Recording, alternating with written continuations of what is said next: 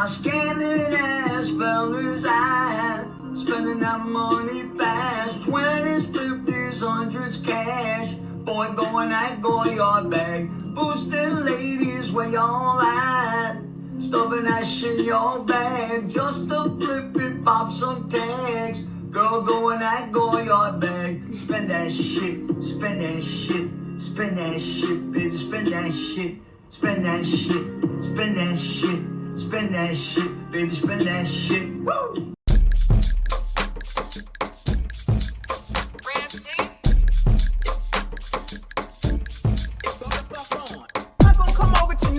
Nothing and tell them nothing about what the hell it is that they doing. You know what I'ma do? I'ma leave it alone and I ain't going back. If you don't like what you hear here, if you don't like what you hear here, if you don't like what you hear here, go the fuck on. If you don't like what you see on Kendra Damn G, go the fuck on. If you don't like what you see over on Ashley's show, go the fuck on. Why is it that y'all think that you can control shit? Get your own YouTube channel, start it the fuck up, and do whatever the hell it is that you want. But I promise you, I'm not gonna come over to nobody's nothing and tell them nothing about what the hell it is that they're doing. You go the fuck on. If you don't like what you hear here, go the fuck on. If you don't like what you hear here, go the fuck on. If you don't like, go the fuck on. If you don't like what you hear here, go the fuck on. Go the fuck on. Go the fuck on. Spiders, makeup, weave. Hey, spiders, makeup, weave. Hey, we got a new song. We got a new song. You all are the gift that keep on giving us, on giving us, on giving us, on giving us, on giving us, on giving us. Hey. Hey. Hey. Spiders, makeup, weave. Spiders, makeup, weave. Spiders, makeup, weave.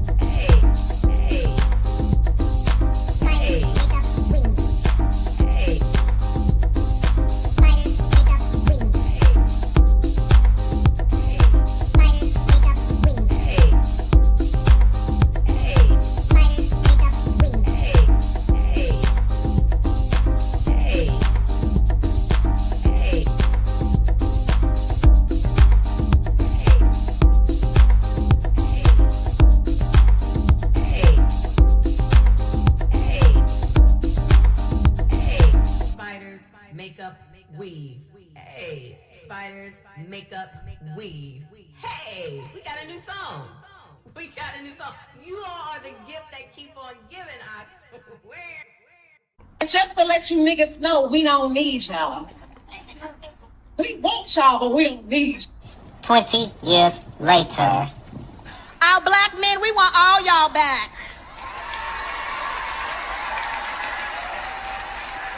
Because we love you, we see you, kings, and most importantly, we need you. And most importantly, we need you. And most importantly, we need you. My man. I put your pink, my booty hole brown. What a niggas, I'm looking for the hoes. Quit playing nigga, come suck a bitch toes. Pound town, just left pound town. Put your pink, my booty hole brown. What a niggas, I'm looking for the hoes. Quit playing nigga. Oh.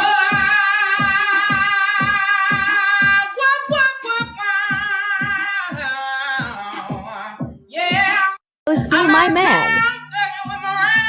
I put your pink, my booty hole brown. What a niggas, I'm looking for the hoes. Quit playing nigga, come suck a bitch. Lost each other. Yes, I'm speaking to you. Lost each other. Where you fleeing to?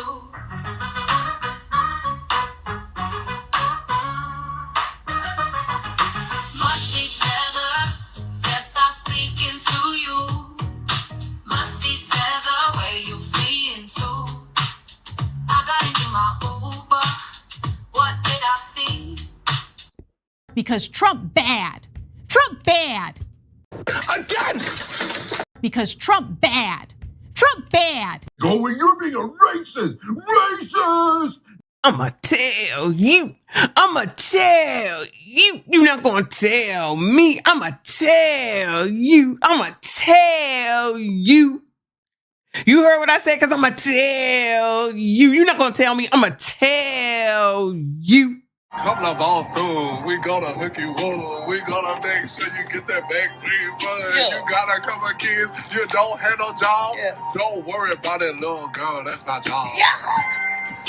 Come and buy your taxes. I'm asked, what the what? What a money reside, what a money reside, what a money reside, what a money reside. And that's on who? Man-headed little lamb. Okay, okay, okay. We bring in the studio this morning one of the gay rights activists, Mr. Should I call you Mr? Pepe Julian Onzima. Thank you for coming in. Thank you for Good morning. Morning to you. Why are you gay? Hey, yo, what the fuck? We like free stuff. So we came out here to get all this free stuff. But then the call saying, you can't get the free stuff. What? Cause the people want to take it. And how y'all gonna take some stuff that ain't even yours? It's free.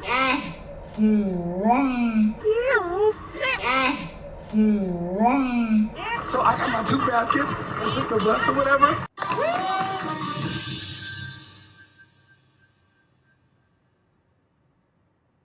Wait a damn minute. We get down here, we get some free stuff. We're already in a recession. Times are hard. Why not just let us get the items and invest and be okay? We are black women. We care about our crown. Why not give back to the community and let us get the product? The tools, any other eviction. Joe Biden is asleep. Kamala is at a dance party with Beyonce. Beyonce. Beyonce. Beyonce. Dance party with Beyonce. Dance party with Beyonce. Dance party with Beyonce. Dance party with Beyonce. Beyonce. Beyonce. Beyonce. Beyonce. Party with Beyonce. Beyonce. Beyonce. Beyonce. Dance party with Beyonce. Dance party with Beyonce. Dance party with Beyonce. Dance party with Beyonce. Beyonce. Beyonce. Beyonce. Beyonce. Party with Beyonce. Beyonce. Carry on. Dance party with Beyonce. Beyonce. Dance party with Beyonce. Beyonce. Dance party with Beyonce. Beyonce. Dance party with Beyonce. Beyonce. Beyonce. Hold up. Dance party with Beyonce. Dance party with Beyonce. Dance party with Beyonce. Dance party with Beyonce. Beyonce. Beyonce.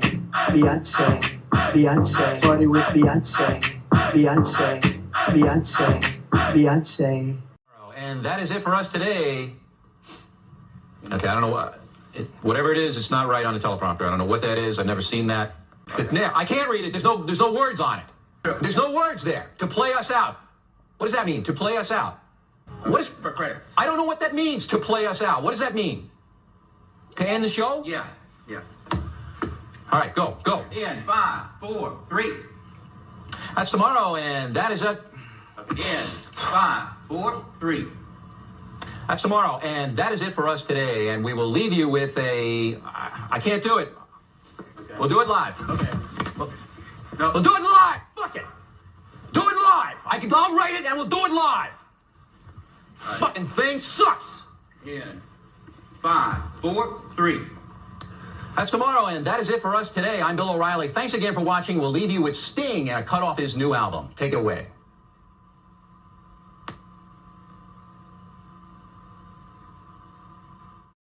Happy Sunday, besties.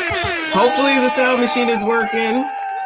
I'm trying to hear it over here on my phone. Hopefully you can hear me. Let me know that you can hear me. Shout out to Ali Ya. Thank you so much for being here. I see you. I appreciate you. Hit the like button. Subscribe if you are new. Only if you are normal. There we go. If you're not normal, gone. We ain't got time for y'all's bullshit, okay? It sounds like you can hear it from the me listening to my phone. Let me get this microphone straight. Good morning, happy Sunday, good morning, good afternoon, good evening, whatever it is for you. If you're on Team Replay, I appreciate you. Y'all, let me get started, okay? I'm here. I'm tired. I am glad that I went last night to Anton's meetup. Shout out to the Bag Chasers. Okay? Let me just say, okay, I got to take a minute. We're going to get to this Nolan stuff, but we're also going to catch up on some other things that we haven't been able to catch up on because of this Nolan stuff, all right? But I came home, I got up, and I said I was going to come home early because I didn't want to deal with the traffic. There's a lot of traffic going down there yesterday. So we went to D.C. Now it can be known it's over. We went to D.C., to this hotel, the Moxie Hotel, which I stayed in, which was fine. It was fine. It was clean. That's really all that matters. Okay. So it took like 3 hours to get there. So I was like, I'm out early in the morning. So, last night though, I put a couple of shorts up as we were at the meetup where the drinking was. I may have drank a little bit. I may have drank a little bit too much. You know how you drink, you be drinking and everything is everything. Then once you get up, it's like, oh shit. Well, I've been that way a few times. Well, you don't really know how drunk you are or that you're even drunk until you stand up, right? Anyway, so first of all, I have to shout out to Fa. I see him in here. Shout out to Fa. Oh, see, now this one don't want to work. There you go. Shout out to Fa. Good morning. Fa is something else, y'all. Okay. I love you. I love you so much, Fa. Listen, these biatches, okay? I don't know what y'all's problem is because I know you hating hoes is going to be listening. I don't get how you have so many issues with men. I just don't get it. This is the first time I've ever met Fa. We get along like we've known each other, just like with CIP. It's like we've known each other. And all we do is know each other from this damn internet. I mean, we talk offline, but we've never met before. But you know, it's just like we've always known each other. All good. I feel like you care for me, boo. Like we've known each other forever. And I want to publicly thank you for that. We went to lunch. He had tequila on tap, which was part of the reason why I was drunk. Because from the time he got there, it's like drinking ever since. Okay, and I don't drink like that. I mean, I drink when I'm on the cruise ship, but I can just go to bed because it's just right downstairs. So you know, we had the shots, and then I had a drink, and then we went there and drunk, and then we was outside.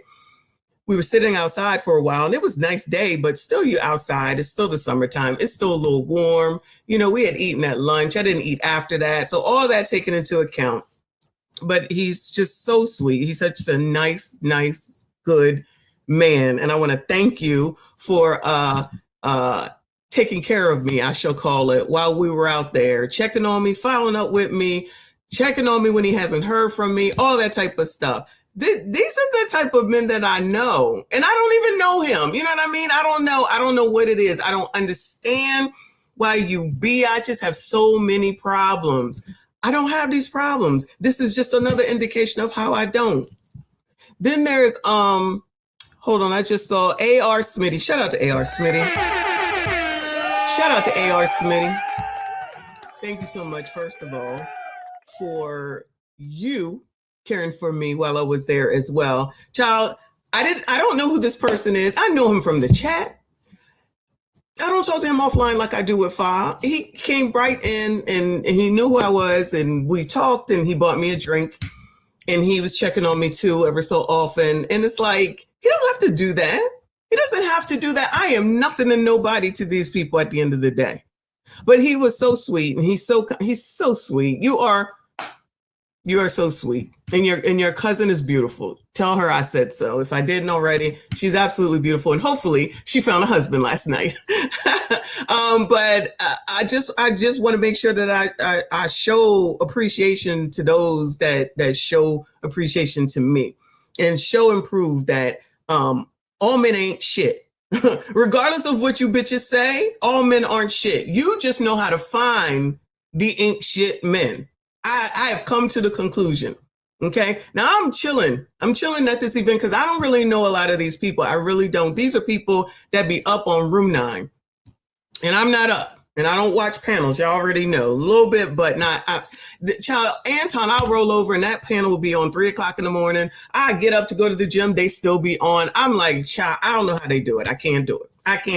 But shout out to all of them. That girl in the white dress. Oh my God. I don't know her name. I know Fa knows her name. Tell her she beautiful. That girl taller than me. I had to look up to her, and I didn't have any heels on. I had on just flats or whatever. I was just looking up at her. I said, girl, how tall are you? How tall are you? She's like 6'1" without heels.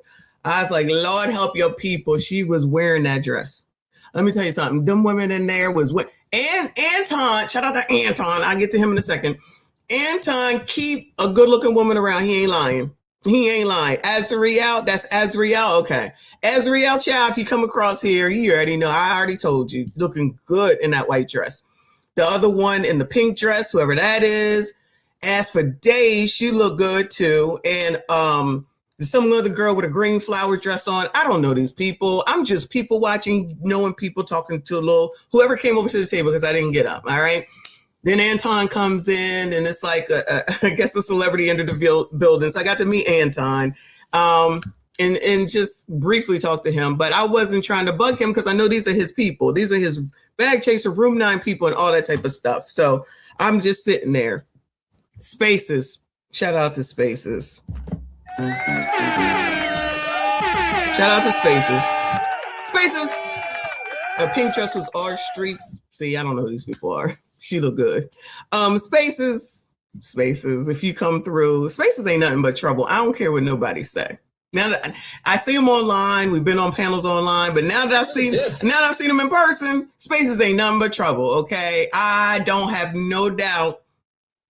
I don't have any doubt. I'm gonna just leave it at that. So shout out to him for checking on me as well, because I really didn't get up. But once I finally got up, because I was gonna go, because Fa says that they be up so long. I was like, all right, I'm gonna go and go to the I was gonna go to MGM.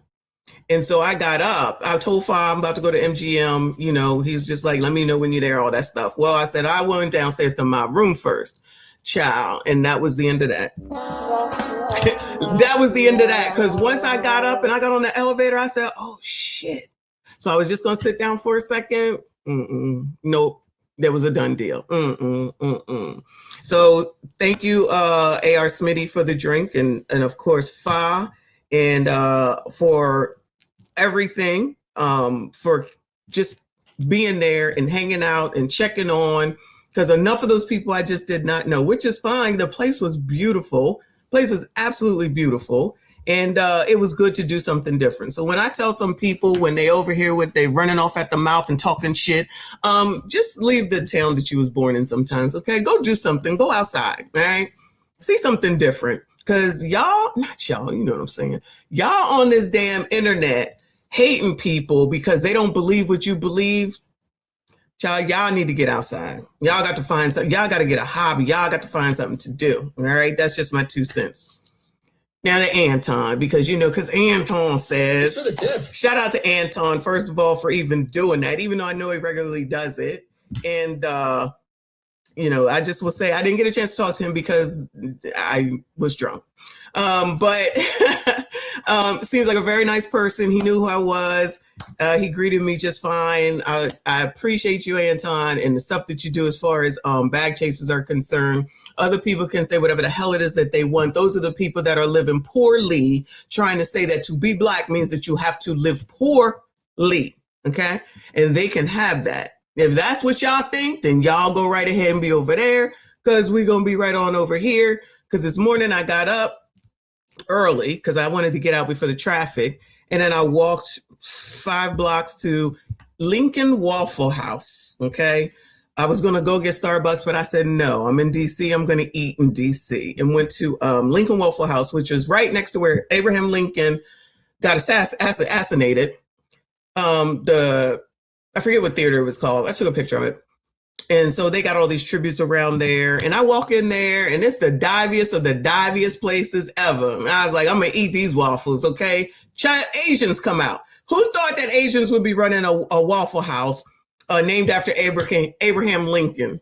This looks crazy, but they were very nice because I know y'all supposed to be boycotting Asians. Okay. I was like, yeah, hook me up. Oh my God. They made the scrapple perfectly. I had scrapple. They did it.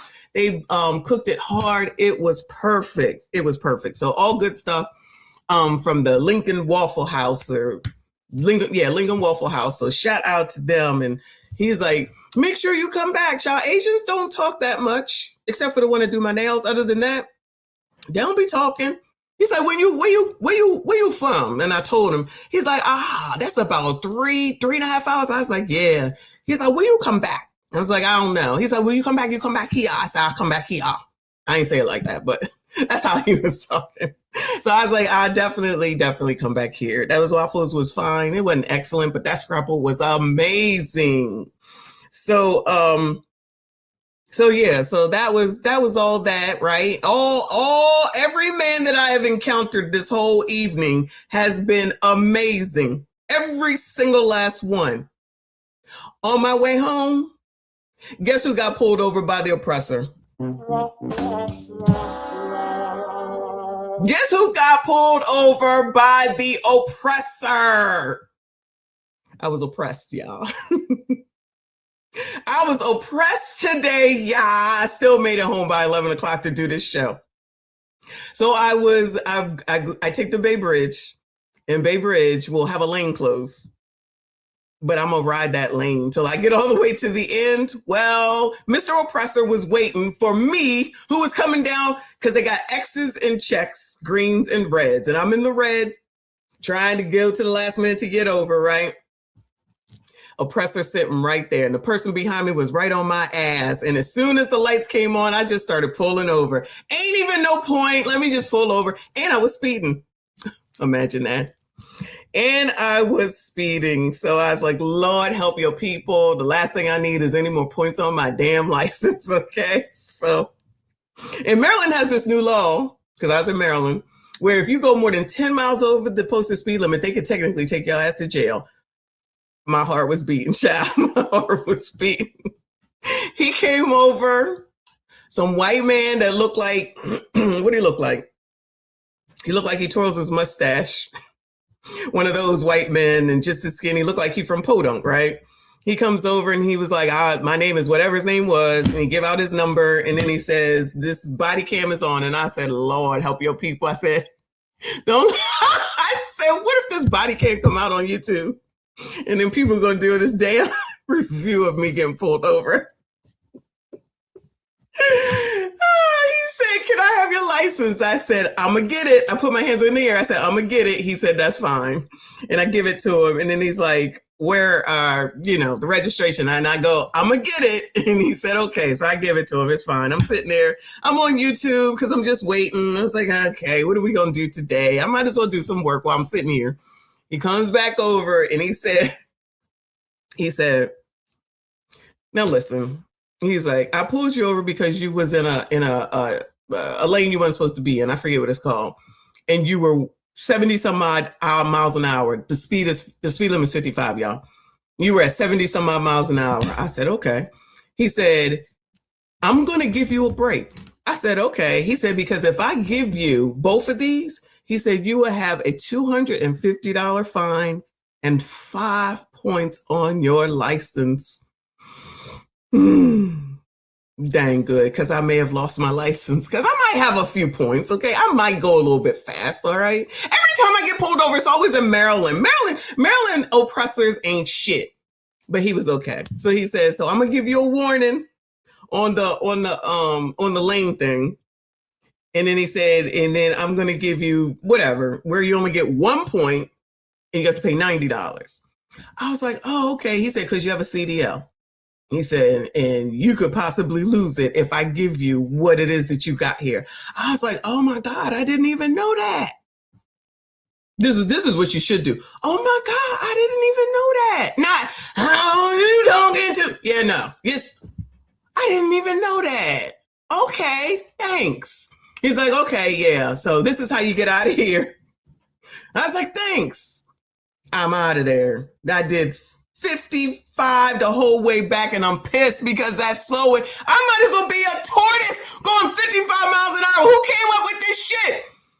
Put them damn speed limits up higher in Maryland. I'm sick of y'all. And that's where my father is. So I have to keep going there. I'm mad. Raise the damn limits. Who is in Maryland? Go talk to them people and get them damn speed limits up. It should be 65. It's 2026. Why are we still doing 55? What the hell? Oh my God. So another nice man, and that one was white. I had blacks, Asians, and whites all weekend. I got no complaints from none of them. So shout out to all you sassy straights, all y'all, okay? Now, I'm pretty sure that the trolls are like, you was just acting white, because to act black, yes, Eric, no more 55. That should be against the law. That's crazy. That's going nowhere. Nowhere. I'm flabbergasted. I'm just flabbergasted. Anyway, so yeah, so that's been my weekend. 24 hours. Shout out to me. Shout out to Anton. I blame Anton for all that too. But shout out to the Meetup, the Bag Chasers, Anton, AR, Spaces, all of y'all, all the sassy straights, the oppressor, the Asians in the Waffle House. All these men have done fine by me. I thank you all y'all for the last 24 hours. I appreciate you. Child, if the rest of them had the problems that they do, I feel like it's their fault. Period. Point blank. Archive, thank you for the jewels. I appreciate you. Looks like it's a flower. Thank you so much. And then here comes another man. Shout out to RBN. Damn it. Thank you so much. How generous of you. RBN, we always talking. He said, for letting me bug you. You're not bugging me. You're not bugging me. But thank you so much. It's very generous of you. Can you attest that when I think it was you I was talking to, when you said, what are you doing? And I told you I was folding the clothes. Because I feel like these people don't realize that I actually do fold clothes. I was actually folding the clothes. Well, I think the last time or the time before that we was talking. Anyway, very generous of you. Another man that I would be feel comfortable with, even though we've only been on the internet together, that I would not have any qualms at all in meeting him in person and being good, feeling like I would be good. So this is how it was with CIP. Shout out to CIP. He'll be doing Soca Sunday today. Let's make sure we go support him. We went on a whole vacation together. It was amazing. So thank you so much, boo. No bugging whatsoever. Shout out to AR Smitty. Shout out to AR Smitty in the building last night, in the building today. Again, thank you so much, hon. Thank you for your generosity. Thank you for your kindness. And thank you for just being you. I don't know if anybody's ever told you that, but you are such a sweet person too. In a little bit of time that we got to talk for a little bit, very, very, very nice, kind man. Appreciate you. He said, good morning, Messi. It was a pleasure meeting you last night. You as well, sir. You as well. This is what I'm talking about, y'all. See? Not even because of the cat or because of the super chat, just because he's just a sweet person. Very, very nice, kind, sweet man. Okay? Period, point blank. Period, point blank. All right, Rachel. Thank you, boo. She said, good morning, my favorite woman on the tube. You're always spitting friggity facts. Thank you, hon. I appreciate you. You always here supporting. It's always good to see you. Thank you so much.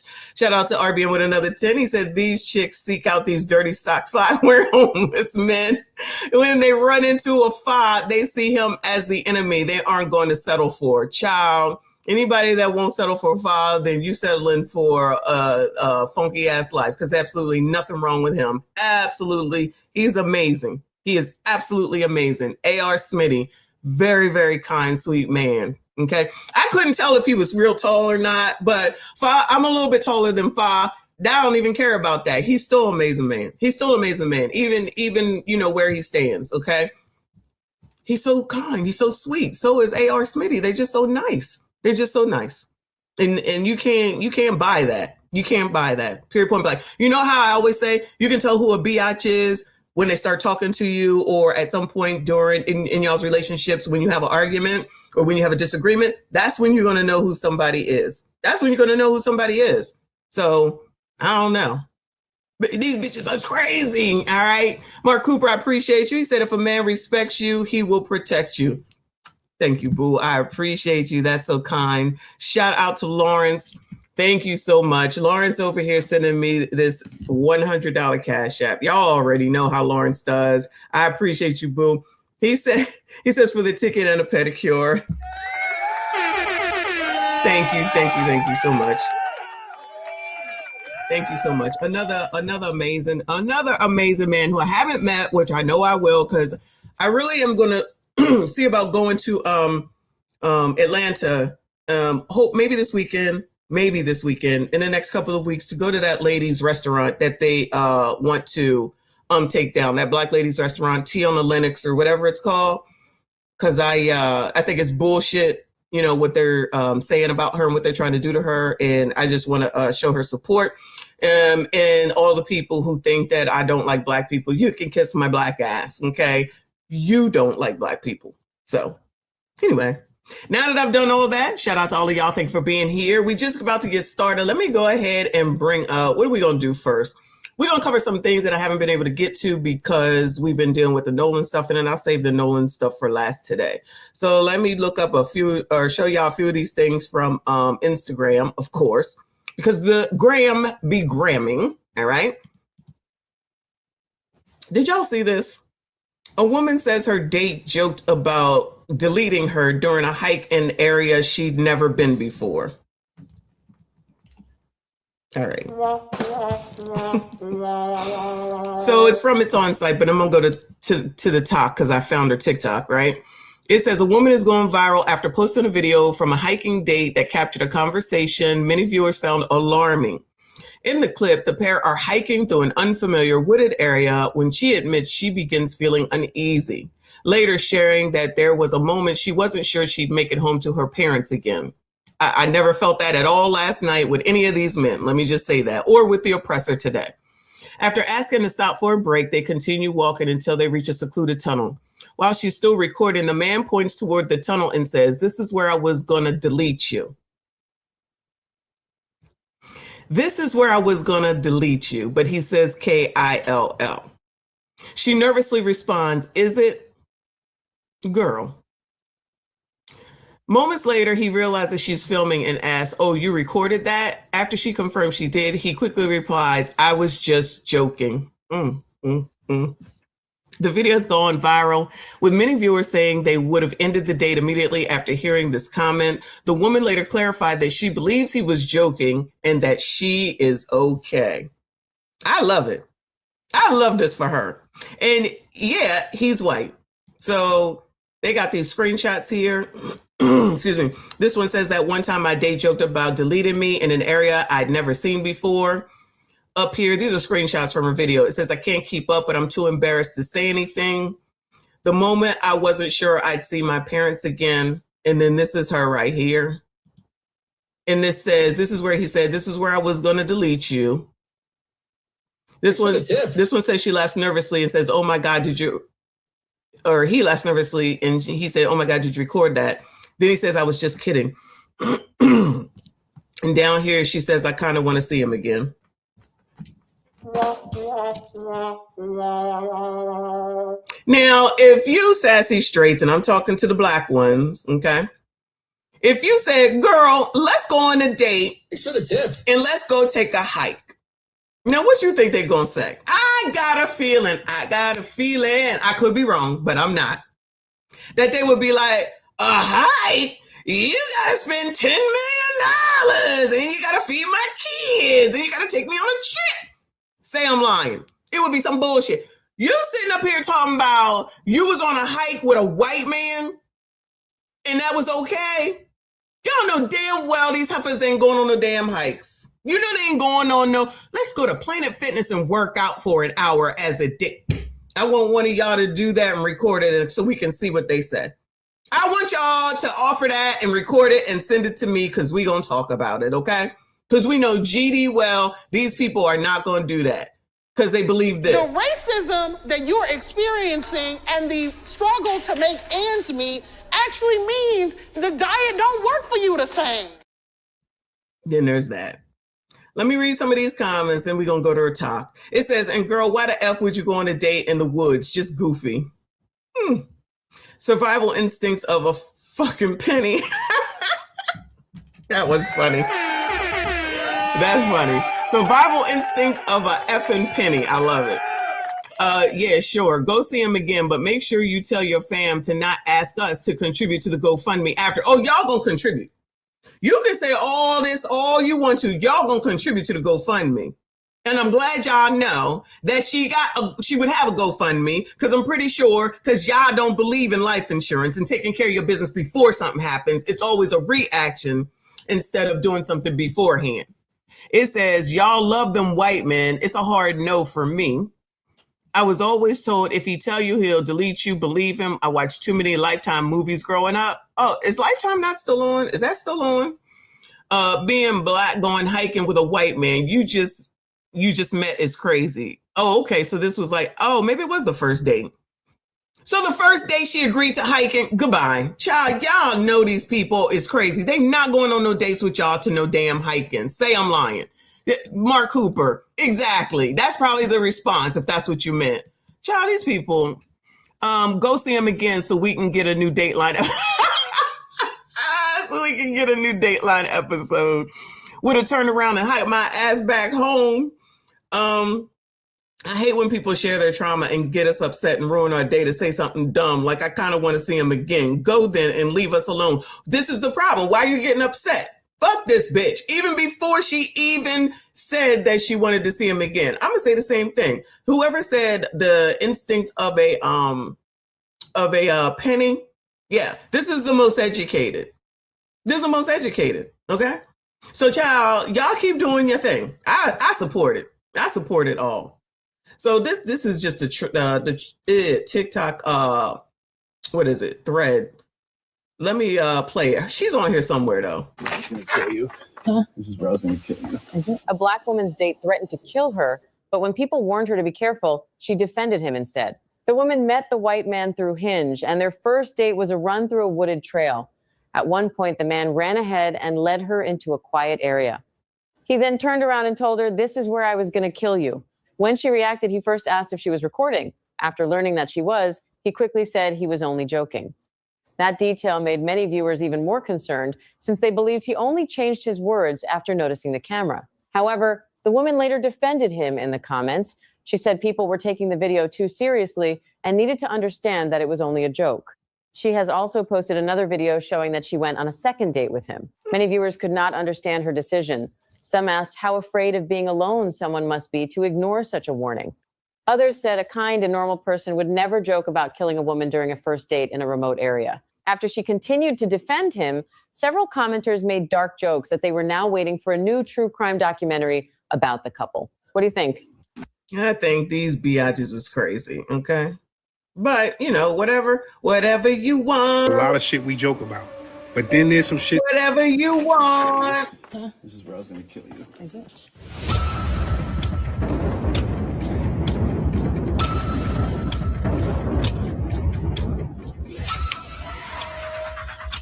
She's checking her damn. She checking her damn Swatch watch, her Apple Watch.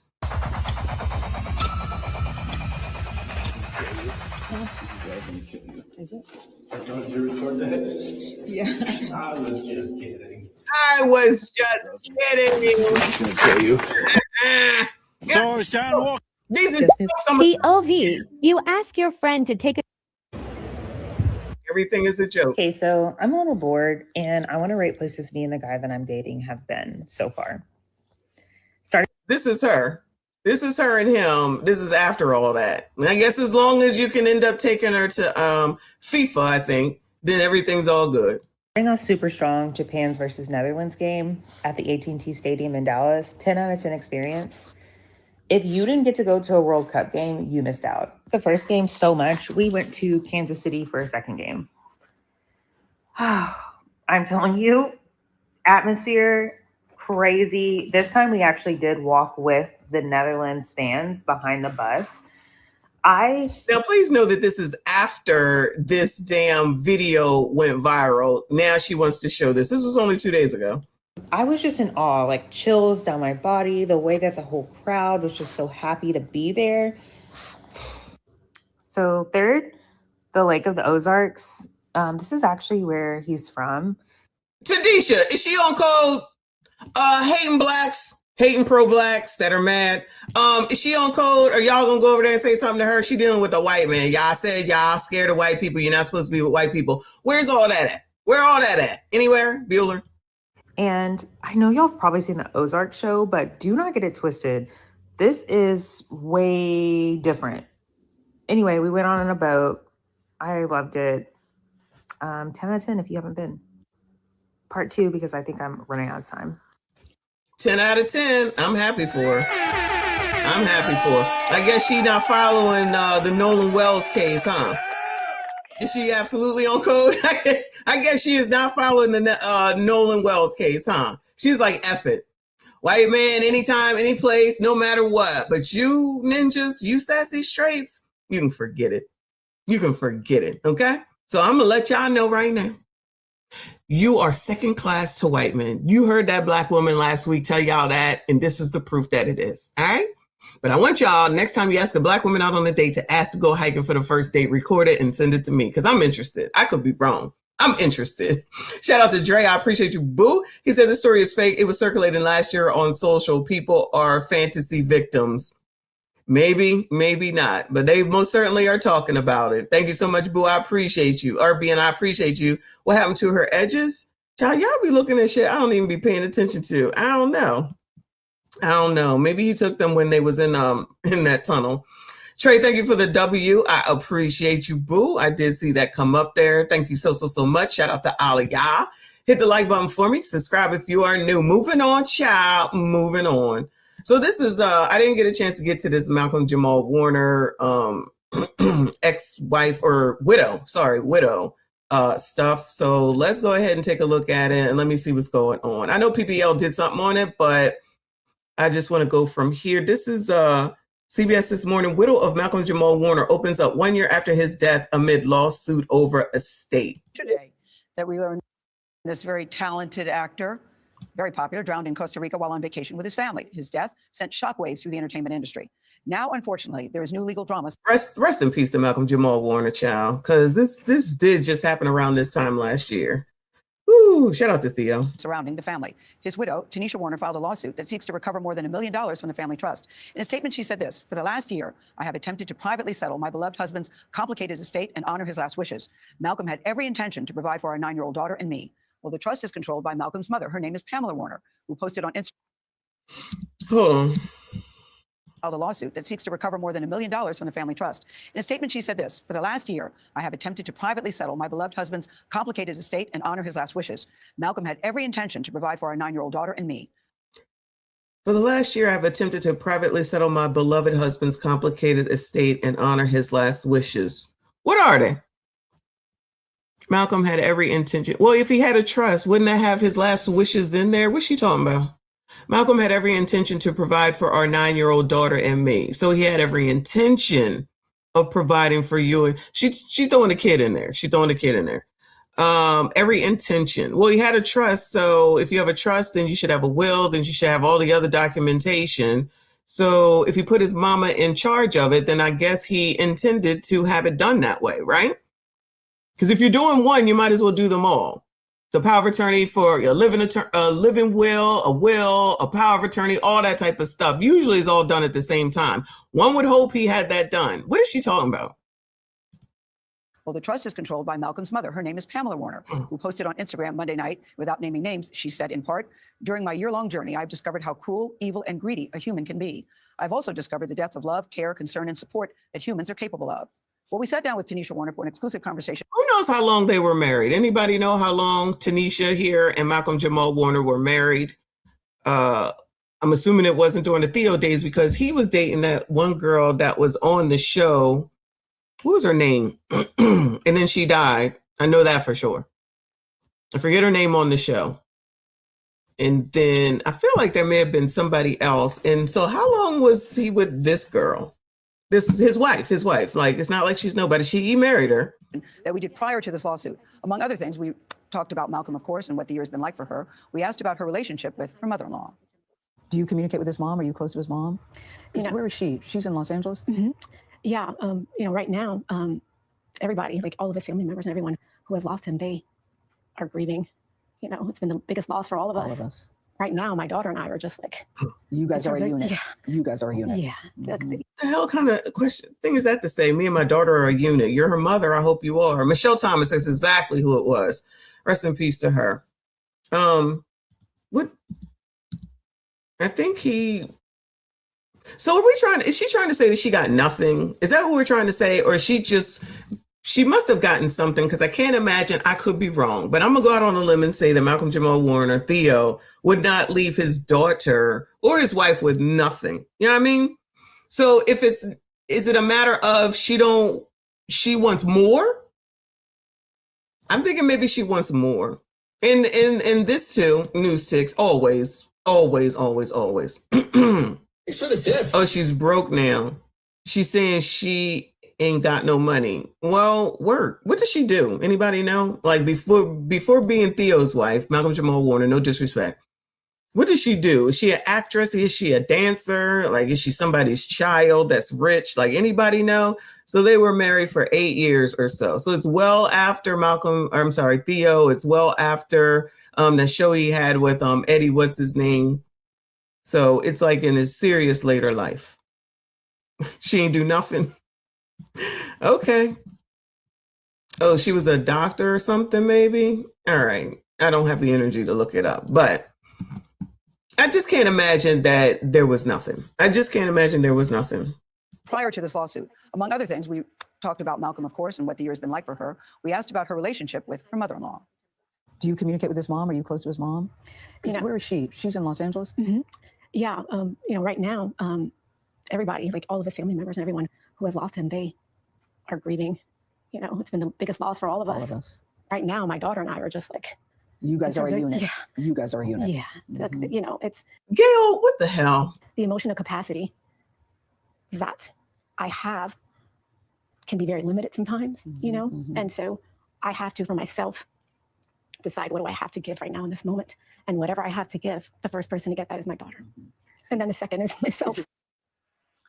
we'll have much more of our exclusive interview tomorrow. We should say, I want to emphasize, we did this interview without knowing about this lawsuit. And I was really just asking that question in passing because Pamela Warner had spoke out. She and her son were very, very, very close. Yeah. And so she had done an interview. And I was just asking just because I was curious about their relationship was like. I thought her answer was telling when she said, I can only do so much. It's just myself and my daughter. That it was. That shit didn't tell me nothing. Girl, goodbye. Let me go find Pink Book Lessons, child, because that was bullshit. I don't know what that was supposed to tell me. They be just over here baiting us. All right. Malcolm Jamal. Some information. Shout out to PBL. I know we all already subscribe to her. Y'all make sure you subscribe to her. Subscribe to CIP for this afternoon. And our friend RB in here. Thank you, boo. He said he was with Michelle Thomas. Yes, then she died. Then he spent over a decade with Regina King. I didn't know that one. Okay. Him and Michelle Thomas was supposed to be together, in my opinion. Rest in peace to her. Thank you. That's exactly who I was talking about. Exactly. Shout out to Kofa. We got to go do his live stream from a few days ago, child. We going to be busy this week. Shout out to Kofa in the building. Make sure we follow Kofa as well. He said Chadwick Boseman's estate is in dispute as well. Damn. MJ Dub, mama controls his estate. Chadwick's widow controls his, and there's issues. In short, gents, make sure your stuff is airtight before you go. Wow. Yeah, definitely. Somebody had said in the comments here, and I missed it, I'm sorry, that she didn't update it. He didn't update it before or after they got married, and that be the problem. But if they was married for 8 years, I guess it wasn't a priority. Foz says MJ Dub did his will 20 plus something years ago before he met her and before the daughter. So everything was left to the mom. She's fighting to get the insurance money because it's all going to mom. So he didn't even update the beneficiary on his insurance? Wow.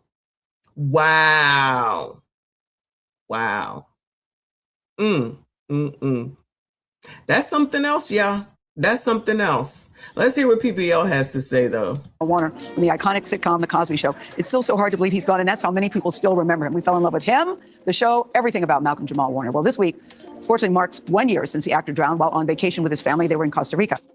Remember, her husband mysteriously had this incident while on vacation with her in a Spanish-speaking country with a wife that has a Spanish-speaking country in her background. She's Hispanic. From the beginning, details were very sketchy. First, she wasn't with him on vacation. Then she was with him on vacation. Then she fell back and had nothing to say at all. Her husband passed away. There wasn't a statement. Nothing. 0 words for her husband that passed away like that. She's telling the court there was supposed to be $1 million life insurance policy that named her as the sole beneficiary. There was supposed to be $1 million life insurance policy with her as the beneficiary. Now we get into the meat and potatoes. So it wasn't done. Why wasn't it done? That's 8 years.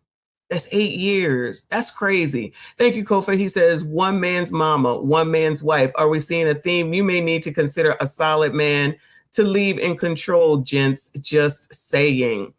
I mean, that don't stop them from still suing. The woman is still suing. I don't know if that matters who the executor is. But if he was supposed to do it, then why didn't he do it? That's my question. Why didn't he do it? Hold on. They were not married for 8 years, only married for 3 years. Okay. I'll take y'all's word for it. 3 years. So maybe they were together for 8 years or something. And then she realized there wasn't. On top of that, she tried to shake his mama down or the trust down for $6 million after she realized that policy wasn't there for $1 million. Oh, how are you supposed to get $1 million? You want $6 million. No shade against Theo, but was he worth $6 million? Child, now I'm going to have to Google, child. Now I got to Google because this is crazy. How much was Malcolm? Why did Malcolm X come up? Child, Malcolm Jamal Warner had an estimated net worth between $3.4 million and $6 million at the time of his passing, stemming from his successful decades-long career as an actor, director, and musician. Malcolm and Eddie was the other show. Okay, Malcolm and Eddie. I didn't know he did music. So where does $6 million coming from, girl? Girl. All right. Anyway. Now, all of a sudden, a year later, exactly 1 year later, on the anniversary of his death, she filed that lawsuit and she's talking to Gayle King. Is it because did you need a year or something? Because that sounds crazy too. So you filed a lawsuit on the anniversary of his death. Now, Now, maybe she had to wait a year. She was ready. But there's another woman who was ready. I ain't going to say no names, okay? She went down to the courthouse on the date of her son's funeral. I digress. It was all lined up. It was all planned. It was calculated. And if you're out here talking to Gayle King, it's going to be hard for anybody to believe what you're saying. His wife, Tanisha, is now suing over issues to do with his estate in a dispute over money. But in her first interview since his death, she wanted to focus on the emotional side of her grief. She talked about raising their daughter and a message that she is sharing with his fans. After we lost him, you were very private. We didn't hear anything. And then this past September, you posted something. It was your anniversary, I think. Our wedding. Yes. What made you decide to do that? You know, being in silence for a long time, I realized that there was a world out there that he had touched in such powerful ways that I wasn't necessarily seeing because my grief. Girl, what? Child, you don't know how much we love Theo? What? Girl, you don't know how much we love Theo? September, you posted something. It was your anniversary, I think. Our wedding. Yes. What made you decide to do that? You know, being in silence for a long time, I realized that there was a world out there that he had touched in such powerful ways that I wasn't necessarily seeing because my grief was secret to me and I needed to keep in mind. And that posting for me was to let the world know I'm here. I'm here and I'm feeling what? I'm here and I'm experiencing the biggest loss of my life. And just because I'm still behind here with my silence and my grief on my own terms doesn't mean I don't see you. Tanisha and Malcolm Jamal. Child, what is she saying? Somebody interpret. I don't like sometimes these people come out here and just be saying shit. And I'm just like, so child, you just saying words. You just saying words. What are you talking about? Put it together for me, child. And you don't look like you a Z. So what is the problem? Can you communicate?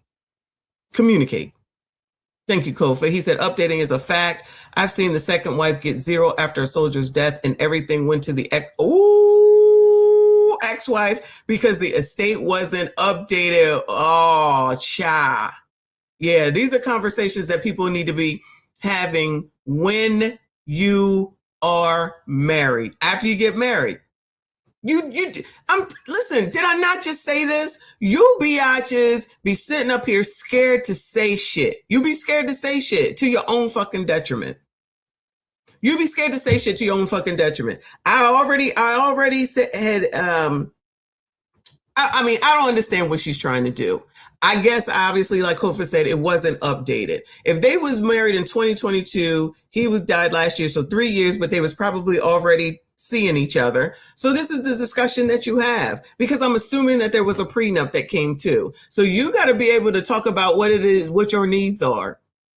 You're just assuming that he gonna go ahead and take care of everything. I guess he was busy. It clearly wasn't a priority. I'm not saying it's right. I'm not saying it's wrong, but it clearly was not a priority. So now, unfortunately, you might be asked out, ma'am. But I don't know where you're getting $6 million from. And if it's $1 million policy, why aren't you at least just asking for $1 million?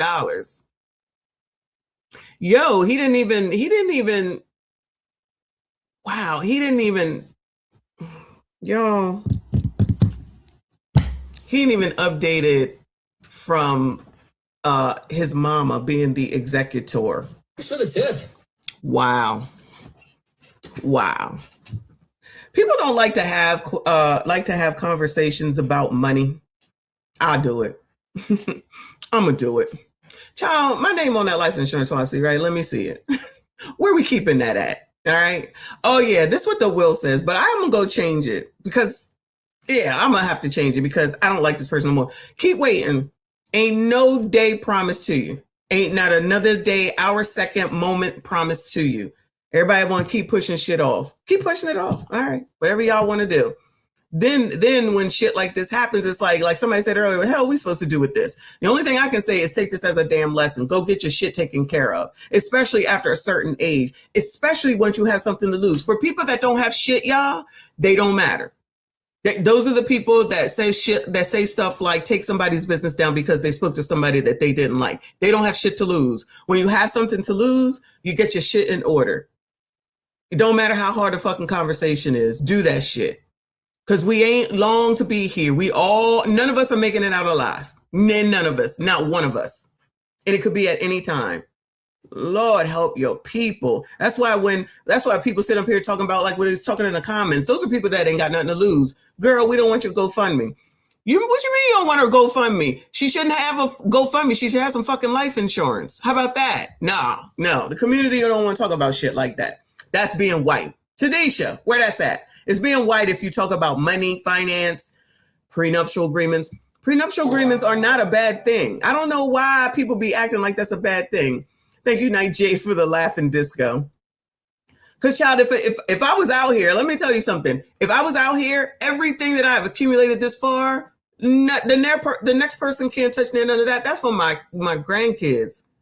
Maybe my children, but that's for my grandkids. Everything I've accumulated is for them.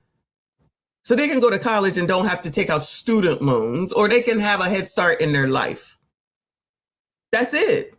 So moving forward, we gonna have a prenuptial agreement or whatever, because that doesn't leave them just because I marry somebody else. That's not how that works for me, as far as I'm concerned. These people be acting like they got all the time in the world. You just don't know. You just don't know. Thank you, Rachel. Appreciate you, boo. She says, Malcolm never took out life insurance policy nor put money in her Roth IRA, and his wife's job was chief of staff of his firm, not a doc. Goodbye. I know you effing lying, but I know you're not. But I know you effing lying. So she was the alleged chief of staff, and child, she could have. How about this, y'all? How about this? She could have looked up the details, gotten a quote from State Farm, Progressive, whoever the hell else, another insurer, Aflac, and said, Malcolm, look, I done looked it up. Here's the prices. I'm the beneficiary. The little girl's the second beneficiary. And this is what it is we need to get done. Here we go. Here you go. Which one you want to do, boo? Okay. How about that? I'm telling you, I just be scared to say something. I'm telling you. And this is what the hell it is that you get. I guess he said, my mom got it together. She could have called a lawyer. He got to have a lawyer on retainer or something. Mr. Lawyer, can you get some of this stuff together for Malcolm so that he can sign it and make sure that I'm the beneficiary along with the kid? Get us some prices. What's the best thing? Update the will. Set up an appointment and say, Malcolm, you got to come meet your attorney at this time. No initiative whatsoever. That's what I would do. That's just me, though. Warner got married in 2022 and have one daughter together. When did it go from friendship stage to I liked it at him a lot? When did it go to that? 3 months, third date. While they kept their family private, he spoke lovingly about their relationship publicly. Our relationship, our marriage, it's the stuff that people dream of. I say that here because Child, you should have been having a lawyer right after this interview right here. Not this one, the one Malcolm is talking about. While they kept their family private, he spoke lovingly about their relationship publicly. Our relationship, our marriage, it's the stuff that people dream of. I say that here because I want listeners to know that it is possible. I've never liked the spotlight, and so that's one of the things that he loved in me, meeting a woman that didn't care about what was on the red carpet at all. And you really didn't care about any of that. I did not. I remember even going to an event with him, and we walked the red carpet, and I was like, get me out of here. It's too many lights. And I was like, can I just meet you at the end? I can believe that. Yeah, I believe she said that to him. She didn't want to be in the spotlight or deal with Hollywood. Nah, she did want to be taken care of, but she didn't want attention. I often share with people that, yes, he was famous, but from my experience, when people met him, they were not wowed by his fame, they were wowed by him. People would come up and it wasn't like, oh my goodness, you're Malcolm. They'd be like, you have touched my life in such a big way, you have no idea. One of the stars of The Cosby Show has died in a tragic accident. Officials say the 54-year-old was swimming at a Costa Rican beach when he was swept away by a powerful current. Bystanders tried to rescue him, but he was pronounced dead at the scene.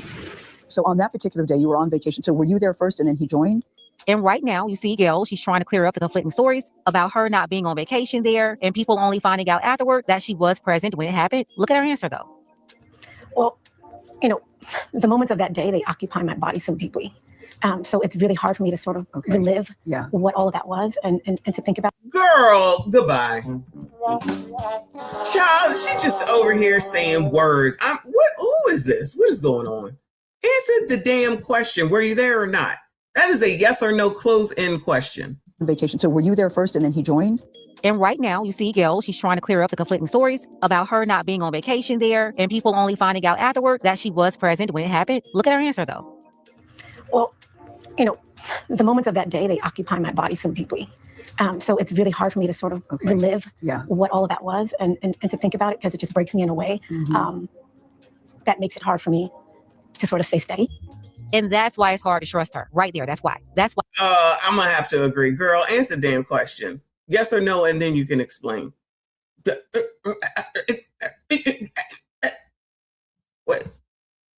the hell? Hold on. Child, this is what she acting like.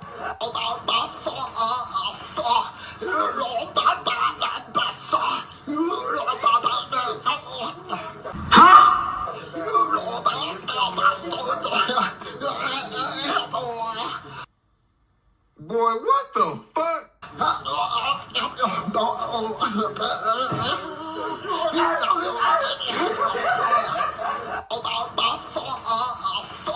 Hey, yo, what the fuck? Basically. Why some people remain skeptical. What was the whole situation about you not being there? But we found out that wasn't true. And you have to understand, if you choose not to address that directly, people will continue to question the whole story, especially with these conflicting reports that circulated immediately after the incident. Well, what do you want to share about that day? Anything? I'll let you guide me. What do you want us to know about that day? Nothing, because something ain't right. But she's trying to skate around it and try to get $6 million from the family trust when she realized she didn't have that life insurance. And it's very clear this interview is a part of the process to make his mama look bad, all to pressure the mama and the system holding up this trust by gaining. How is this the mama's fault? How is this the mama's fault? I mean, no shade. Rest in peace to Malcolm. This would be on Malcolm, not his mama. Would his mama put it together? Did his mama force him to do this? What's she mad at the mama for? So I guess because the mama is not giving her $6 million, that's the problem. All right, child. This is crazy. Support and sympathy from the public. Like, if you don't want to say anything and you don't like attention, why are you even doing this right now? But look, we all know the answer to that. It's all about the money. Worst day of my life. Feels unfair. Feels unfair. Mm-hmm. And all I could think about was my daughter. Yeah. And what I needed to do to continue to be her mother and be her only parent. Let me ask you this, was there a time that you thought you had lost both of them? Because that was one of the early reports. Can you say where you were at the time? Gail tried again. She's trying to get her to confirm where she... Ooh, screenshot. Hold on. Good job, PBL. Hold on. Screenshot. Hold on. Woo. All right, come on, child. What else? She was. And watch, she won't do it. I can't remember the details. You really can't. Do you think you just blocked it out? I think it was my body went through shock. And see, this is why I can't. I understand that people can react differently when they're in shock, but avoiding a direct answer about whether you were at a scene is a whole separate issue. It's a straightforward question. And the fact that it hasn't been clearly addressed is one reason people continue to have questions. Until those questions are answered with verified facts. And then she's saying she don't know if her kid was there or not. What is going on right now? All right, Rachel, thank you again. She says, Malcolm's wife should have been on top of this stuff. I am married, have life insurance policies being paid, will and medical directive all in place. Shaking my head. That's what I'm saying. Especially if she's the chief of staff. Especially since she's this chief of staff. Nope. She shouldn't be mad at the mama. She need to figure out her feelings with Malcolm and herself for not taking care of it. It is what it is. Don't be mad at the mama. And who knows what it said based off of whenever he wrote his will or initially. The speculation is going to continue and she can't be trusted. Why is she avoiding placing herself at the scene? Why is it so hard? Mm-hmm. Do you still feel his presence? Do you still see him in this house? Did you ever think about moving? He... Can you sell the house? Is here with me always. Mm-hmm. I don't think about moving. You don't? Because all of our memories are here. And it hurts. I can't be in my own home without feeling the loss, but I can't walk away. What would be most helpful to you to help you get through this? You know, I often tell my friends who reach out all the time and may not necessarily get a response from me all the time, just don't forget us. And I think that's what I'm looking for. You know, I think the hardest thing about grief is that people, they move on, you know, but for us, because we're his wife and child, there's no moving on. Mm-hmm. You know, there's moving with and living with. And the difference between the two is what? He will always be a part of our everyday. Mm-hmm. And there's not a moment in my... It's all right, Tanisha. So Giselle, could I have some tissue?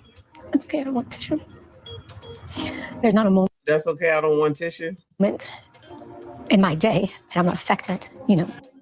I don't know, man, but I'm trying. It's like I've seen this 1,000 times on Dateline. Ma'am, were you at the scene? All this breathing is not making me forget the question. Were you at the scene? Yes or no? And if you couldn't answer that question, why are you here? Nobody's making you be public. Just go back to your private life.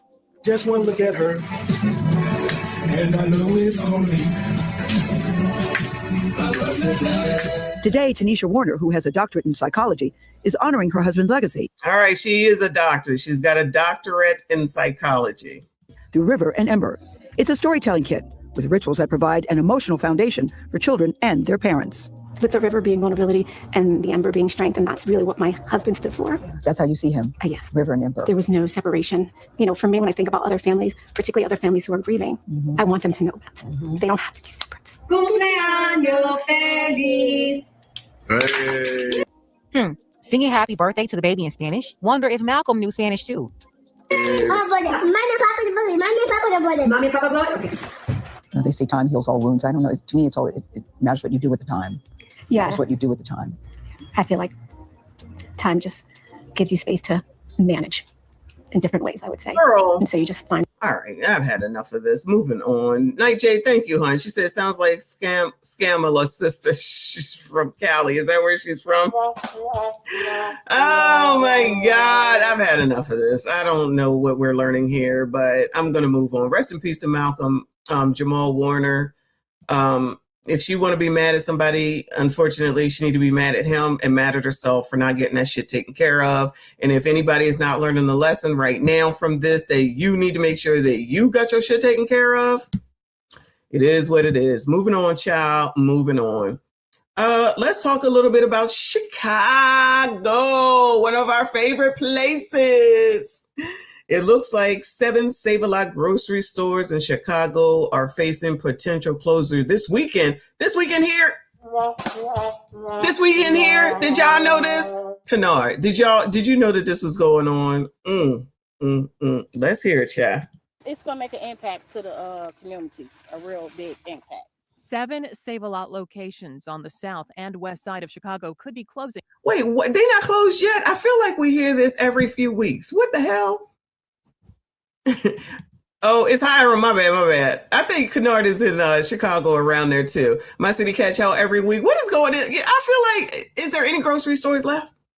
What is Brandon doing to help? Yeah, because his run is coming up. Is Brandon started politicking for mayor again yet?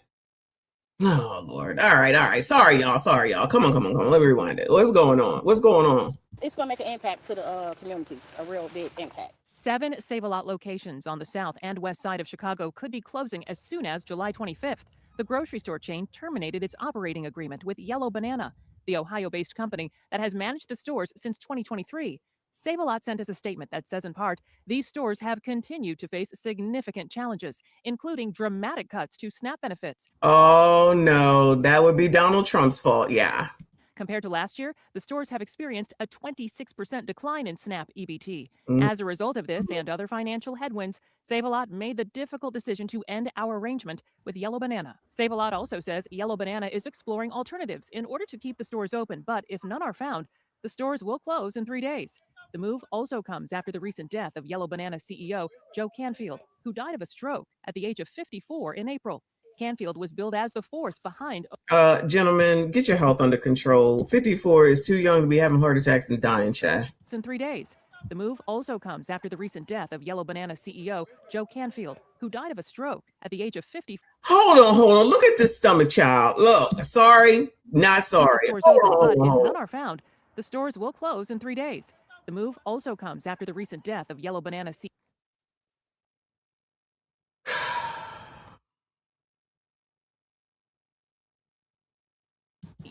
Joe Canfield. Damn. They don't even look real. You know how when we was children, little MSDs, when we was kids, and we used to pretend to be pregnant, and we put like blankets and balloons in our shirts, and our mothers would come and slap the shit out of the damn thing in the stomach and said, you bet not do. That's what happened to me anyway. My grandmother, my mother, or aunties would come and slap that shit right out. You couldn't do that around your shout out to Generation X. You couldn't do that shit. They wasn't playing them games. Pretending to be pregnant, they was not playing them games. Canfield, who died of a stroke at the age of 54 in April. Canfield was billed as the force behind opening the stores as part of a city-funded redevelopment deal. Many of the shelves inside the stores we visited were empty, with items like produce, dairy, baked goods, and meat all 50% off. Carolyn Milan and her husband Brandell Kemp were stocking up for their family at this location in Englewood at 63rd and Halstead. You paid $270 for 12 bags of groceries today.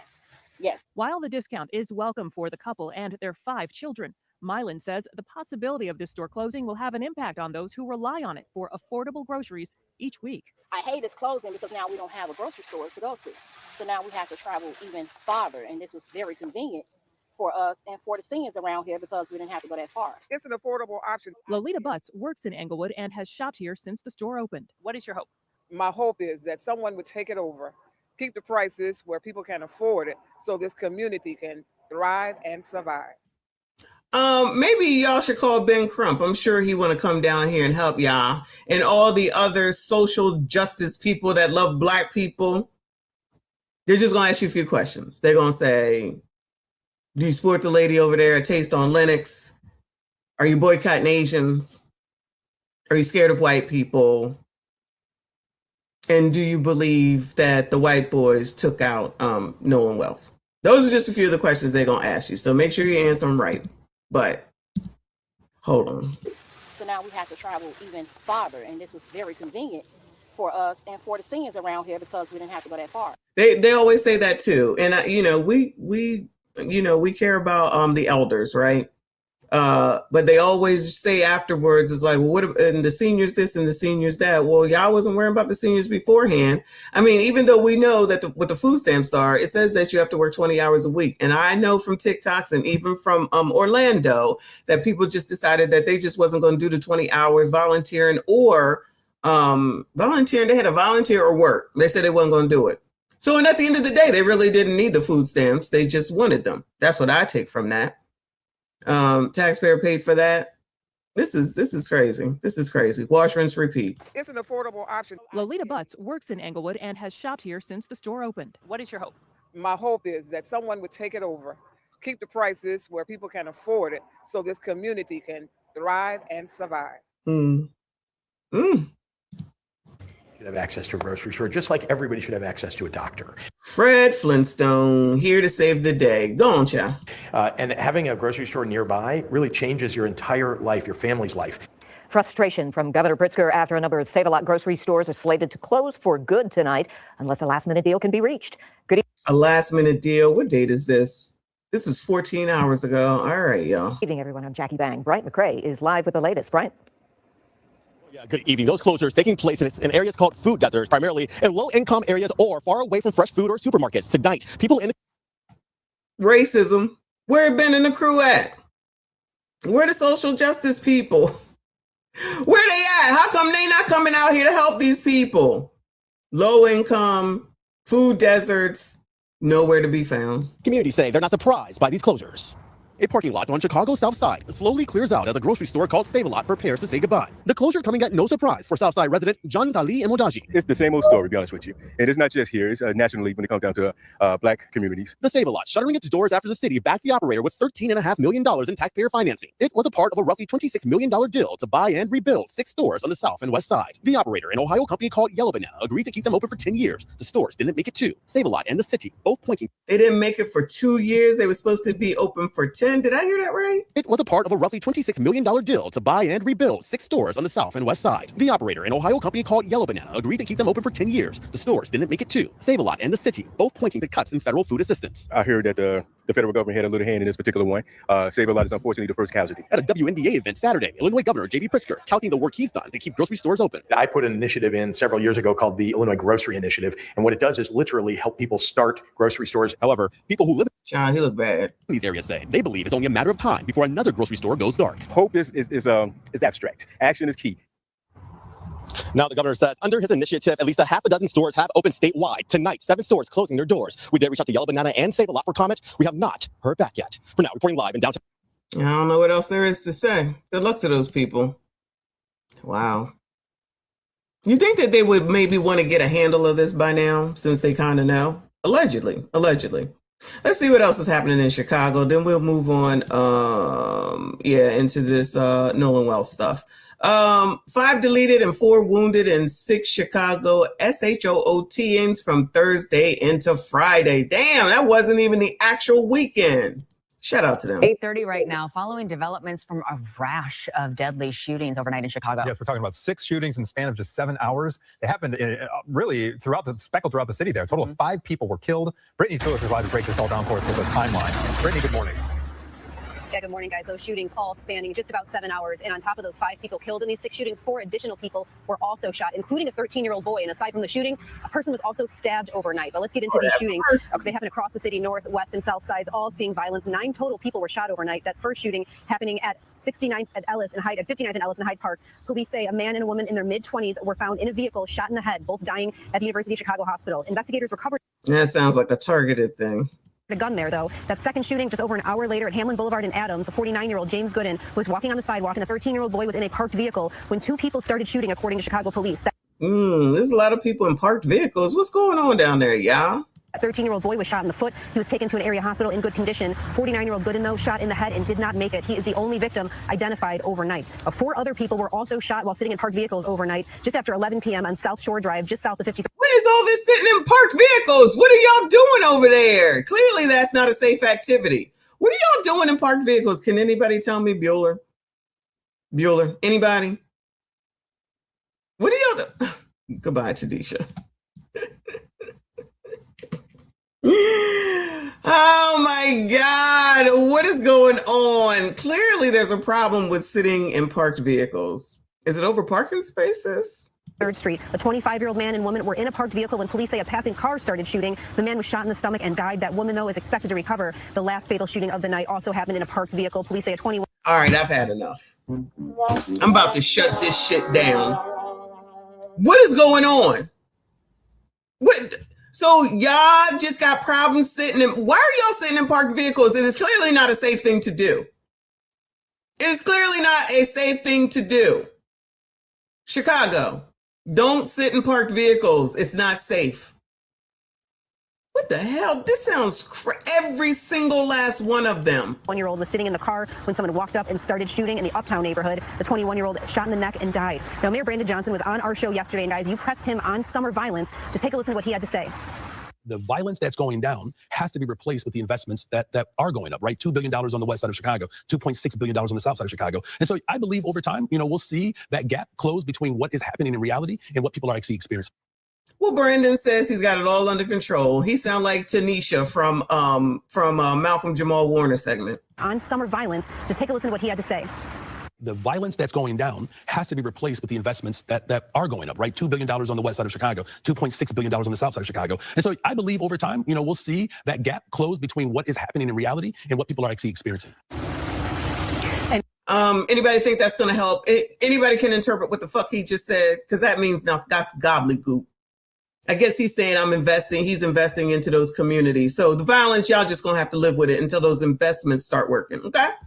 That's what I'm hearing. Y'all really gonna reelect this man?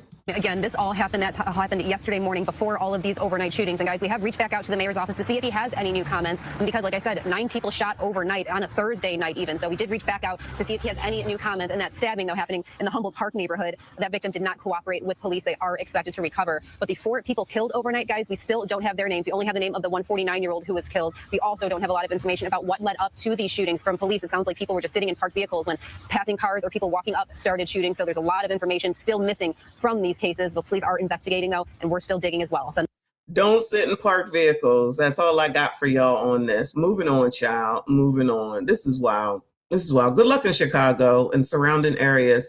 Brandon is on the case. If y'all reelect that man, child, or get someone even worse. Moving on. All right. So this is brief, but I wanted y'all, I don't know if I went over the video that Larry Reed who is friends with TLA from back in the day. Shout out to y'all that know when TLA used to do his long live streams. Larry Reed came up there one time. I thought he was a pastor or something. I don't remember. But podcaster Larry Reed calls for a mass exodus of Black Americans to Africa. In case y'all did. Now, Blacks, coloreds, FBAs, non-FBAs at this point, ebonies, chocolates, y'all now need to move to Africa. Okay? Ricky said you got to be scared of white people. Y'all not allowed to deal with Asians. Boycott Target. Somebody said boycott Walmart.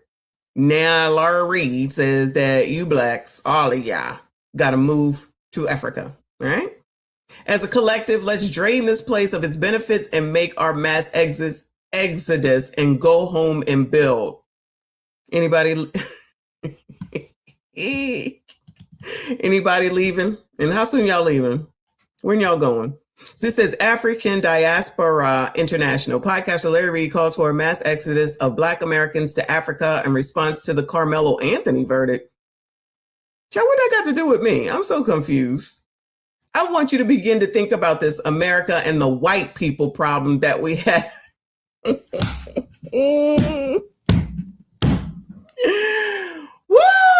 Lord help your people. Let me start all over.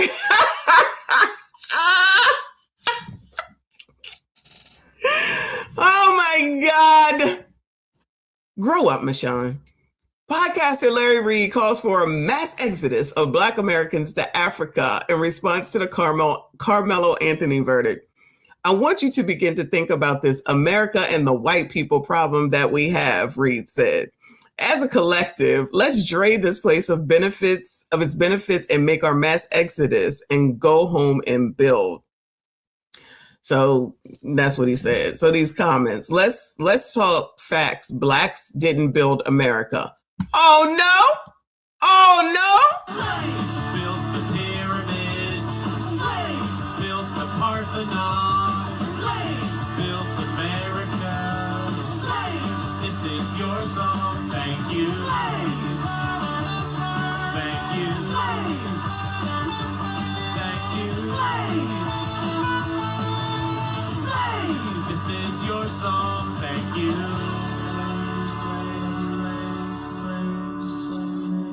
And we're done. We're done. We're finished. Now, I thought that Blacks built everything here. Child, is that not what they say?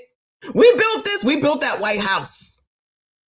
We built everything here on the slaves, on the backs of slavery, right? Now it's time to go. After all that building, now it's time to go. According to Larry Reed, now it's Larry Reed telling people what to do. Telling you Blacks what to do, okay?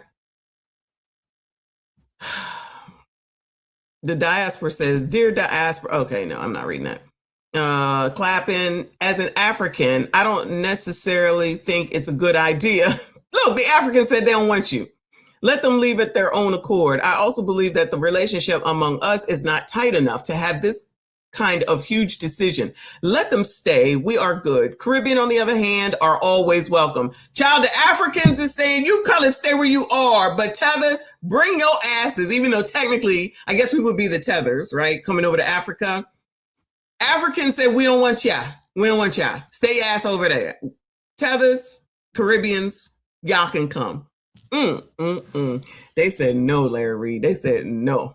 The next one says, for those of you planning to leave America and move to Africa, please respect what you find in Africa. They're giving y'all the rules in advance. They're giving y'all the rules in advance. Many of your American ways will have to fall away, and you will have to adapt to your new human environment. By all means, bring skills, ideas, and labor, but respect what you find here. Sounds like they don't want y'all. Sounds like they don't want y'all. Let's get that reparations check before we exit. Oh, y'all still looking for some money. All right, I get it. My ancestry are indigenous to the Americas. I'm not sure if we were first wave of early ADs by the way of the Moors as Judah or the 13th century Mansa Musa explorations, but we've been here. But for those that research, themselves, and you did come over on a slave ship, I do understand. Okay. Next one says, he can go. I'm staying in the Matrix, USA. Okay. Not me. My generation was born here. So he must be talking to the ones who came from Africa. This is not sounding together at all. They hate FBAs in Africa. We are better off staying exactly where we are, exactly where our ancestors are from, which is the USA. Oh, they even put the flag up. Next one says, I'm not going anywhere. I'm home. FBA. We are home. Him first. Yeah, how come they don't ever go do what it is that they want everybody else to do, including Ricky? He's still here. Ricky's still here, scared of white people. Larry Reed, you go first and let's see which country you settled into. Then we will have the discussion. They're not going along with it, Larry Reed. Fleeing the country my ancestors built with their blood, sweat, and tears would be a huge fail on my behalf. No one in the last 250 of my lineage is in Africa. Does Larry Reed have an immigrant background? I don't know. I'll just be giving y'all the information. So y'all better pack it on up. Colors, blacks, FBAs, all of y'all. Ebonies, pack it on up. Carry your ass to Africa. That's the plan. That's what Larry Reed said. And y'all better go on and get on up here because of all the shit that white people is doing to y'all. All right? All right. Don't say I ain't tell you. Moving on, child. Moving on. Let me see. Tatum was on News Nation yesterday at some point. It says, Brandon Tatum challenges racism narrative in the Nolan Wells case. All right, so we get into this Nolan stuff. Get your minds right. Trolls, get your ass together. Shout out to Sink Fan in the building. I appreciate you. He says, hey, Michonne, peace to the chat. He's more than welcome to get the F on up out of here. Peace and chicken grease, cousin. He ain't going nowhere. He ain't going no damn where. He's just out here talking just like Ricky fucking Smiley. Shout out to Jafari up in here, member for 28 months. I appreciate you, boo. He says, funny, maybe it's me, but I never hear that African have to adapt to their new human environment here in America from blacks here. Make that make sense because nothing is ever required here in America, okay? Especially amongst black people. They don't ask for anything, and when you ask questions, you're acting white. If you ask questions, then you're not with your people. You're a white supremacist. When you ask questions or you ask for something, that's being white, okay? You're just not allowed to do it.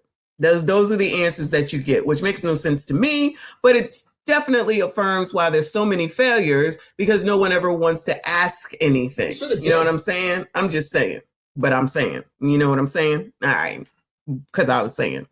Shout out to Spaces. I thought you were already here. Hey, boo. All right, one button isn't working.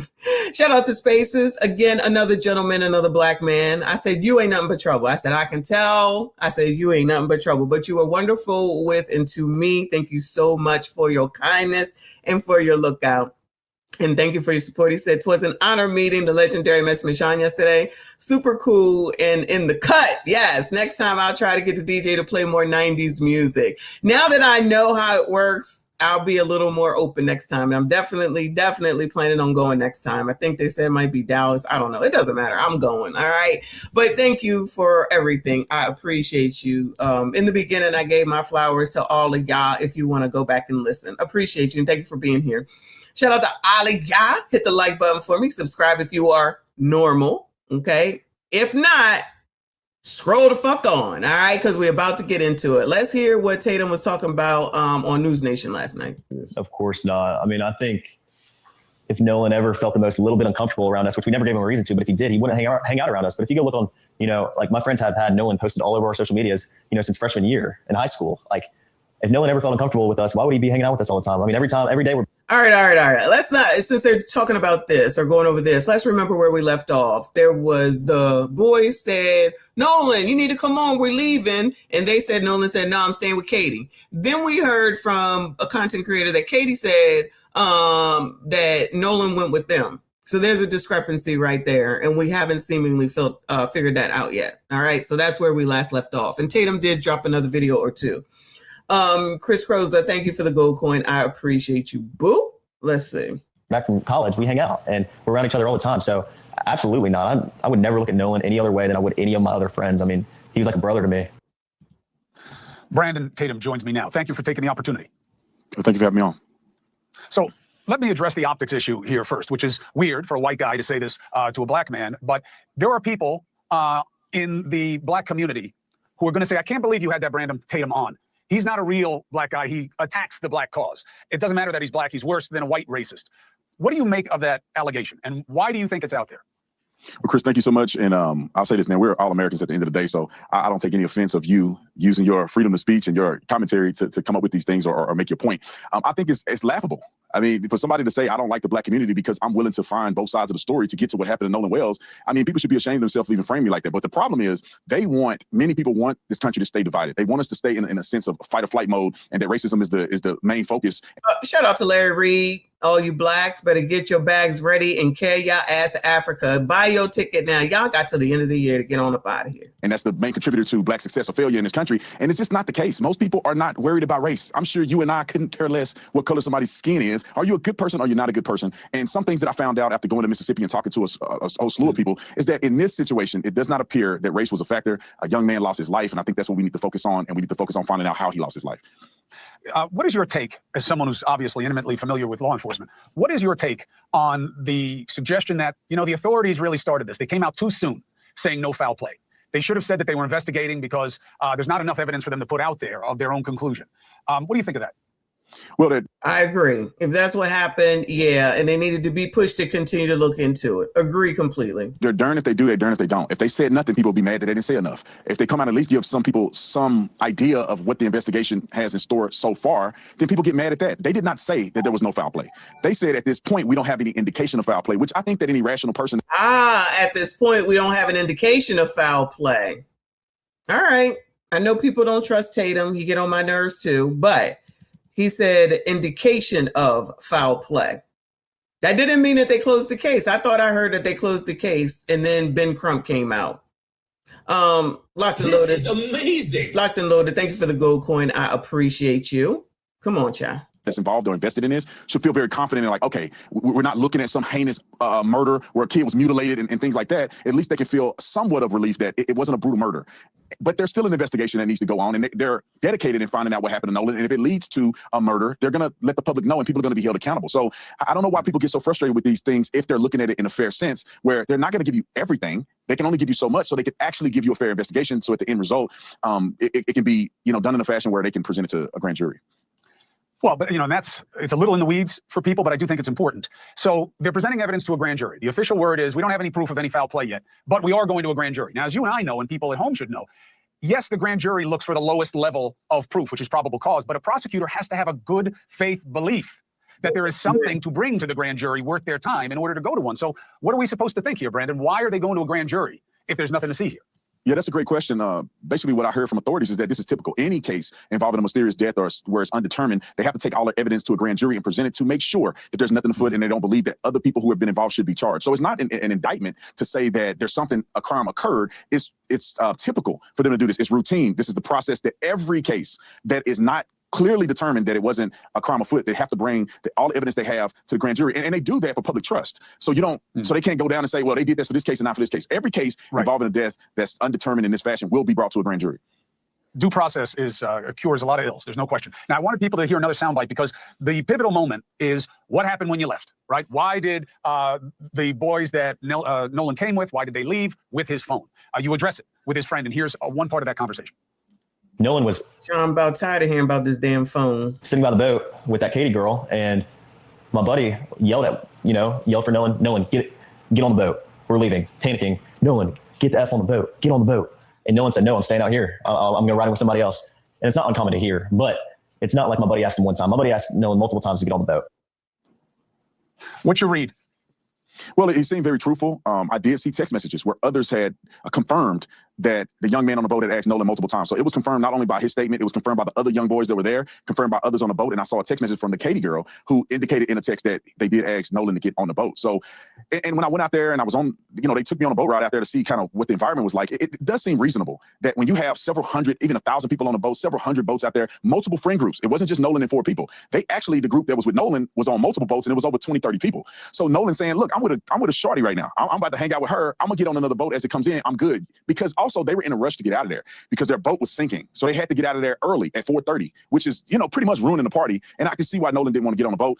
Nolan's phone wasn't the only phone left on the boat. There was at least 5 people that phone was left on the boat that did not return with that boat. And later, one of the kids, who was a black kid, his mother came and grabbed the phone and Nolan's phone after, the incident had happened. So it wasn't uncommon that people would leave their phone. Did we know that? We knew that the friend went and got Nolan's phone. Did we know that she went and got her son's phone and Nolan's phone, Bueller? I feel like I don't remember them saying that she also went to get her son's phone, which we've already determined. You're not going to be out in the water with your phone because your phone could obviously drop and be ruined.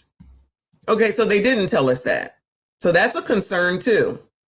That's a concern. How come they didn't tell us that? So we know that they all left the phones on the boat. It makes sense.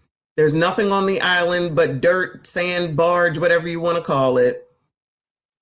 They wading in the water, in the poopy water, whatever. They wading in the water, yeah. And it's not weird not to have your phone. Don't make sense to me. Somebody said you jump off and you could be neck deep in water. So we already been through the phone stuff. However, we didn't know that part. Why did they leave that out? Why did they leave that out? Now, I don't know. I'm not saying anybody is lying, but I'm saying, why didn't they tell us that they were also going to get their phones? It's 4:30 because the mama got a picture that somebody sent to her where Nolan was seen at 4:30. That's why it changed to 4:30. Hence the reason why people talking like they know shit and don't know shit. That's why all this is crazy, because we're trying to figure out what. That's why it's like, if we can't confirm it, we're not saying it. So right now, the only discrepancy is the Katie, what she said and what the boy said seems to be the biggest discrepancy right now. On the boat in a haste of them potentially sinking, them leaving, and eventually going to get Nolan his phone back. What wasn't too odd when the totality of the circumstances were explained to me. Brandon Tatum, I appreciate your take. It was very interesting to see you down there and to get this interview. Yeah, all right. Well, that's the end of that. That was a nothing burger. Let me see. Let's go to this one where he was on Fox with this dude. Officer Tatum goes off on Benjamin Crump for lying about Nolan Wells. Crump lies? What? Not Crump. No, never, ever, no way. Now down there with the Ruizes, rest in peace to Mr. Ruiz.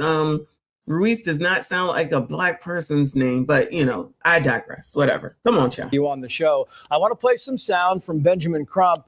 He would see what he said. I think you'll find this is kind of a biased narrative, but I'll let you decide that. Watch. This pathologist cannot rule out if any intervening non-accidental factors contributed to or caused the death of Nolan Wells.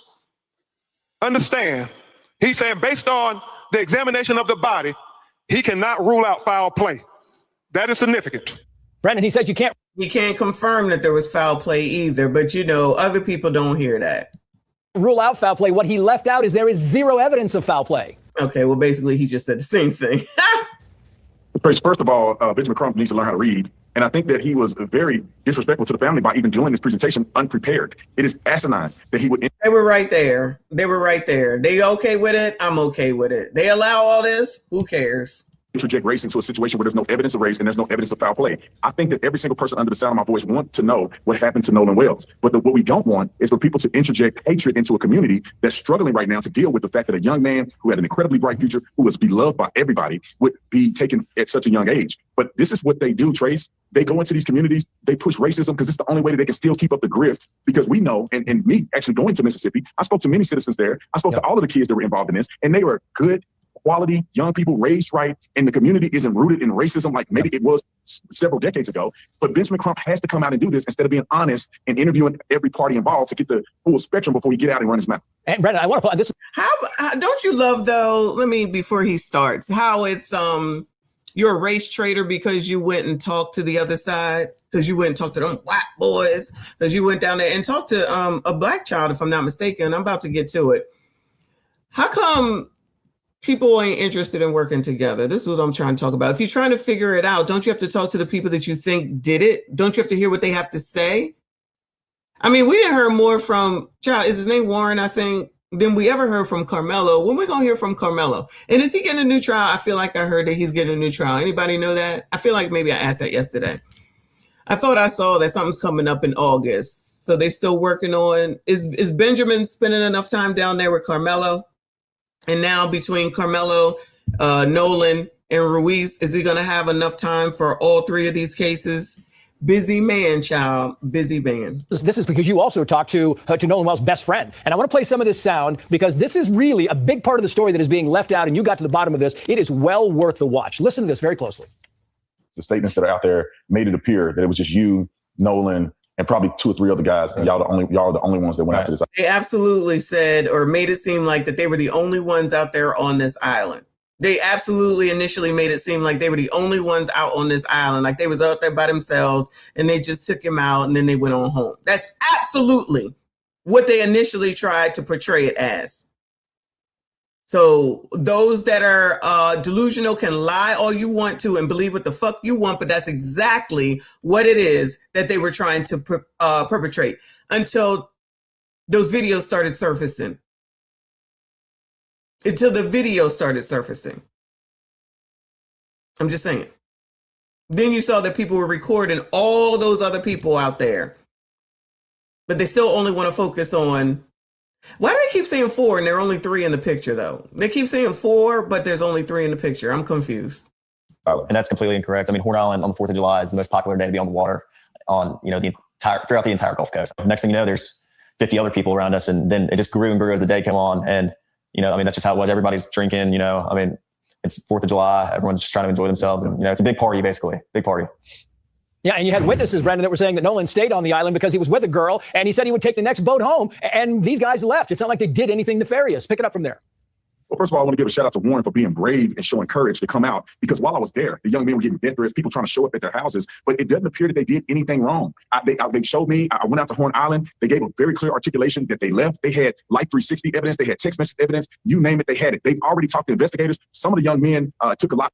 They've already talked to investigators. Something else that we learned the other day that I don't think that Crump and Sharpton or any of them are telling anyone. They're not getting that message out there like they want to keep saying Emmett Till and the deep south of Mississippi and all that shit.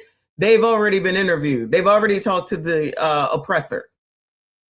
So just FYI, if you want to hear it, you hear it. And if you don't, then fine, you don't. But they've already talked to the police. Took an equivalent of a lie detector test and all passed. And they had nothing to do with this. And let me tell you this, Trace, these young men were hurting. His name is Trace. Shout out to Nicole Ward for the thumbs up. I appreciate you. And what you said a second ago. Who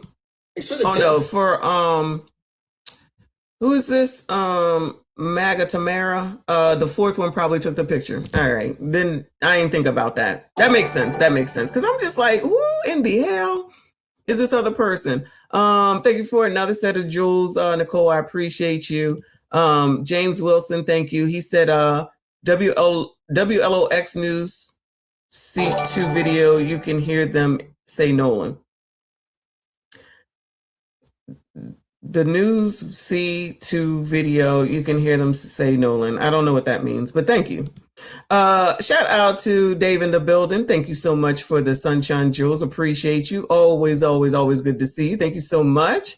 Shout out to Melissa for the Silver Star. I appreciate you. All right.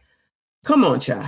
They literally had tears in their eyes talking about their best friend who had died. And it's a shame that these race hustlers came out and did what they did, because Warren and others couldn't even go to the funeral because they were afraid somebody would attack them at the funeral, and they were not welcome there. And you got to think these are Nolan's really close friends. You know that I actually heard somebody say that, why didn't they go to the funeral? Didn't I tell y'all that? Why didn't they go to the funeral? If you supposedly his friend, why didn't you go to the funeral? Child, I can't take it.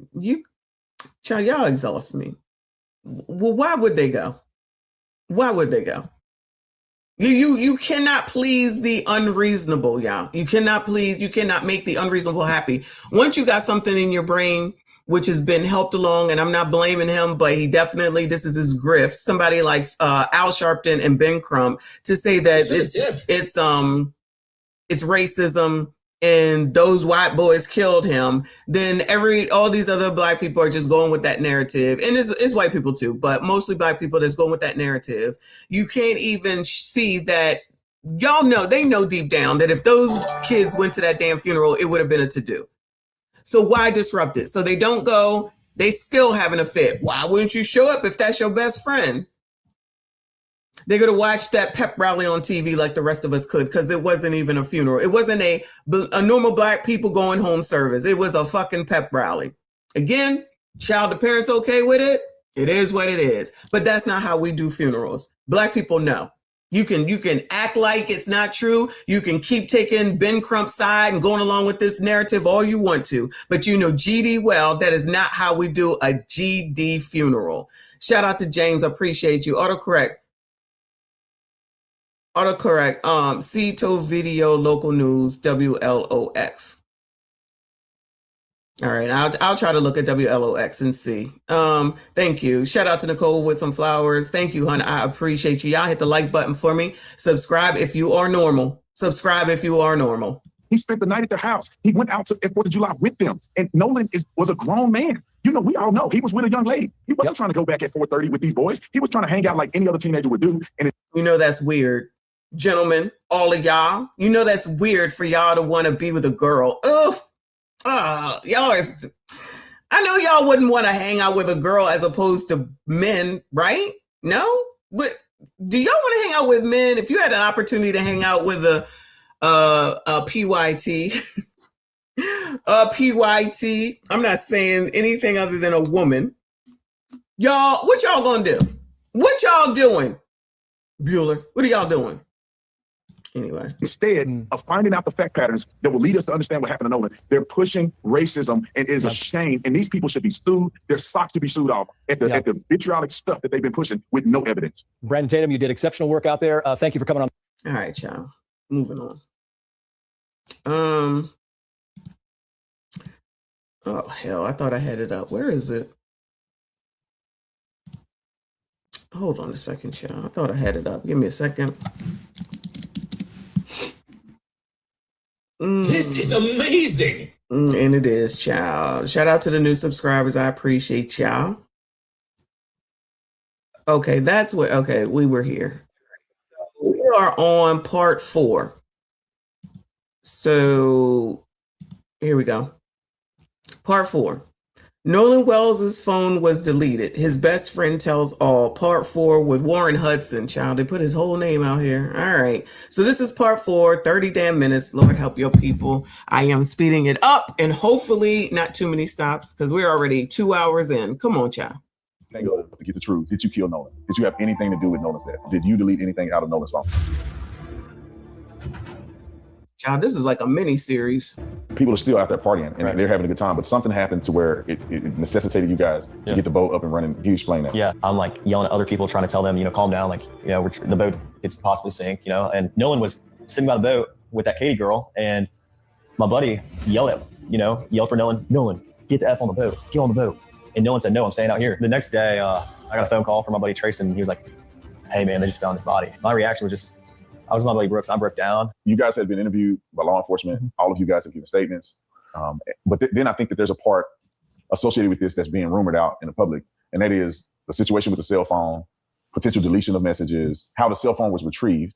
And I just want you to tell your side of this, because what we're getting from the media is that they literally had to, coerce you guys into giving it back. You didn't know where it was at. You were hesitant to give the phone over.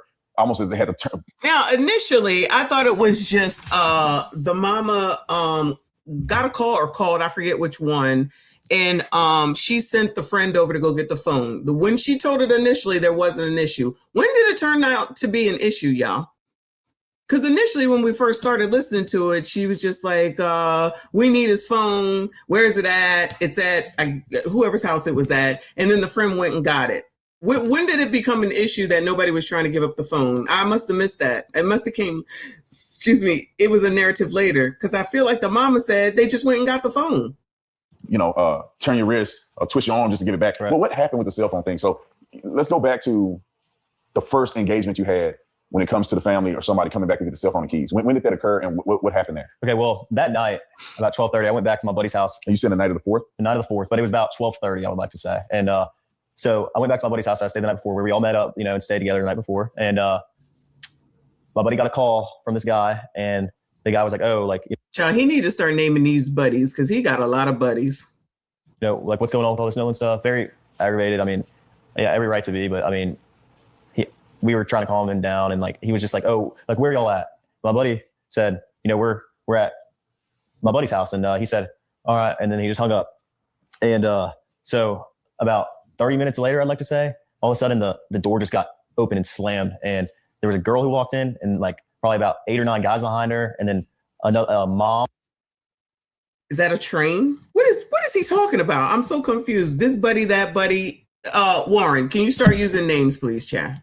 About 30 minutes later, I'd like to say, all of a sudden the door just got open and slammed, and there was a girl who walked in, and like probably about 8 or 9 guys behind her, and then a mom, which was Javon's mom. And who's Javon? I want to put that in perspective. Who is Javon? Javon is one of Nolan's good friends. He's a friend of mine too. Like, great guy, and his mom and their family is very close with the Wells family. And I mean, so I don't know why she was there. Like, the Walmsley's family, child.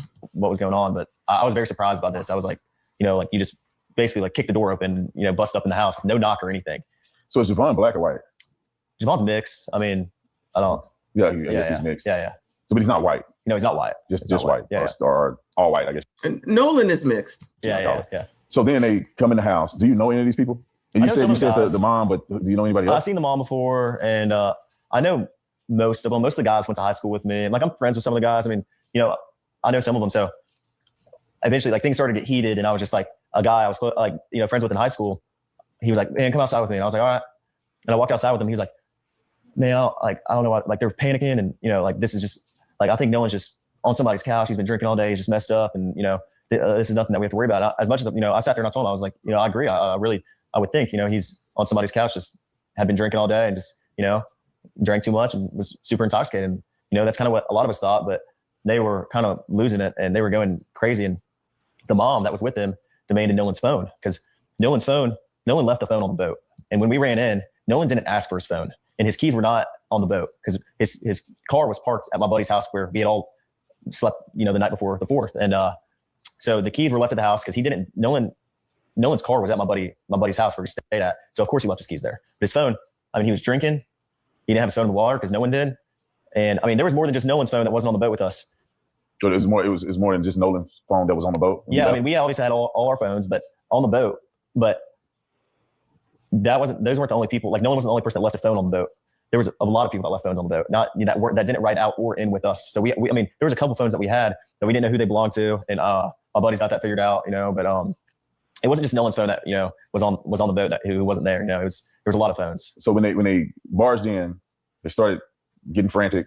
The mom asked for Nolan's phone. Right. Was there a struggle over it, or did you guys hand it over? I mean, just hand it over. I mean, we didn't think anything of it. Like, she asked for Nolan's phone. We knew they were close friends with, the Wells family, and my buddy went out to his truck and handed the phone. Child, first of all, I'm sick of hearing about these phones. But second of all, with the deletions, because I saw somebody else say it, and I totally forgot about that. How did they get into the phone? I guess we're just saying now that nobody has locks on their phone or face recognition of the phone, or, well, I guess they would say that if they did something to them, they just opened the phone with the face, which would prove, which they could have opened the phone like that. Most people have face recognition, I'm assuming, to open their phones. I don't know what he's saying. I got to be honest with you. He talking like Malcolm Jamal Warner's ex-wife or widow. Phone over, no complications, no issue, nothing. But I mean, I told Miss Christine that we had his phone and he had left it in our possession on the boat. When did you? Miss Christine is Nolan's mom. Correct. When did you talk to her about that? When I was on. No, I didn't talk to her once. Like, it was like 12:30. I mean, I might have texted her a couple times and talked briefly about a couple things, but I never. I told her on the phone before I called the Coast Guard that we had Nolan's phone. Before I called Miss Christine, I asked, I was like, "Oh, well, where's his location at?" Because Nolan has his Snapchat location on for me. And he said, it's Wyatt said it's, in my truck. Like, because everybody who left stuff on the boat, it was Wyatt's boat. So Wyatt put it in his truck, it's normal. And so the phone was in possession in Wyatt's truck. And when that mom came over and asked for it, There was no issue at all with us giving the phone to her. I mean, Nolan just left it on the boat. We handed the phone to her that night of the 4th of July. And did you guys go through the phone, or? Of course not. I mean, none of us had a reason to go through Nolan's phone. I mean, there's multiple phones on the boat. Why would it be? And the boat was having issues. Why would our concern be getting on Nolan's? Gentlemen. First of all, Warren, please start naming these buddies. Okay. Shout out to Night Mover for the Eagle. Jules, I appreciate you, hon. Gentlemen, do y'all go through each other's phones? Like, is that something that y'all do? I know that that's something women do. They go through phones, right? Do y'all go through phones? I'm just wondering. I just feel like why would they go through the phone? Like, what? Like, why? What would going through the phone? Just say, just say that they needed to go through the phone for what? For what? I'm just asking. To delete what? If they were doing something wrong to Nolan, okay? Goodbye, RBN. If they're doing, I'm Nolan. If they're doing something to Nolan, right? What are we deleting? What are we deleting? Did y'all send messages that says I'm about to delete you, and so y'all need to delete that message? What would there that needs to be deleted? The phones was on the boat. We already know this. People don't take their phones on the island. We've seen why. They're all sitting in poopy water. We saw that too. I'm just trying to understand what would be deleted. That then I know that the phone companies can still bring it back. So you're trying to tell me that these buddies drunk are thinking about the time frame, so they're deleting shit for the time frame? I'm sorry, that don't make sense. I'm sorry, that don't make sense. We're gonna delete stuff for the time frame. I don't get it. I don't get it.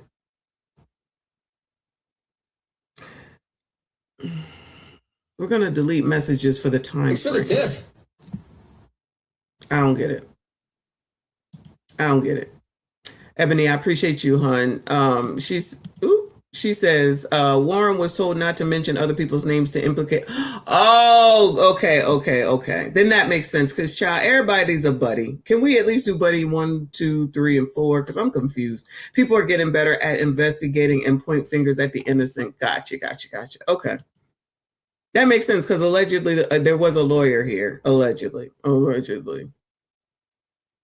I'm still a little confused. Why? What would they be deleting? Shout out to 3 a.m. Pictures? Well, child, if y'all taking pictures of y'all underage drinking, what's worse than that? Did Nolan take a picture of himself after y'all allegedly did something to him? Thanks for the tip. Oh, 3 a.m. You about to be put in timeout. Nothing can be left off the table, though. Allegedly. James, thank you so much for the super chat. He said, you ever seen the Murdoch case? Check it out. Nah, I won't be checking out nothing. But thank you for the the jewels. No, I have enough to do, y'all. I can't be going back in time. Melissa, thank you for the Silver Star jewels. I appreciate you. Nah. Yeah, I'm already behind in shit. I don't have time to do nothing else. This is enough. This is like a mini series, okay? This is honestly like a mini series. Thank you for the another Silver Star. Amazing. Appreciate you. I can't do it. I can't do it. Child, look, you see Warren's toes in these, and you see these flip flops he has on. Child, that's the sign of white people. That's like their shoe. Come on, white people, if you hear, just admit it. This is the shoe that y'all be wearing. The flip flop. Y'all definitely don't be wearing the flip flops that we wear, that we get for $1 at 5 and below when they do dollars. When they do dollars on flip flops with all the different colors. It'd be this one right here. It looked like it might be kind of expensive. It looked like it might be made of rawhide. Are y'all gonna admit it? Anyway, All right, come on, Chad. Had a reason to go through Nolan's phone. I mean, there's multiple phones on the boat. Why would it be? And the boat was having issues. Why would our concern be get it on Nolan's phone or something? I mean, I don't even know Nolan's password. None of my friends do. We had no reason ever to get on Nolan's phone and look at anything. I didn't touch Nolan's phone. None of us touched Nolan's phone until somebody took it off the boat and put it in White's truck, and then no one touched it until we handed it back, to the mom that was at my buddy's house. Was that the only phone that she picked up, or was it other people's phone that they came and got? Or? That I know of, I think that was the only one that she had. But I'm not completely sure. I think that's the only one that she took Nolan's. That's it. And so we're on the 4th, where the night, probably going into the morning of the 5th, this happens. Then the dad comes back at some point to get the keys. Right. What happened there? When was this and what happened? Well, my buddy Brooks drove me and dropped me off at my house, and I woke up to a text the next morning that Miss Christina texted me, and she said, "Hey, Nolan's dad's there is there at my buddy's house to pick up the keys." And I didn't think anything of it. I told her that I was praying for her, and that we were out there and we were doing everything that we could to help out. And when he came to pick the keys up, was there a confrontation on him?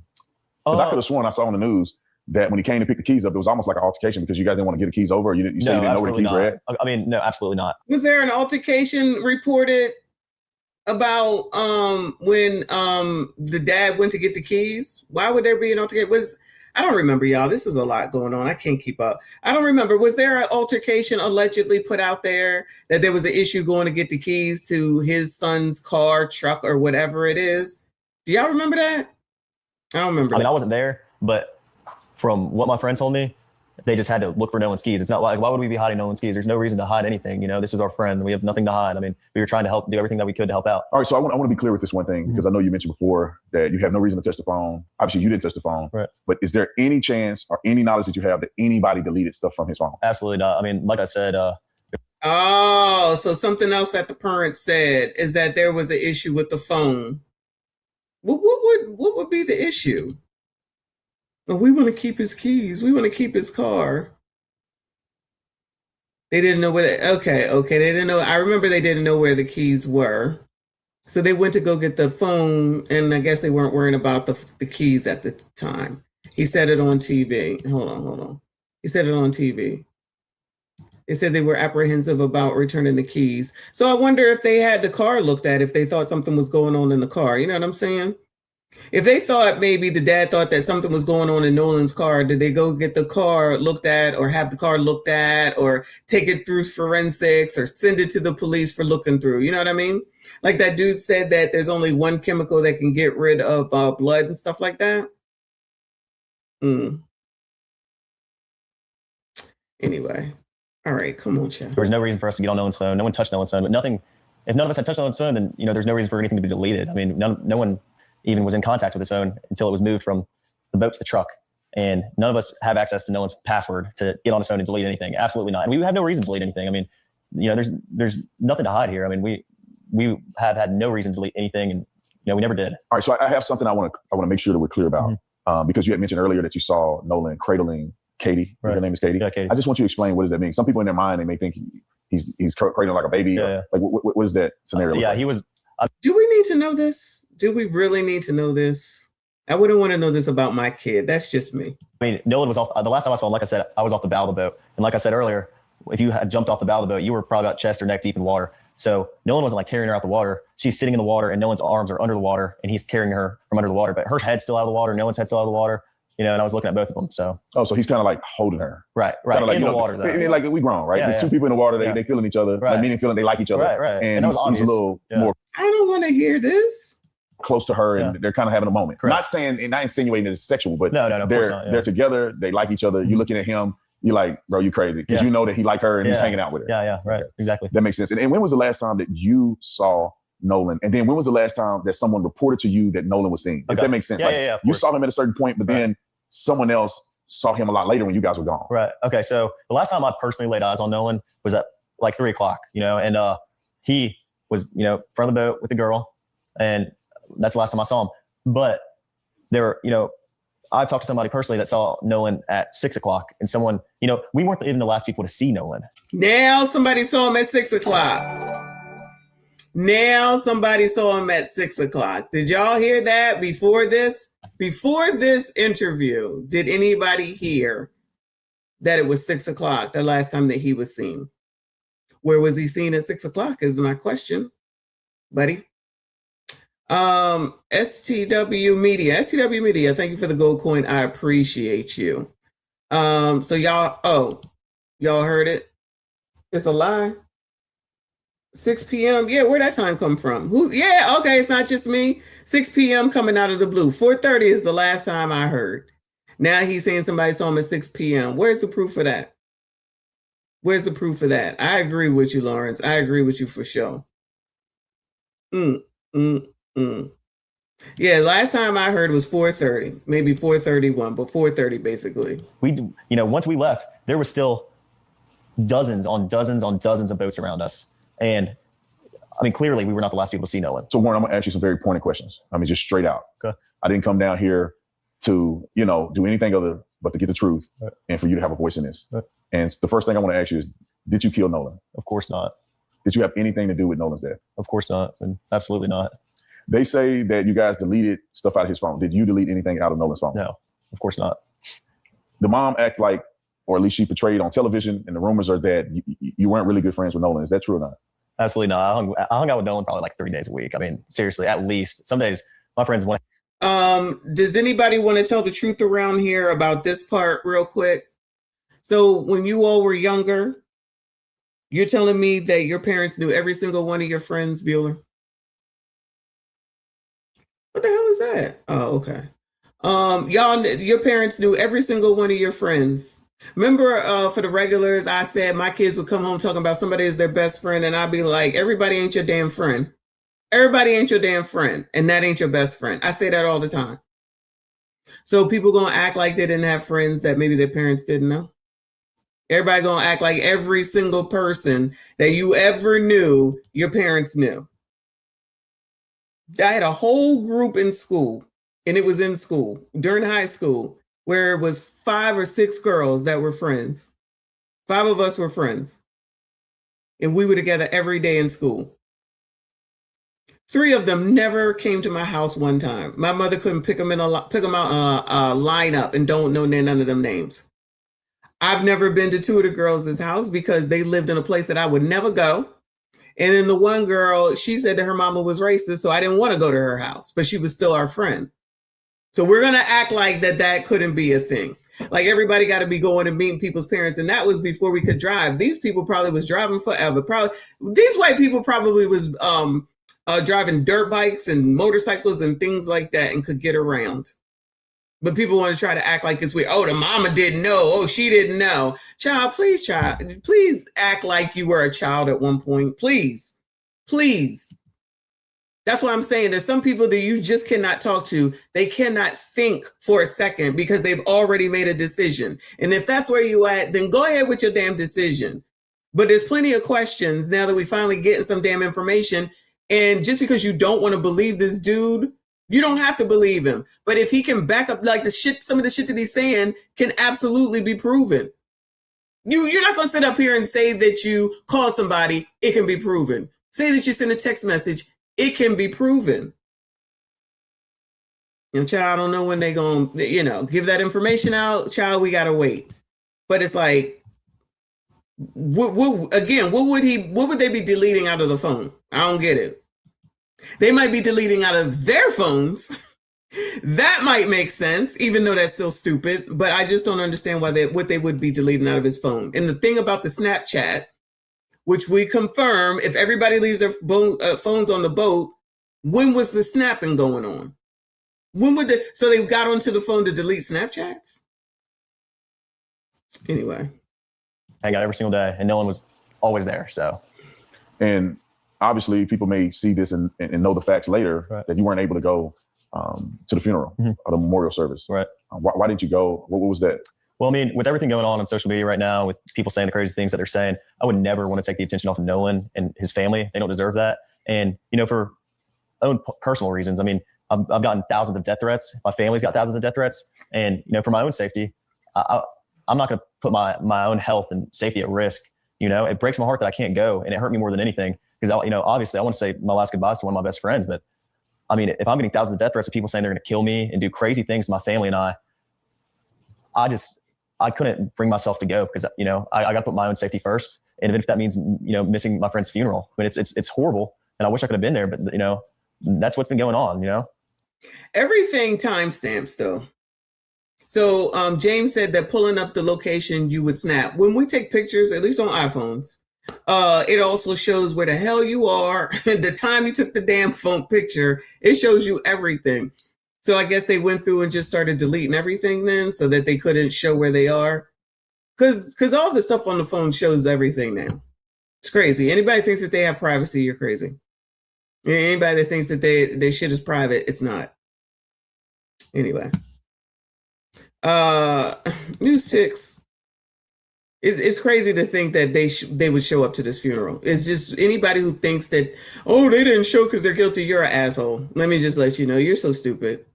Dummism all 2026. Oh, they didn't go. If they're such good friends, for fucking what? They should have went so they could interrupt the pep rally, but y'all thought that was a funeral, child. Y'all crazy. Y'all keep go on and go listen to Ben Crump, child, because he's got your best interest at heart. Now that he down there in Wisconsin. And you know, you guys, I think it's the first time that you've publicly gave a statement about this. Mm-hmm. Yeah. And obviously you're doing it with me. We're going to put it out there for the world. Why did you choose to do it now? And why did you choose to not speak to anybody but me? Child, because you called. Oh, all right. Right. Okay. Well, you know, Officer Tatum, I've been watching you for a good while now. And, you know, I think you're a great guy. You've kind of, ever since things got really hot, you've kind of been on my friends and I's side. And I really like that about you. I mean, I thought you were very confident and well-spoken, and I really enjoyed that. And all my friends and I watch you. We all think you're great. We love your faith with the Lord. You know, we try to be closer and closer with the Lord every day. And so did Nolan, you know, and, you know, that we just really like the way you spoke about us and how you took our side, not based off someone's agenda and, you know, based off of race. Cause I mean, that's a horrible thing, you know? Was this about race? I saw somebody talk about this on one of their streams.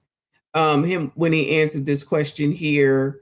And they're like, well, then that proves that that they did it because they went and talked to Tatum. Well, I remember when Cam went and talked to only the MFers that liked her. Y'all forget that? Do all of y'all that are saying he only talked to him because he likes him and he's on his side? Well, I believe Cam did the same thing. And the one time that she finally decided to go and talk to someone that would give her some pushback, y'all called that shit racist. Y'all remember that when she went and talked to somebody at Fox? Brett Baer, I think his name was. Let him cook. Shout out to Saifa for the Let him cook, Jules. I appreciate you. So that's weird. Is that weird? So when we was talking about Cam won't go take an interview from somebody that might have some pushback, so it was all a bunch of damn fluff. Y'all thought that was okay, because I'm pretty sure it's the same people. Y'all thought that was okay, and we're like, well, you know, she needs to have some pushback, because when she sat down with Rolly, there wasn't no pushback. She sat down with Call Her Daddy. I don't know why y'all even like that shit. She sat down with some girl with a show called Call Her Daddy. She wouldn't even go to Joe Rogan. But now all of a sudden, that was not racist, but this is racist because he went with someone who supports them. Even though that's what technically the family is doing with Al Sharpton and Ben Crump, but that's not racist. So do you see where your hypocrisy is at the end of the day?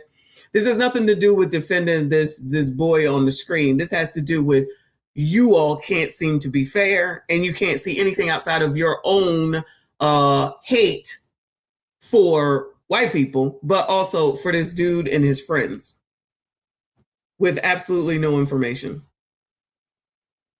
But, you know, that's how it typically goes. Anyway, come on now, child. What else?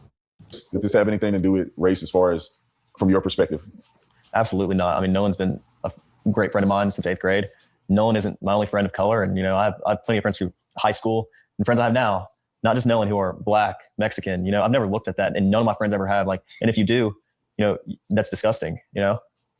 And if you had a chance to, you know, tell the world that have painted this picture of you and your friends as being potential murderers of Nolan, white supremacists, racists, what would you want the world to know if you can summarize to them in a very short? Kev G, thank you for the happy poop. I appreciate you. Paragraph or a few sentences. Yeah. What would you want to say to them if you had the opportunity?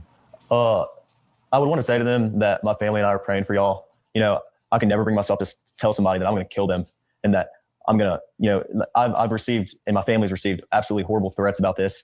And, you know, I want people to know that our faith with the Lord is stronger and means more to us than anything. And we all trust in the Lord, and for the Lord to reveal the truth. And I know that's what will happen because I have faith in my family. Mr. Whodunit, thank you for the silver stars. I appreciate you, boo. Family has faith, but I want people to know that I'm praying for them. And if they want to speak hate and speak, these horrible things, and I mean, you're obviously not on the right side of mind, and you need to work on yourself. It's a horrible thing, and but race was never a thing between Nolan and I and my friends. I mean, I have friends in my friend group that are Mexican and mixed, black. I mean, that's never mattered. And I think it's just absolutely disgusting that people try to make this narrative out of something that it's absolutely not, first off, and out of something that they have zero facts about. Jackson County hasn't released any. Yeah, well, Mr. Whodunit, thank you for another silver star. Appreciate you. Facts. There haven't been any facts about this case other than that, just timelines and stuff like that. But it's horrible that people have made this out to be something that it's absolutely not, and it's disgusting in my opinion. Was Nolan the only black person on that island? Absolutely not. I saw a lot of black people, and like I said, I mean, it's not pointed out or anything. I mean, I wasn't looking at that, but my buddy Trayson was out there. Yeah, I don't know about a lot, sir, but we know that there were some out, more than just Nolan out there. Maggot Tamara, thank you for the jewels. The flow state, I appreciate you. Shout out to Melissa for gold coin. I appreciate you. And another gold coin. I appreciate you. Thank you all so much. Hit the like button for me. Subscribe if you are normal. Thank you. Thank you for another gold coin. I appreciate you.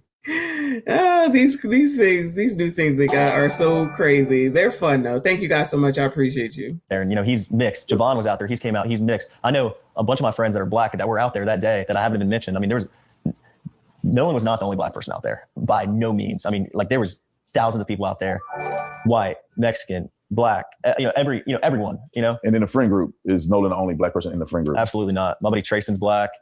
Trayston, wait. Hold on a second. We're getting ready to look at him in a second. Wanda said, did you see the AI picture that was put out? A few are saying Crump put it out and then took it down too late. It was all over channels yesterday.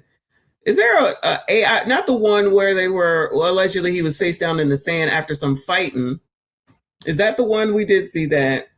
I didn't know where that came from. I forget where we saw that. If it was something else, I don't know if I saw it. And I have other friends of color.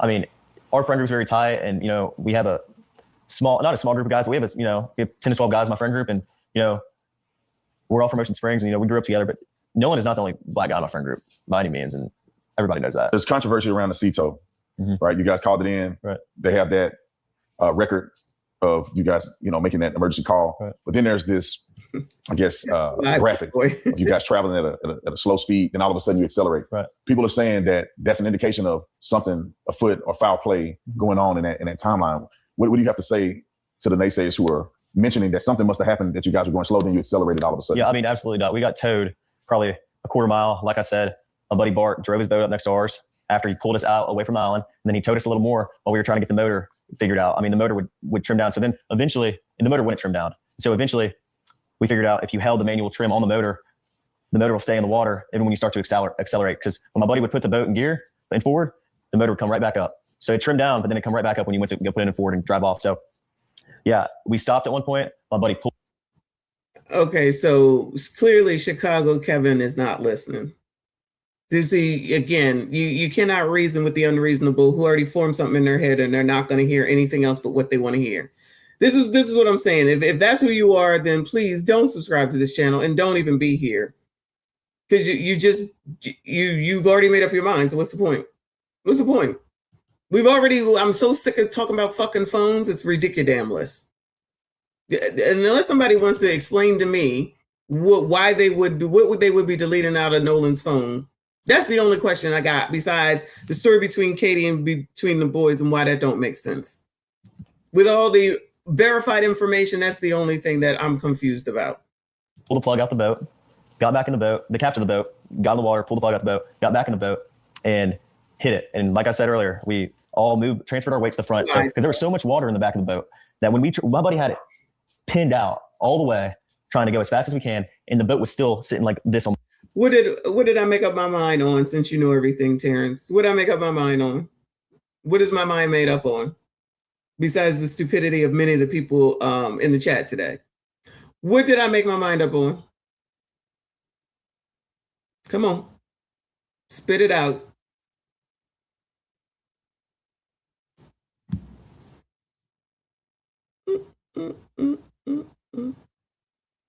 I agree, and they're not trying to hear it. That is a big disconnect. I agree, that is a big disconnect. Just like when they said that the boat was sinking and all the people was like, oh no, that's just an excuse. What are you talking about? Many Black people don't even swim, don't know how to swim, don't go into water, and none of that. But now all of a sudden they boating experts. I don't even know about boating, and I swim. That's why I'm like, y'all got to tell me about boating. I don't know nothing about boating. People can't even admit that they don't know something, just out here saying shit. Now people want to say shit and want to get quiet. Terrence, now you want to be quiet? Now you don't want to say shit? You wanted my attention. I got it. You got it. Answer the question. What did I make my mind up on? This is amazing. All right.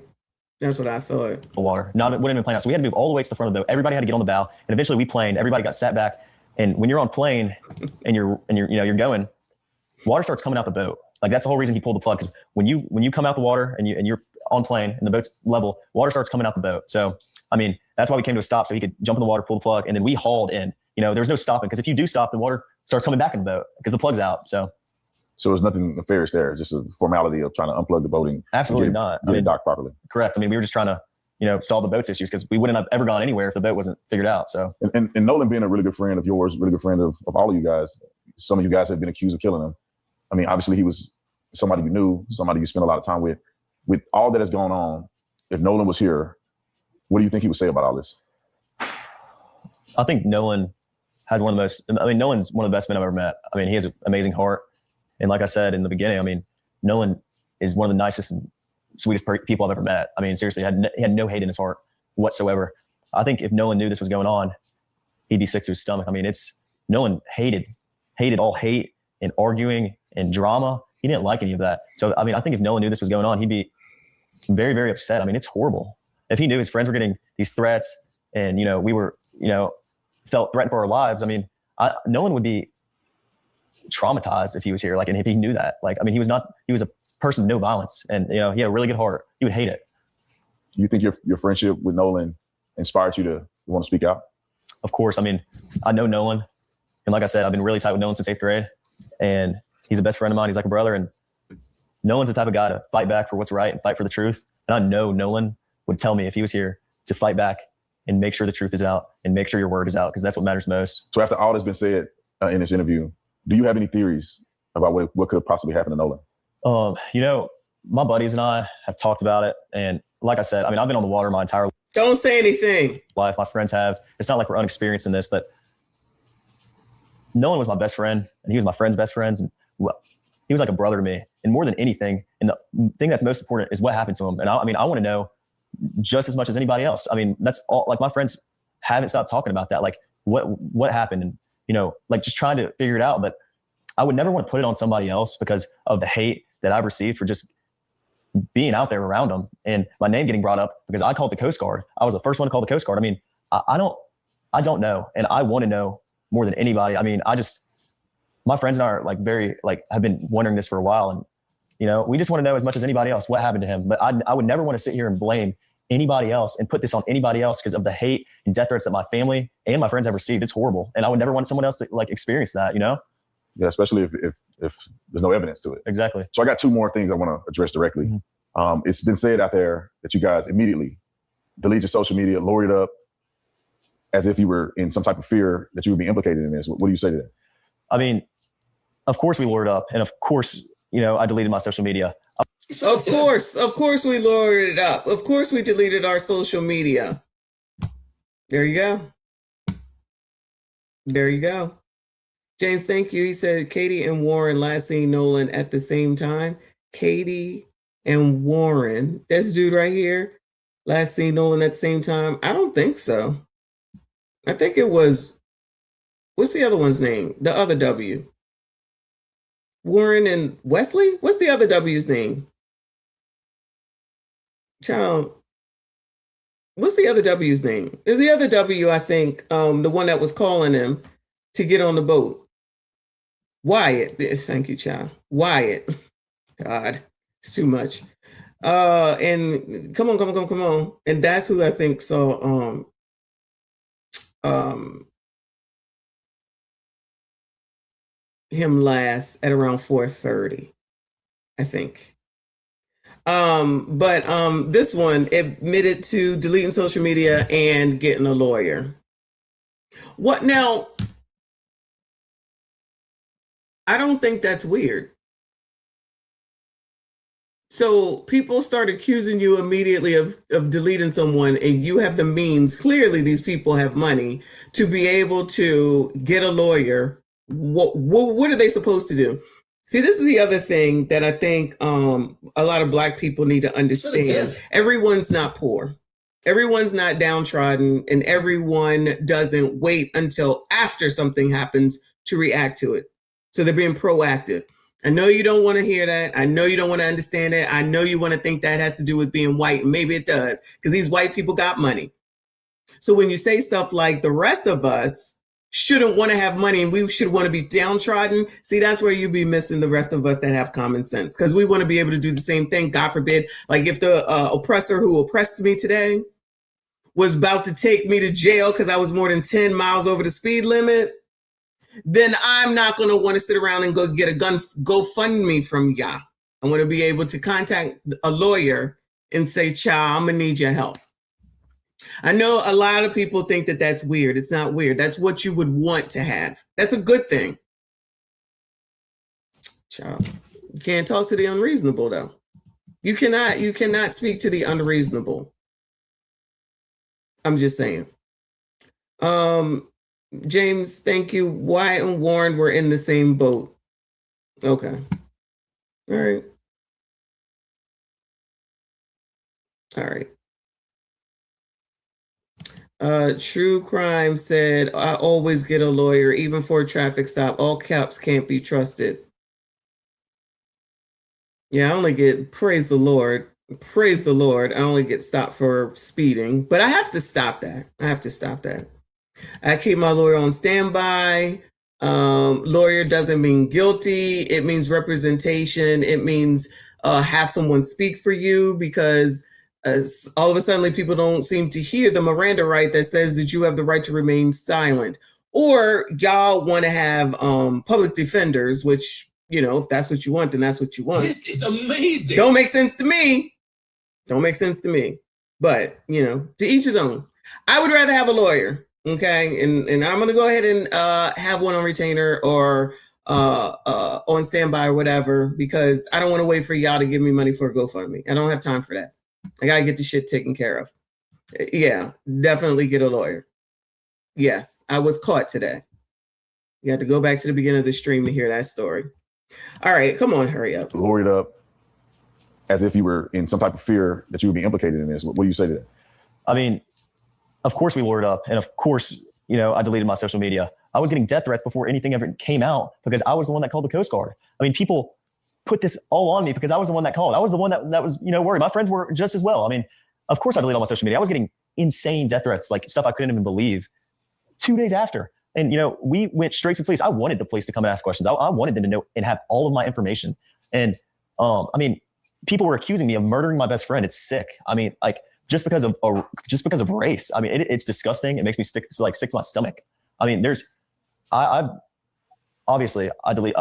got off of social media because there were people saying insane things to me and my family, and I'm just going to sit there and look at it. I mean, that's it. So, Warren, thank you so much, man, for being bold and courageous. Yeah, well, I guess you're supposed to sit there and look at all the nasty stuff that people say. But remember when Nolan's mom came out and said that the nasty things that they were sending her, everybody got all the sympathy and empathy in the world. Remember the picture she showed us that just showed the money line from Al and the money line from Ben, which isn't even a threat as far as I'm concerned, but she said that that was racist. I don't think that's racist. I think it's accurate. To each his own on how they interpret, right? So because these kids can afford to have a lawyer, or their family can afford to get a lawyer, now that's got to be racist and they did something wrong. Child, you can't reason with the unreasonable. Holla at your girl. I like the name. Thank you for the floating heart. I appreciate you. We hollering at you, boo. Child, I cannot see. Thank you so much, Linda Phipps, 2026. Thank you so much. I appreciate you. She said, my mind is open, but what I've heard is young men trying to get the story out, a little camera shock. bumbling a little, stumbling over words, afraid of being judged by his words, threatened. I don't disagree. This is another reason why I never wanted to hear from Ben Crump and Al Sharpton. I don't care what they have to say. I don't give a shit what they have to say. But if that's who the parents want to use, just like with the guy for Carmelo, the baby shaking minister, I don't want to hear what he had to say. Why do I want to hear what he had to say? He is somebody coming to represent them. I don't give a damn what he has to say. I want to hear from them. I want to hear what they have to say.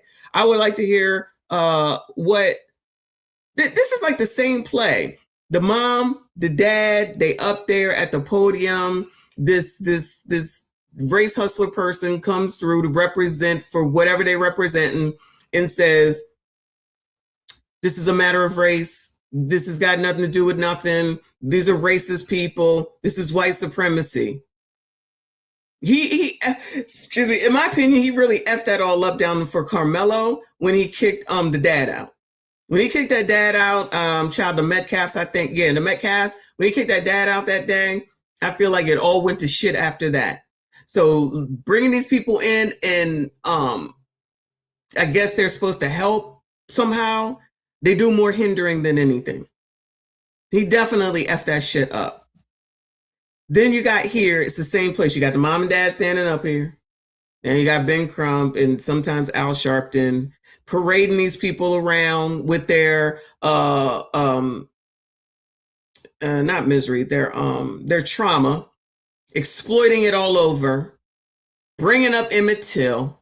Oh, don't she and Emmett Till's mom look just alike? Motherfucker, what does that have to do with anything? And no, they don't. And she's Asian.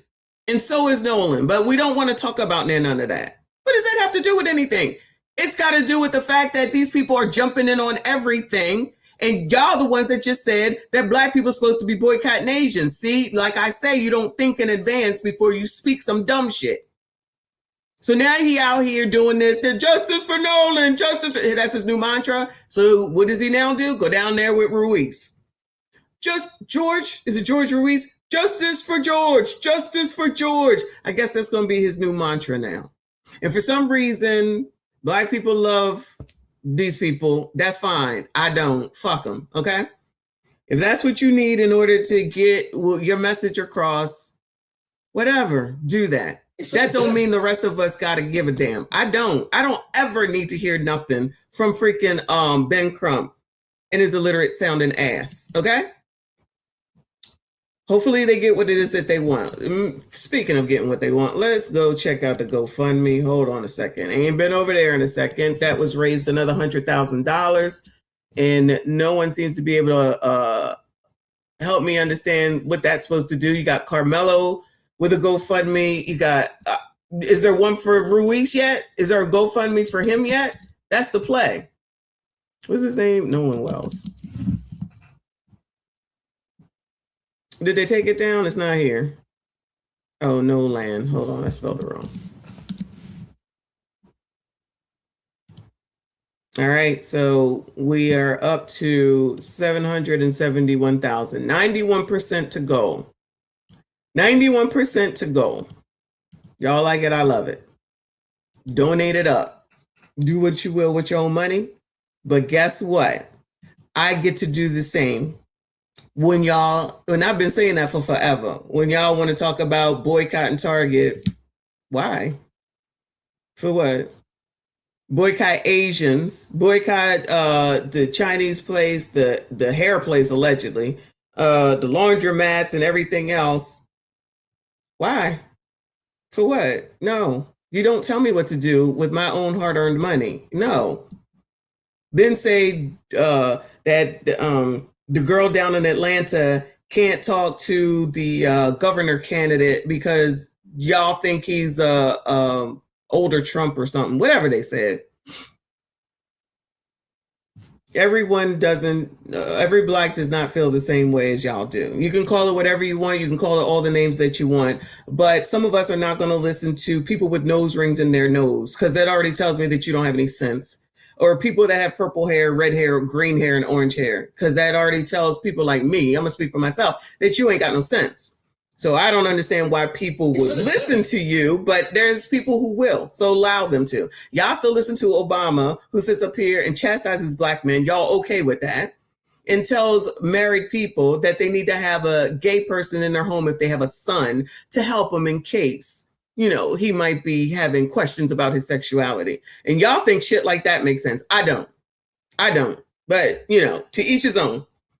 I know y'all think we should ignore all that. We should just ignore all that because he black, we black, and everybody. No. It's everybody getting looked at. For me. Okay? Everybody getting looked at. I don't give a fuck what race they are. They all getting looked at. You look like a Neanderthal, I'm crossing the street. That heifer we looked at earlier, who out on a date with a white man, he talking about, this is where I was going to kill you. And she want to keep going out with him? Congratulations, child. Good luck to you, but not really. Whatever decisions that people make is their decisions. Whoever they want to fucking vote for, they can vote for them. But I'm just trying to understand, because this is all based in not the tragedies, y'all, not the tragedies, okay? But the reason that you have these race grifters come out here and put them on camera and take them to the national convention, black NAACP convention, go meet Jamal Bryant, putting all this out here is to gain the fucking sympathy to get black people to be delivered to Democrats. Taking advantage of this sad situation.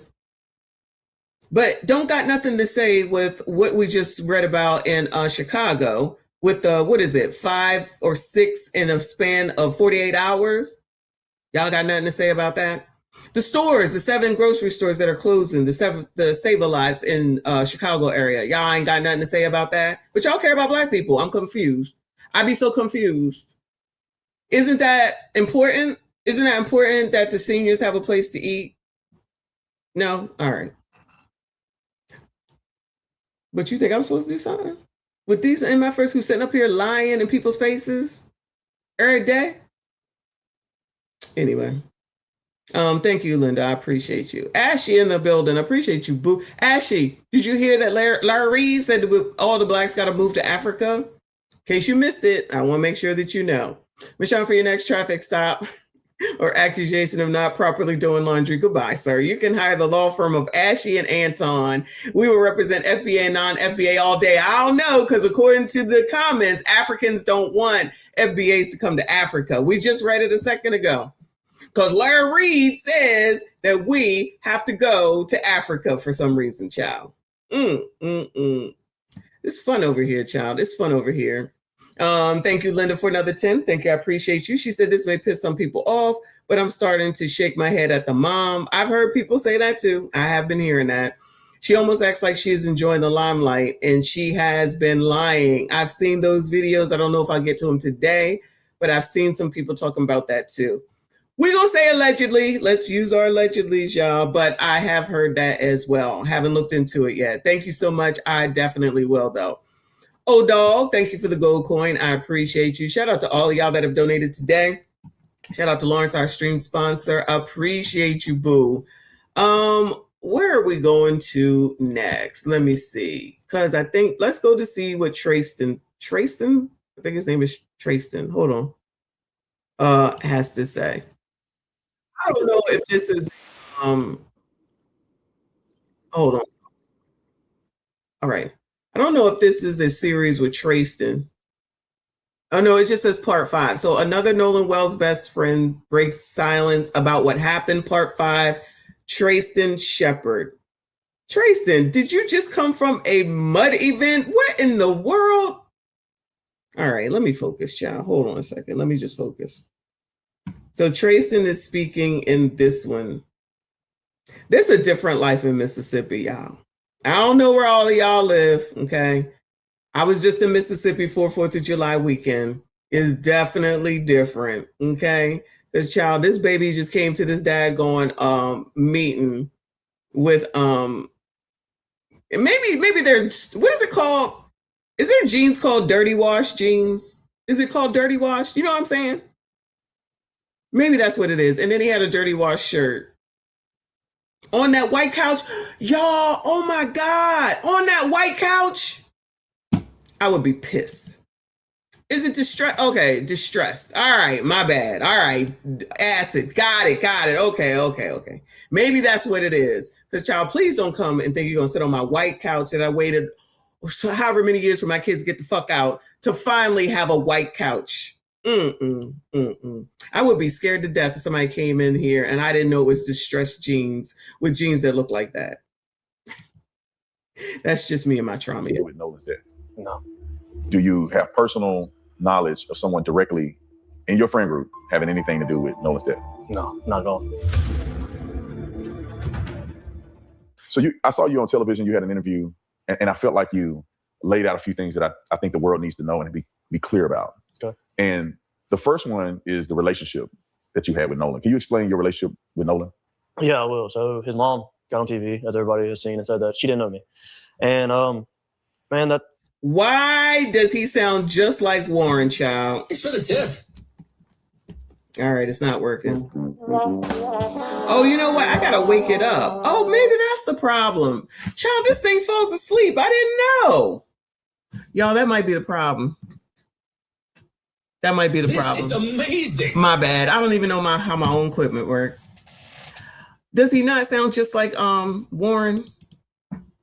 Child, twins. Shout out to Ashy for another 10. He said, Larry said, what? Show did? Well, law firm is now closed. Now open is Ashy Airlines. Oh, Lord. Which I personally will pilot. I'm a pilot like Cheyenne Bryant is a doctor. So you know you can trust me. I know I can, child. I know I can. But yes, he absolutely just said that all blacks need to leave and go to Africa. And then some of the Africans said, child.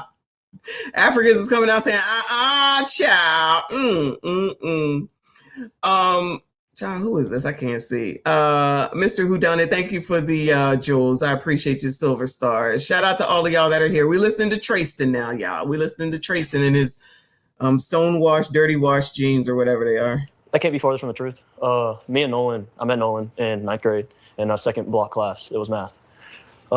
He was one of the first guys I made friends with. It was somebody I made a connection to. Like off rep, he was an athlete. I could tell he was an athlete. I'm sorry to interrupt. He's talking like he's a grown ass man. This one looks like a baby. Warren looks like he's about 30. But they're I guess it's the accent down there. They sound like grown ass men, Athlete. When I walked into class, we sat really close to each other. And all he turned around and asked me for a pencil when I first met him in 9th grade when I moved to Ocean Springs. Man, it was tough. And the relationship there has always been best friend in my eyes. I never wanted to take away how close somebody else was with Nolan, but Nolan was my best friend. That was a guy I knew I could call at any point in time. He called me at 11 o'clock on the 4th to see where I was parked at. Man, me and Nolan have countless nights of him giving me advice on my girlfriend, on my life in general. Nolan has been the only friend, and I love my friends and my best friend in this group of guys, but Nolan has been the only person that ever tell me like he's proud of what I've done. He's proud of how hard I worked. He's proud of me going overseas to go play ball. That was my guy. Like, that was my best friend. Yeah, and so how does it make you feel when the media activists are coming out and alluding to the fact that you may... Maybe best friend means something different down in the MIS than it does everywhere else. You know, it could be that too, Cham, because everybody is a best friend. And I guess we kind of did, like I said earlier, used to say that, and your parents, Generation X, would come back and say, they ain't your friend. Everybody's not your friend. Everybody's not your best friend. I guess they just say everybody's their best friend down here, though. Allegedly. Like whoever just said them jeans is dirty, I'm crying, okay? I forget who it was, but shout out to you. Elizabeth, thank you, boo. She said Target gift card for you from your nephew. Shout out to my nephew and shout out to you. Hope all is well. Tell your nephew that he has to move to Africa. I don't know what you're going to do, child. But Larry Reid said that all the blacks got to move to Africa. So he got to go with us. I don't know where you're going to be in all this, but, you know, I will take care of him. I can watch him for you, okay? I'm offering. Shout out to you, boo. I appreciate you. Tell my nephew I said hello. It has something to do with what happened to Nolan on that day. Man, that hurts. It hurts is an understatement. I beat myself up every night I lay down. I beat myself up anytime it crosses my mind. Because in my head, if I wasn't drinking, if I didn't get into that altercation, maybe I would be able to do something. Maybe I would have. Yo, come on now. If he was your friend, you would have way more emotion than what we are getting. Y'all really do think that you run people. Like, how do you know? So technically, has Miss Christine been tearful enough? Because there's been plenty of people saying that she hasn't been. And honestly, has the husband who they've shut up and shut down, has he been tearful enough? He definitely looks solemn. The father definitely looks solemn. But the mother hasn't cried enough. Are you going to say that too, given it was her son? Because that's an ignorant statement. I'm going to be honest.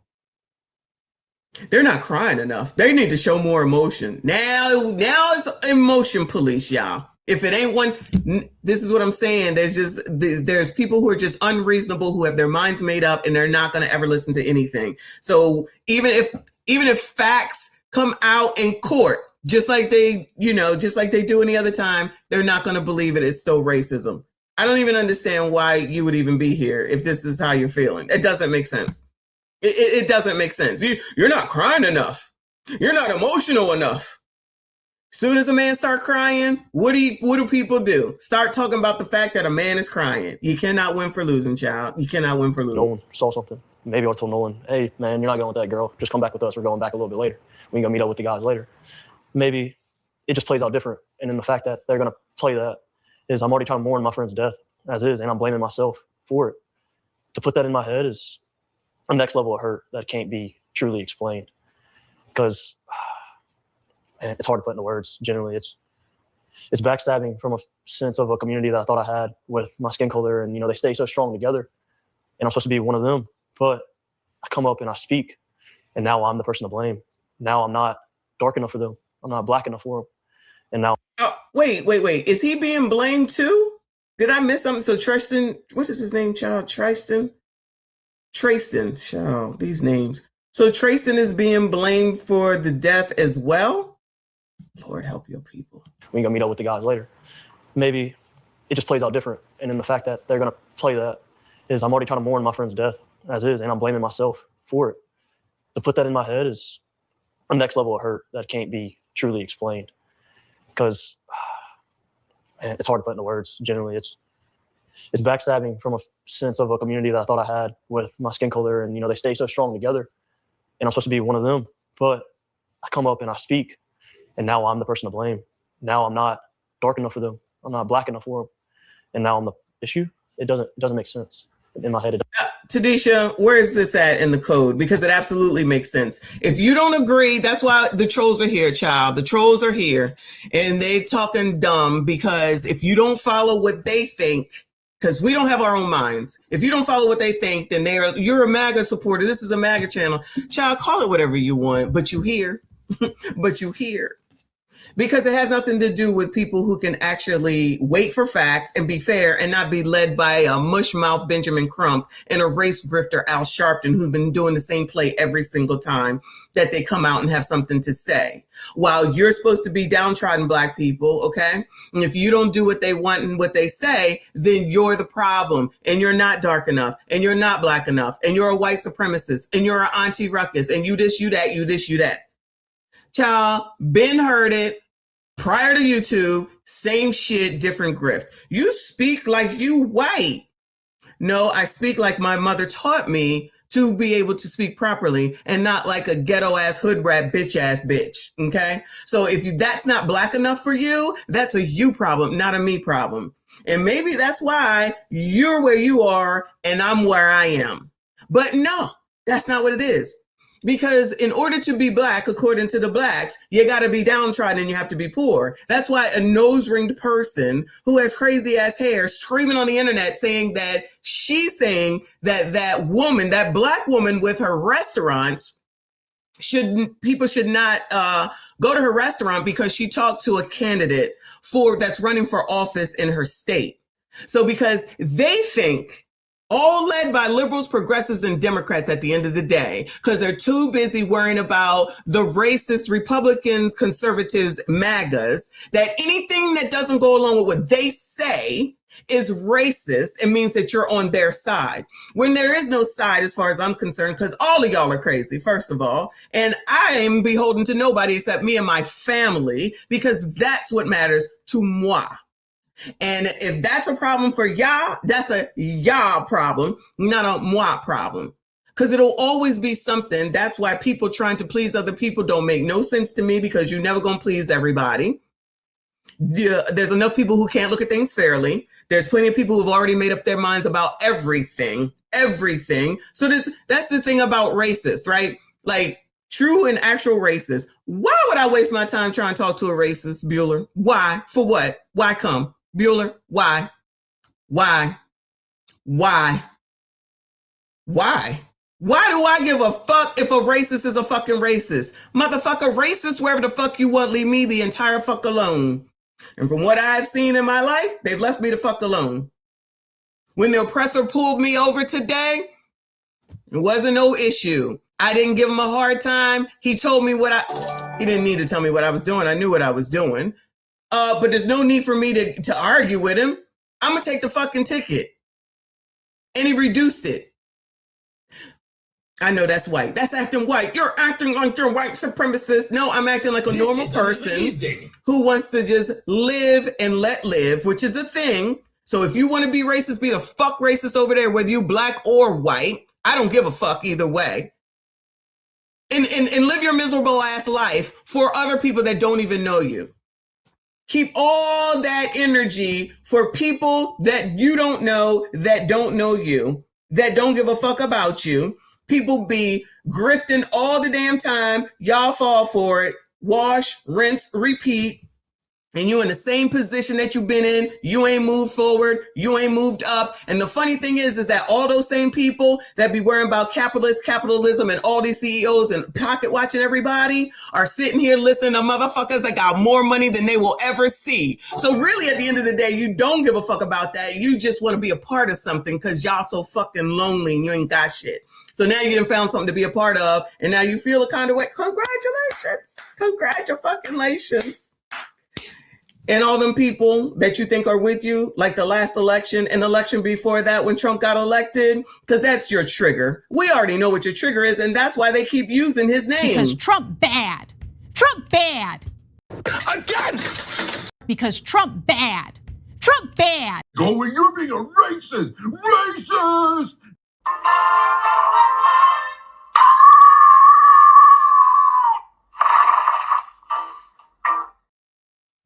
And that's what happens, and nothing changes. And then the next president comes through, and then you be like, nobody ever come to the hood. Nobody ever do nothing for black people. Because you don't require anything, so why would they?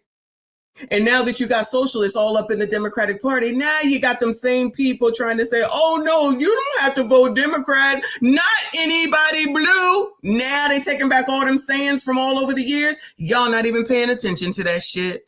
And y'all will go and vote those people in because I guess maybe y'all think that it makes sense for someone to give you something for free because that's all you care about is free stuff.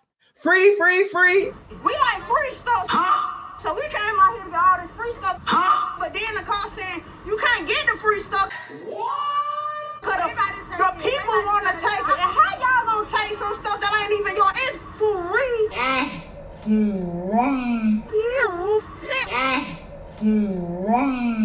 So I got my 2 baskets and took the bus or whatever.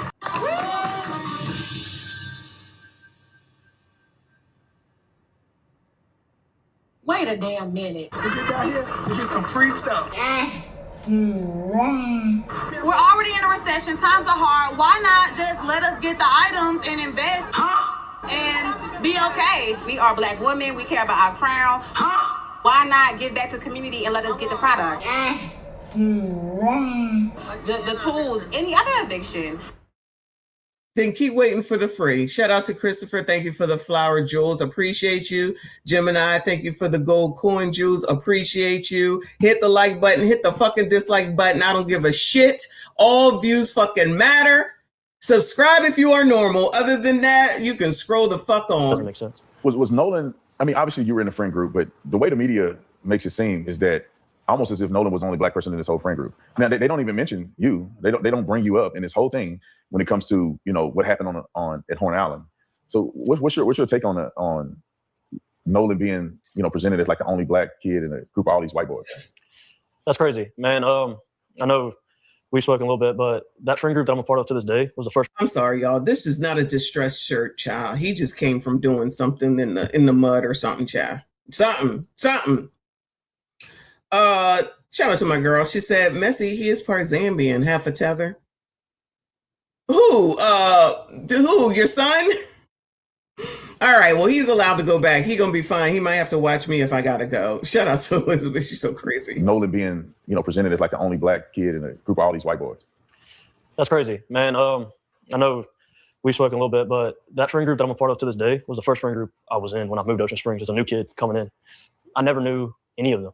I known one, kind of, sort of, back from grade school because we went to the same private school together. That was it. And him being... He said they went to the same private school together? Oh, he got money. The only black person, minority, any of that measure is insane. Our friend group is diverse from the max. Like, we have a mixed guy. I mean, we had Nolan in our friend group. There's an Asian a part of our friend group. There's a Latino that they're trying to perceive as white. He's truly authentic Mexican. His parents are from Mexico. They came over legally and they did everything right, and he's been here since. It blows my mind because our friend group is not a friend group that sees race. Our friend group sees what good you do for other people, what good you bring, and how the type of person you truly are and where your morals lie. That's one thing in common. Me and my friends might not agree on everything, but our morals align. Our morals know.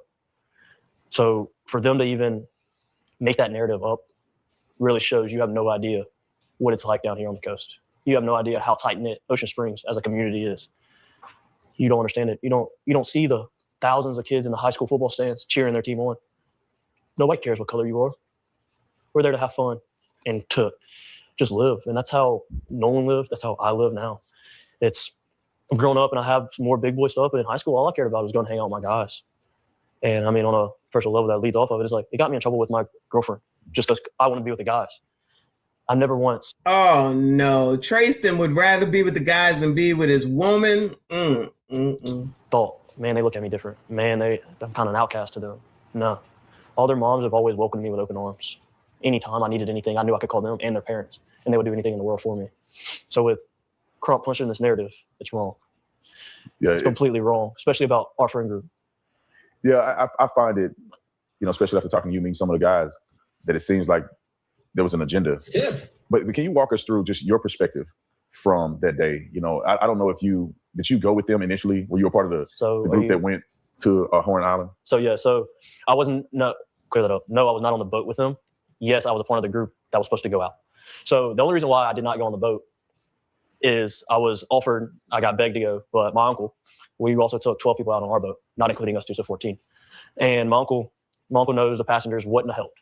Generally wouldn't have helped with anything. With that many people on a boat, you need a little bit of help. So my uncle was like, hey, can you just ride out with me and you can go do your thing throughout the day on the island? I don't care. I don't need you. I just need help to get out there and then pick everything up. Because I know all these people are going to be drunk and they're not going to want to do the extras that nobody sees about going out on the boat, right? And so I told Wyatt that, and oops, my bad. But I told him that. Oh, you heard that? So whoever said earlier that they're, excuse me, Warren kept saying my buddy. They wasn't supposed to say any names. He slipped up and said Wyatt, and Tatum kind of corrected him, and that's what that was right there. But he said he wasn't on their boat because his uncle asked him to go out on his boat. So I know all these people are going to be drunk and they're not going to want to do the extras that nobody sees about going out on the boat, right? And so I told Wyatt that, and oops, my bad. But I told him that, and I told him everything, which was go to plan. We were leaving a little bit earlier than them. I was going to try to have a spot saved out. And Nolan called me at 11 o'clock. I missed his phone call. Called me twice. I missed both of them. I saw Wyatt and Nolan on the boat. They pulled right in front of our boat and they were screaming. I turned my head and I was like, yo, there's a spot over there, where they end up anchoring out. I helped them set their stern anchor. From the time they showed up until now, going back to it, 20 minutes before they left, I was with them. That's who I was with. I spent all day with them, minus the morning time before they got out there. But from the time they got out there to the time they went back in, I was with them. Those are my friends, man. Those are my guys. Yeah, I want to get a few more details. I'm sorry, go ahead. I know that. Yeah, go ahead. I know that you were all over the news because there was a perceived fight. People, this is the thing that gets me, and I want to keep clarify this. When I saw the video that they put out on the internet claiming that Nolan was saying, "Give me my effing phone back," Nolan's coach came out and said immediately he knew it wasn't Nolan's voice. and obviously it wasn't Nolan's voice because you were the one that was me yelling, in there yelling. You got into an altercation with somebody. What happened after that? Like, put me in your place where the fight is over. Whatever happened. Nolan is somewhere. You're somewhere. You're hanging out. And when was the last time that you saw Nolan before you left Horn Island? So after the fight, I didn't stay on Horn Island much longer. So the objective, I was really upset. So with you hearing me yelling, my uncle had told me to get on the boat and wouldn't let me back off the boat. Obviously, I was really mad and I wanted to fight, wanted to get out. What wasn't smart, man. And so I was on the boat, I'm yelling. And shortly after that, I left the island. I left probably 30 to 45 minutes after I got to the fight. We started to pack up and left because I was so upset. As Javon mentions, that they were ready to get me back to land because I wasn't really mad. I was genuinely really mad. But the last time I saw Nolan, I was walking to the boat. This was before the fight. It's me and my old lady. We had just got out of a group of people. Nolan was walking. Child, not me and my old lady. Shout out to Take Heed to the message in the building. Thank you, Boo. She said, messy, you being messy. I love it. I'm not being messy, child. I'm just telling these trolls they can miss me with their bullshit, and they're welcome to scroll the fuck up. Shout out to you. All right. That's all I got. Shout out to Take Heed to the message. Towards Wyatt's boat. I was walking in the opposite direction towards my boat. And I dabbed Nolan up. I made a slick comment about something, actually about the girl that he was with. I made a slick comment to him, us joking around, and I kept going. And not even 10 minutes after that is when I got into a fight. Last thing I told Nolan was, all right, buddy, I love you. See you later. And I'm glad I said it. I had been under the influence a little bit, and that's probably why I did say it at the time. Just a lot of people, a lot of kids under the influence around here. Listen, I'm assuming that's just what they do. I'm gonna just assume that's just what they do because these kids didn't give a damn. They got pictures right there with adults. Now they out here admitting it. Hey, Mississippi is different, I guess. Shout out to the MIS. Getting all lovey-dovey, but I'm at peace. I said it. I'm glad I said it. That was my last encounter with Nolan. Just telling him I love him. Did you have any, so you leave the island, did you have any encounters or association with these phones, with the keys? Did you have any connection to any of that? I did not. So what I know, I got my first phone call from Warren at about 9:20. I didn't answer it. I was asleep. I'd been on the boat all day. I didn't feel like going to party anymore. I went to bed. So I got my first phone call about 9:20. And I didn't wake up again until a little after 11 o'clock. And that was to my brother coming in the room being like, hey, Warren's trying to get a hold of you. You need to answer the phone to look for Nolan. And I'm half awake and I pick up the phone. And by this time, nobody had came to the house to grab anything. And Warren gets on the phone and he's just like, hey, man, he was like, hey, have you talked to Nolan? Anything else? I was like, no, I haven't talked to him, man. He was with that girl last time I knew. And he was like, okay. He was like, man, we can't get a hold of him. We don't know where he's at. I was like, man, it's Nolan. He's probably just out somewhere with that girl. Like, get a hold of the girl, you probably find Nolan. There's no big deal. So in other words, he with that girl. You know what that means. And he was like, all right. He was like, but we're starting to freak out. We're getting on the phone with Coast Guard. I was like, okay. And at that time. Oh, you know what, Charcoal Cowboy, you're right. I forget that. Look, one looked like he's 30. This one looked like he's 15. You're absolutely right. They're in college. So these people are in college. We all drink in college. You're absolutely right. I had already talked to his mom, Nolan's mom. And he was getting on the phone with the Coast Guard. And I need to be specific about this. I did not call Warren's phone. I called another one of our buddies' phone, and it was on speakerphone. They were all together. I was talking on my other buddy's phone, talking to Warren. He was dialing Coast Guard because he hung up the phone and was like, hey, this is him, bye, and hung up the phone. And that was the last time I talked to him until the next morning when we all decided, when I woke up about 7 o'clock that morning, we had all decided that we were going to go out on the boat and go look for Nolan. Wyatt had already had his boat still in the water. We took that boat out. What day are we talking? That's Sunday morning. Sunday morning on the 6th, the 5th? So it was Saturday the 4th was the 4th of July. Mm-hmm. The 5th was Sunday. We were on the water from 9:45 to 11:50, 12 o'clock era, about lunchtime. Mm-hmm. While we were on the water, we talked to a rescue guy, and he told us to get off the water and said that they kind of had the island and the water under control. That's the professionals, man. Yeah. They told us to get on social media and find out any information we can. And by that time, we had already talked to a good amount of people out there. So it just made sense. So we went back in and we concluded our search and started to search off socials and started sharing everything we could and try to get a hold of anybody that could have talked to Nolan, that no one possibly would have reached out to. And that led into the night. It led all night long. I didn't sleep at all Sunday. Monday, I was up at 5 a.m. I was putting fuel in our boat at 6. I got told that they were. Oh, yeah. He got his own boat. They got money. Not boat culture is nothing more but drinking in the middle of a body of water. I don't know that that's true. However, it is a culture that not everyone knows about, clearly. And not everyone can afford either, which is fine, So his family was doing well too. Sounds like they're doing well in Mississippi. Some people might want to consider moving there. I'm just saying. But we were taking out another boat to Chandelier at 7. So I put my boat back on the lift, and I went to McDonald's, and then I got the news after I left McDonald's that his body was found. So it was already a plan that we were going and searching and trying to do everything we possibly can. And that's all I wanted to do. Is I wasn't there to help him out in his last minutes, but now I feel like as a friend and as one of my guys, man, I do everything in my power to help now. And that's why I have reached out to the family. I have donated to the family, and I have giving them just your normal death gifts, I would say, as you pay your respects.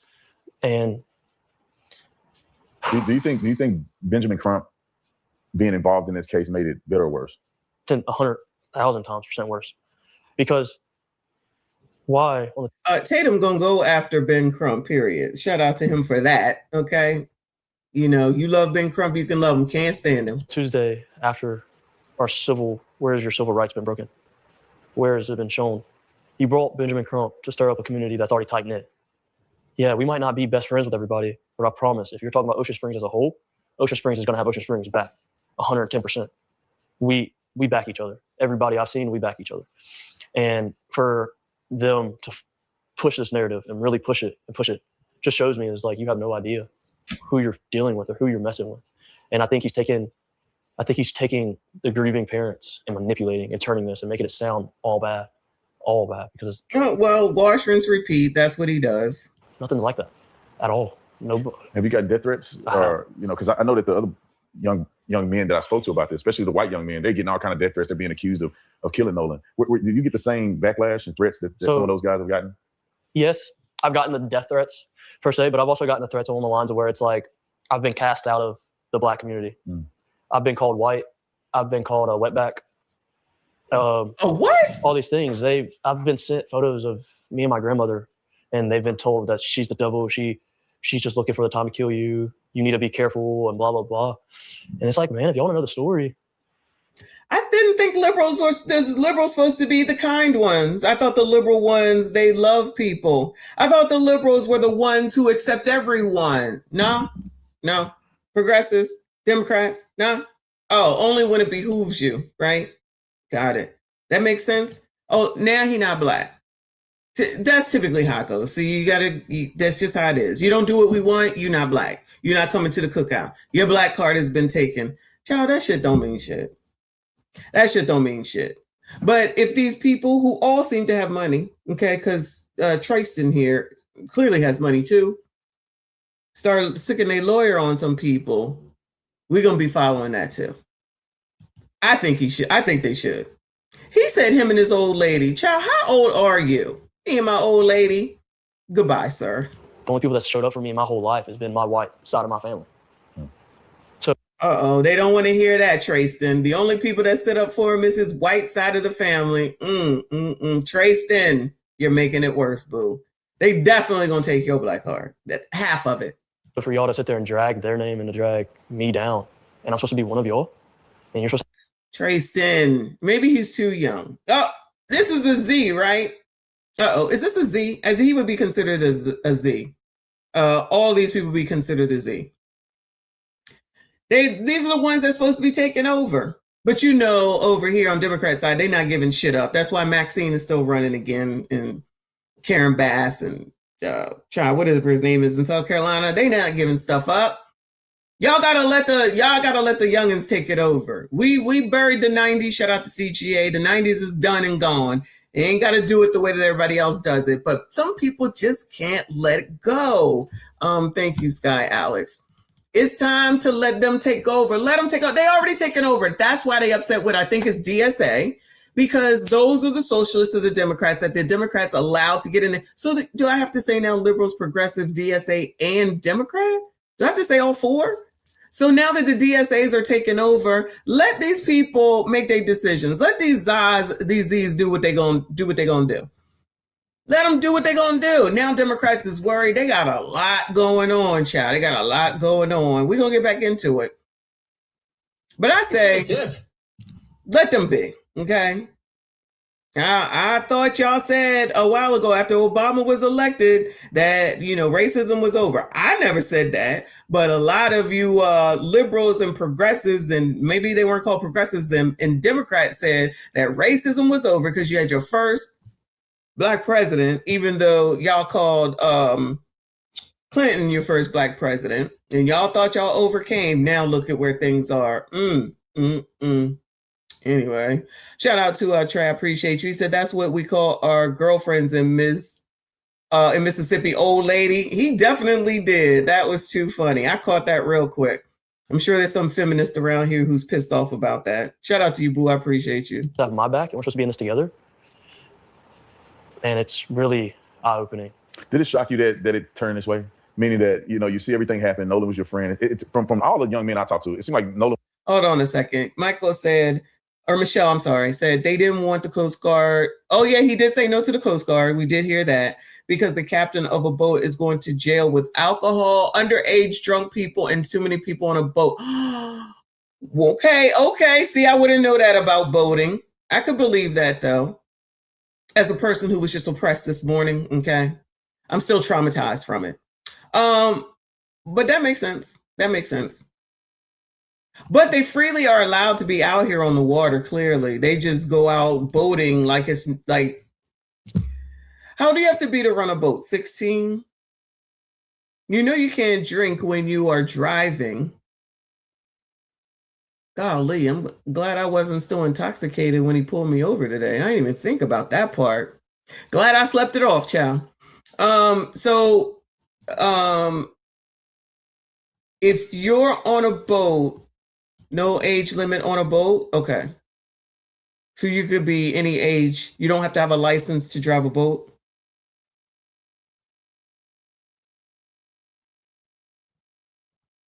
In Mississippi, you can do things early. Boating is the same as ATV or SXX on land. Tadisha. Okay. No license needed. Okay. All right. Okay. They clearly have been doing this for a while. A whole ass different life. I don't know nothing about boating. Natural born American agrees that the captain can't drink. So is the captain the person that runs the boat, basically? You don't necessarily have to have a captain's license, I guess you would call it. I'm asking for understanding because I do not know. Yeah, a lot of, honestly, seriously, there's a lot of people who should be held accountable for allowing so much underage drinking. Again, I agree with Christopher that, or whoever said it earlier, that kids drink when they're in college. Agree. But these people are also operating machinery. He's the designated driver. I missed a comment. He's the designated driver. Okay. All right. All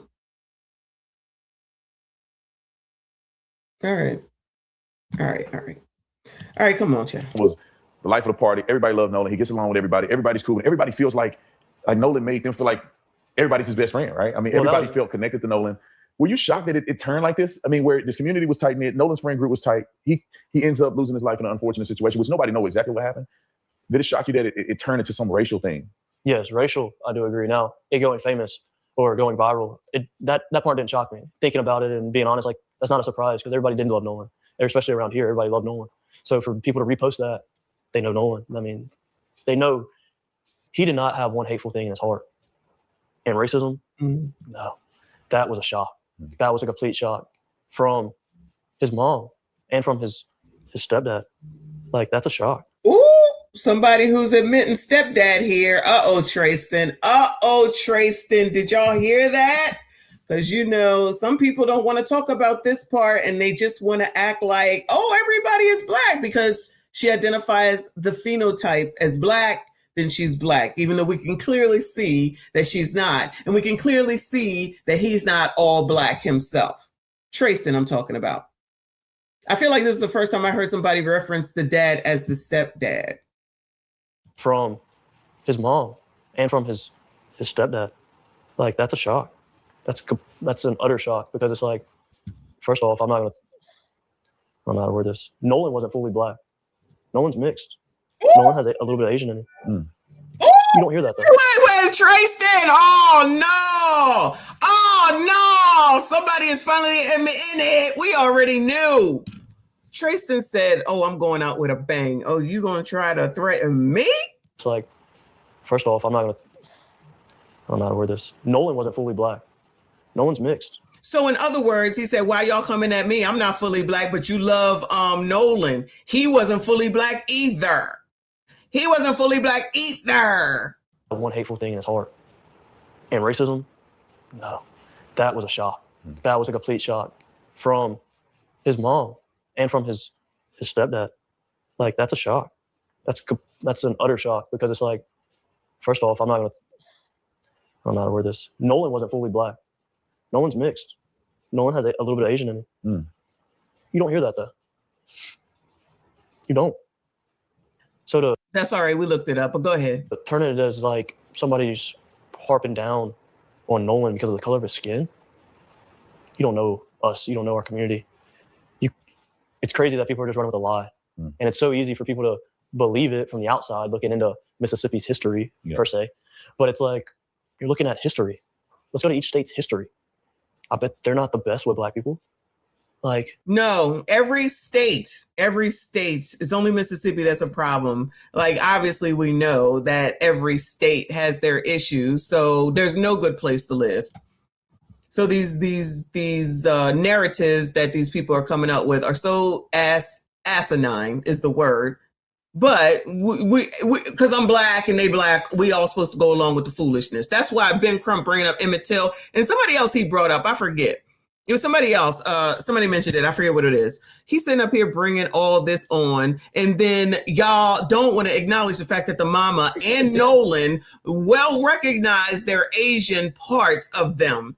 Repped it big time in they daggone social media, but ignore all that whilst then saying beforehand that black people supposed to be boycotting Asians. Now you're all out for a half black, half Asian, or at least a half black.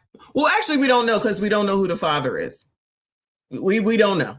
At least I haven't seen it. I have to check out what Ringo has to say, because I know he's on the case. But yeah, they don't want to mention none of that. And when you don't look into, thank you, LS, Medgar Evers, thank you. Want to bring all that up, but then when we try to bring up the actual facts that we need to be worried about and talking through, nobody wants to bring it up. Then all of a sudden you racist, you're a white supremacist because you talking about the fucking facts. We sat there and we watched that woman speak about her whatever it is, organization where she was as a doctor. I call her a doctor. Talking about her as a doctor and her Filipino side, her repping her Filipino side, the picture of her Filipino mom, Nolan with his Filipino flag. Ignore all that. They black. She talking about she phenotypically thinks that she's black. Y'all blacks will put up with anything. It's like a need for somebody to accept you so badly. You go all out for people and you don't even ask any questions. And somebody asks questions and you act like that's a problem. Somebody's asking questions. You want all this fucking support blindly? Fuck y'all. No. That's why this shit continues to happen.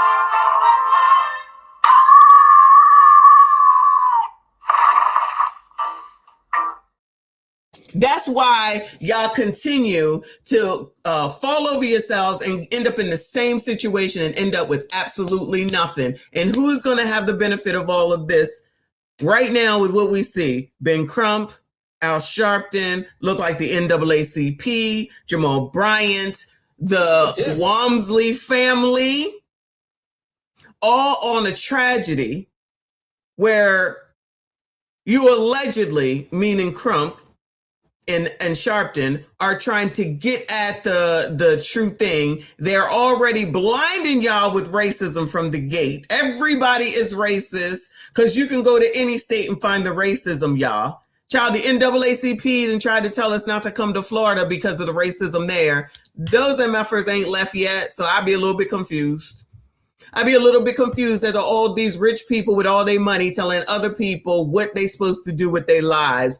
Y'all can listen to those people. You want support from anybody else with some sense? We got fucking questions. And if y'all don't want to answer them, you go over a cliff for those MFers. You got that.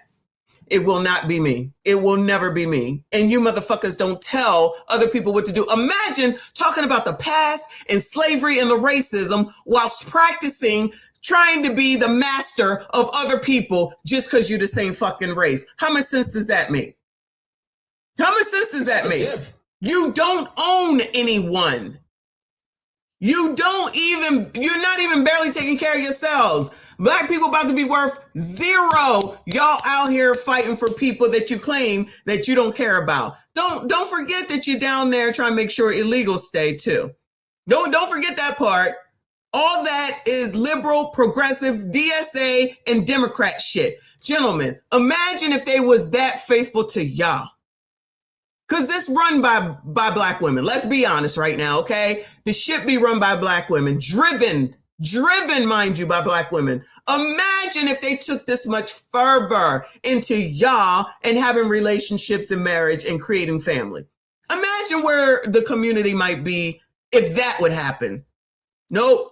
None of that. Y'all ain't shit until you are deceased or you're a criminal. This is when you get your flowers, y'all. This is when you get your flowers. And only if you're deceased, mind you, by a white person or the oppressor. That's it, okay? Other than that, child, you sitting in a car in Chicago, you don't matter, okay? Good luck to you. Good luck to you. But I digress. Shout out to Dadisha.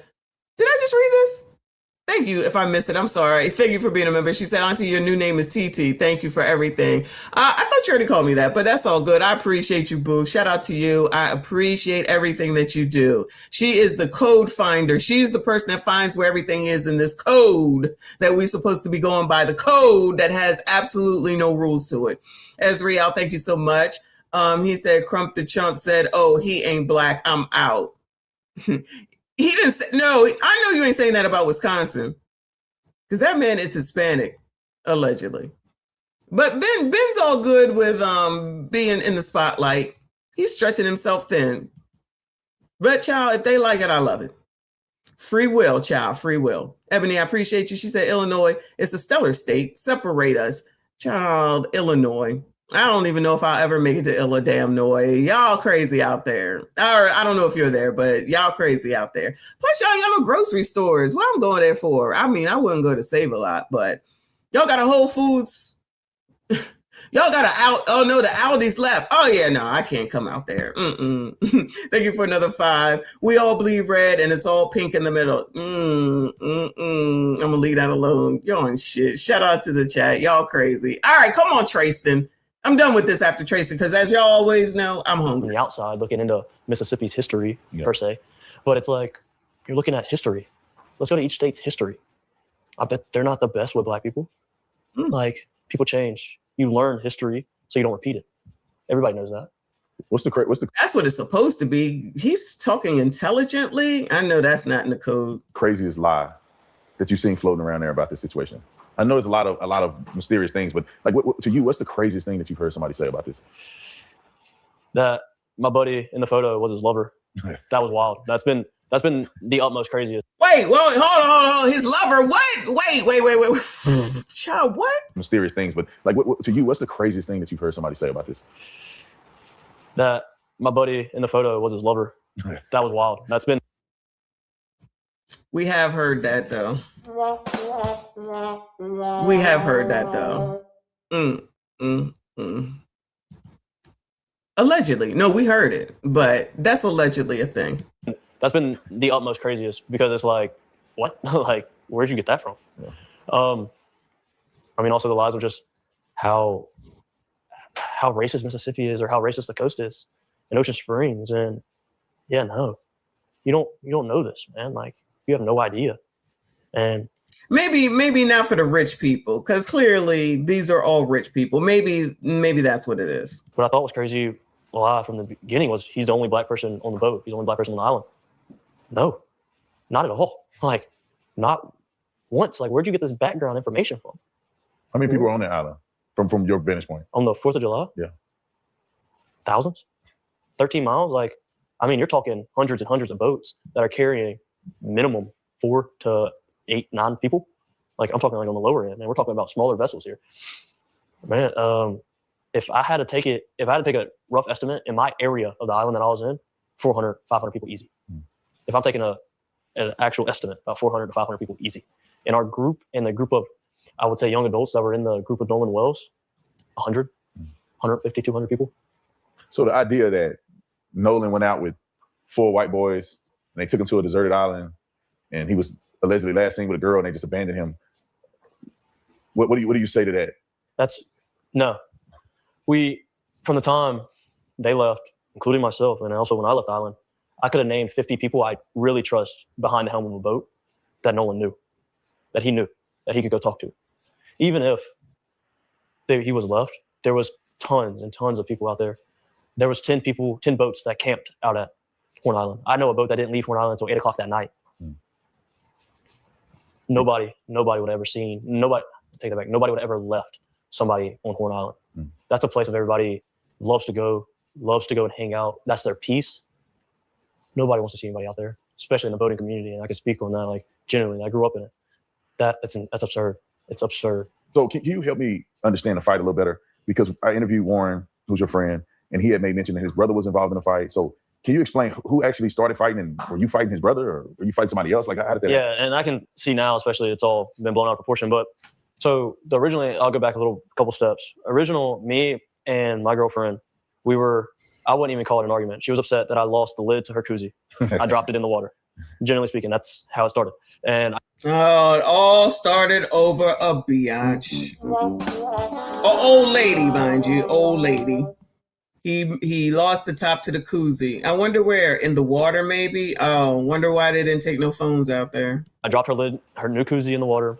And so she started to let me hear it and basically told me I was paying for it. And she was really upset with me and mad about it. Damn, must have been expensive. And I needed to kind of sober up a little bit. And so we're walking back. And during that time, this guy that I'm not friends with, I know of him. I don't know him. I didn't even recognize him when I got in an original fight. He had butted himself into my conversation and basically was telling me how I needed to handle or address the situation with my girlfriend. And man, we weren't even yelling at each other. We weren't arguing. It was more along the lines of, I literally told her, I was like, man, I just want a beer. And she was like, well, go get one, blah, blah, blah. Well, when I said that, she ducked her head underwater and he had walked up and he told me that I needed to watch. She ducked underwater? That nasty shit? Literally. Well, when I said that, she ducked her head underwater and he had walked up and he told me that I needed to watch how I talked to my girlfriend. And I looked at him and I told him. Oh, yeah, that's probably racist. He's probably white. The girlfriend's probably white and he looked black. This is amazing. Allegedly. Mind y'all's business, shit. Let him and his old lady figure their life out together with her koozie. Imagine being involved in all this because your girlfriend was mad over a koozie. Isn't it cool? I thought that was that thing that you put on a water bottle or something, allegedly. All right, well, the top of it is missing. Maybe he just meant a tumbler. Probably meant a tumbler. I was like, this has nothing to I'd be mad too because tumblers can be expensive. I'm just saying. They could be like $60, child. do with you. We're good. This has nothing to do with you. No. And he sat there and he was like, well, I'm going to tell you, I better not hear it again. And I looked at him and I was like, you need to excuse yourself from the situation. And after I came out, he swung. He threw the first punch. And This is what happens when you be drunk. We went back and forth. I remember at one point in time, I look over and I see my uncle, and my uncle's yelling at me to get in the boat. I stopped fighting. As soon as me and him made eye contact, I got in the boat, I'm sorry. And I listened to my uncle. And what was Warren's brother involvement in this? And so I was getting there. So when I'm on the boat and they're trying to cool me down, I'm trying to get back off the boat. So I see the crowd forming up on the island. Well, my little brother and Carter are like really good friends, like best friends, I would say. He's over at our house all the time. Carter heard him still talking crap as he's getting out of the water and I'm on the boat and the situation is like done and over with, right? Well, he sees him talking crap. So Carter gets up and more along the lines of defending me. And for what? He was like, well, if you got a problem with Tristan, we can handle it right here. So what's the racial breakup of these people that are involved? So the guy that you fought was white. White.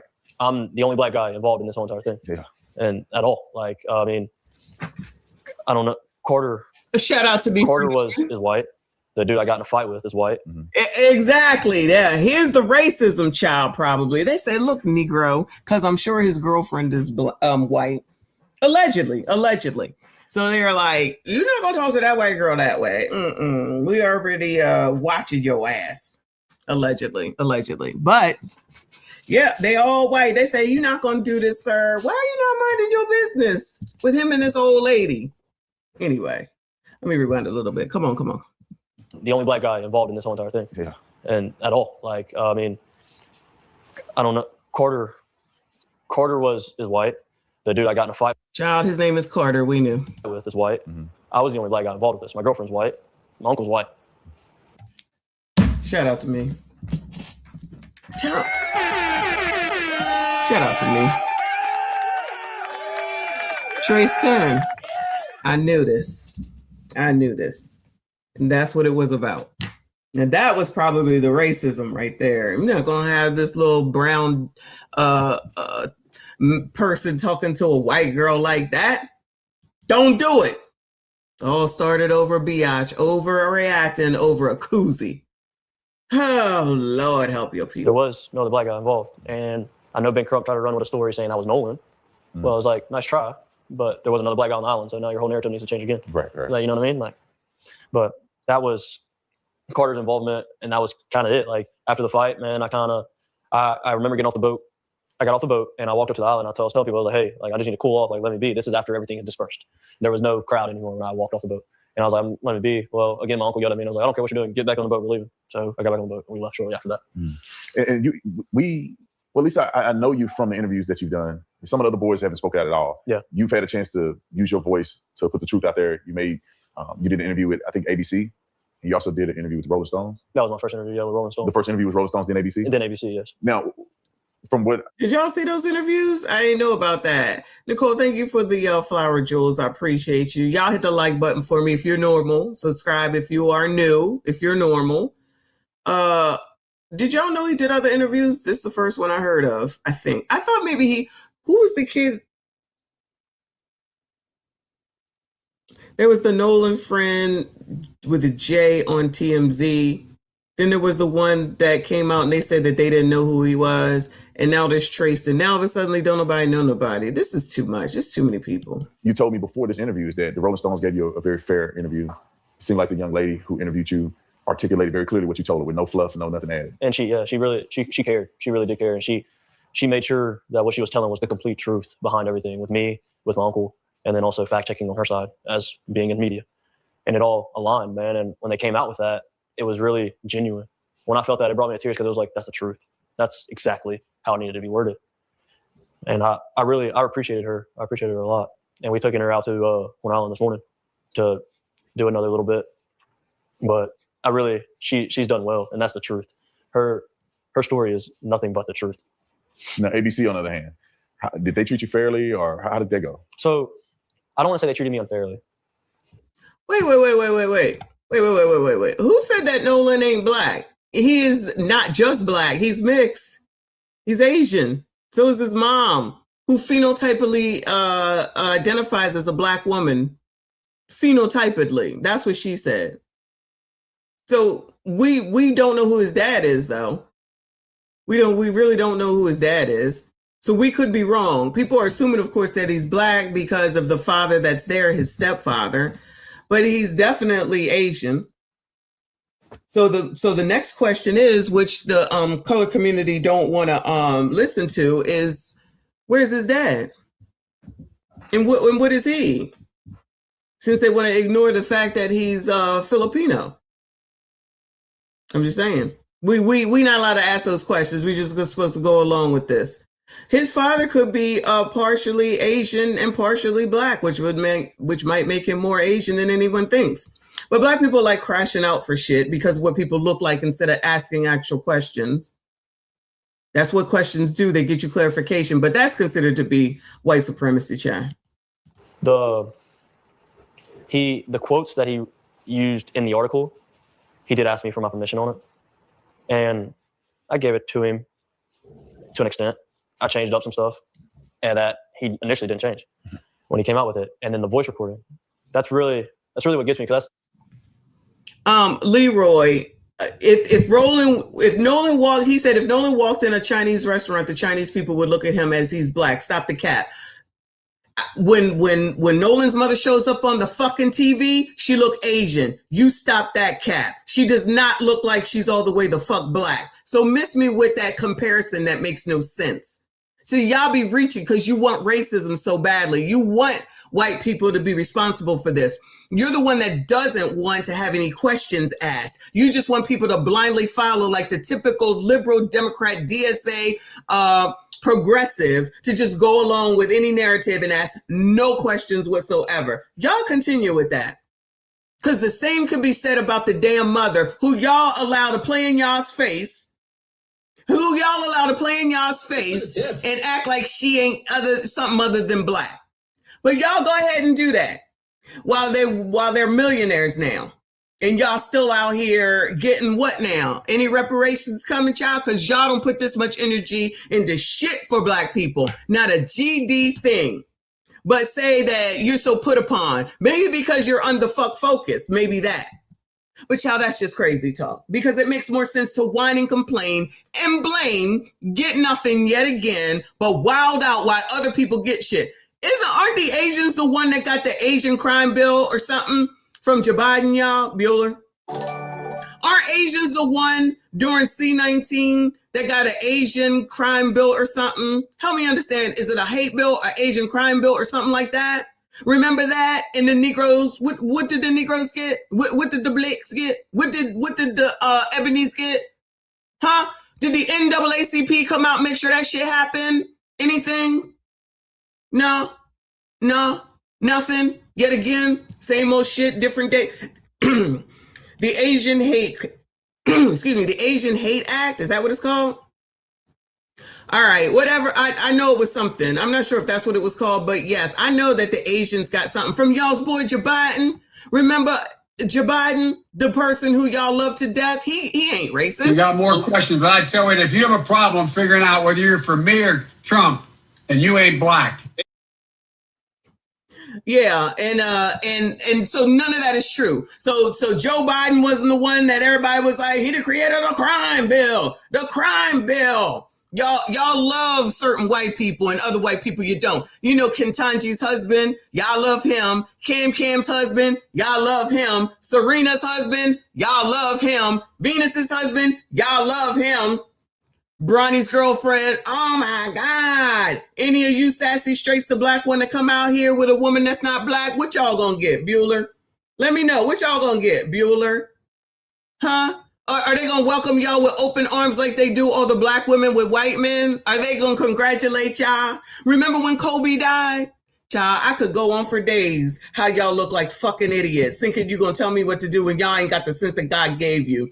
You can always find out what somebody else is doing, but y'all never look at what the fuck y'all be doing. And then you want to sit up here and say that's self-hate. That's where the fucking correction comes in. That's where the change comes from. That's how you change shit. That's how you push shit into a different direction. Instead, you would rather do the same shit wrong over and over and over again, thinking some shit's gonna change, thinking that somebody's supposed to give you some shit. Remember when Marilyn Mosby was out here looking for her pardon from y'all's boy Joe Biden, that y'all was trying desperately to get his ass reelected, and he ignored her like she was the damn wall? Y'all don't remember that?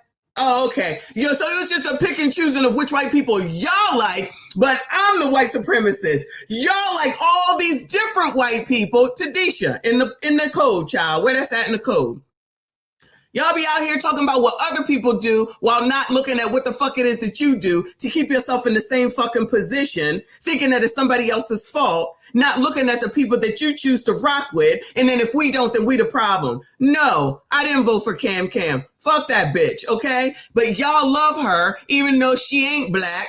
But y'all, that's probably why you looking at Nolan's mom, because she says she's phenotypically black, and y'all want to go ahead and look at that and not even listen to what this man finally said about the stepdaddy, which we already knew because we not stupid, but y'all want to follow behind something because you like listening to Mushmouth Crump and fucking race baiter Al Sharpton, because that's what y'all like. That's what y'all think makes sense. It's going to make a difference for y'all's lives, and it won't. And it won't. These people up here, this Trayston child, whatever his name is, This dude clearly is half black or something. He ain't all white. He ain't all black. Y'all gonna sit up here and be mad at him saying that he's a problem. Well, wait a minute. But Nolan's mom is okay because clearly she's not all the way black. Oh, so you also pick and choose your interracials also? Y'all got that.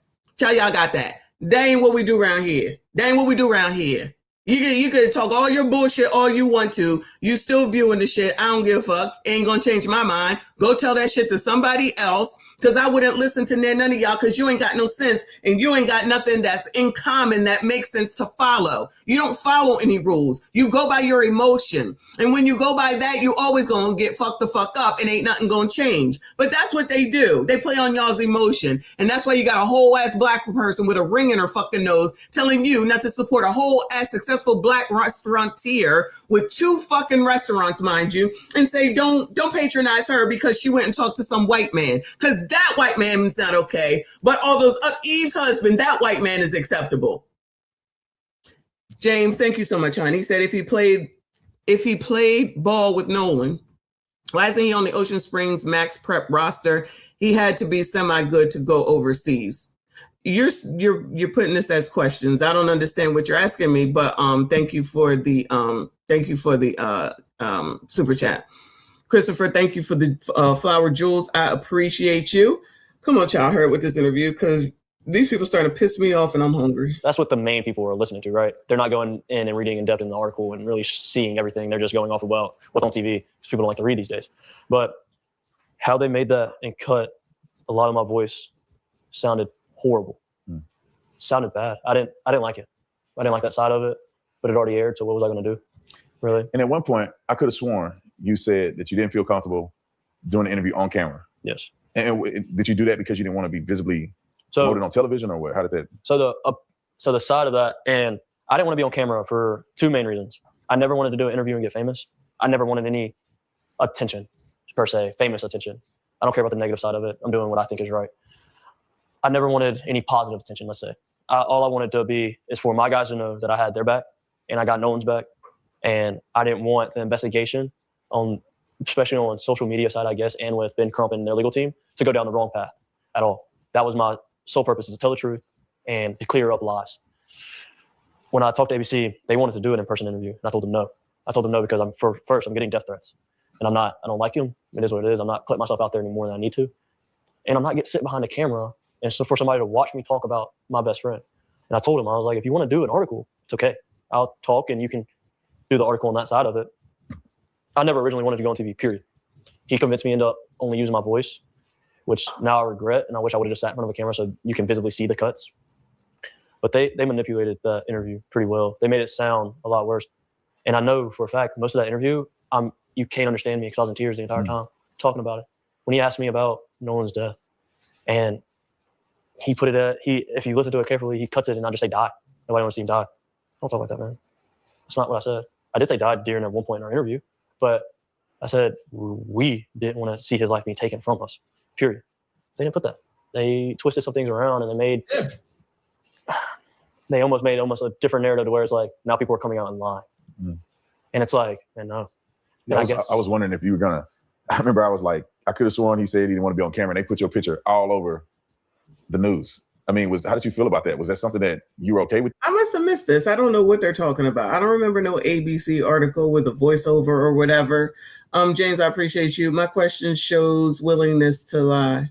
My question shows willingness to lie. Whose willingness to lie? This dude right here, Trayson?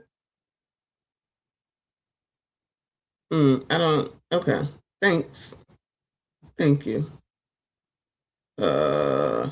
Yeah, don't miss work, child. Don't miss work. Shout out to you. Thank you for your support today. Okay.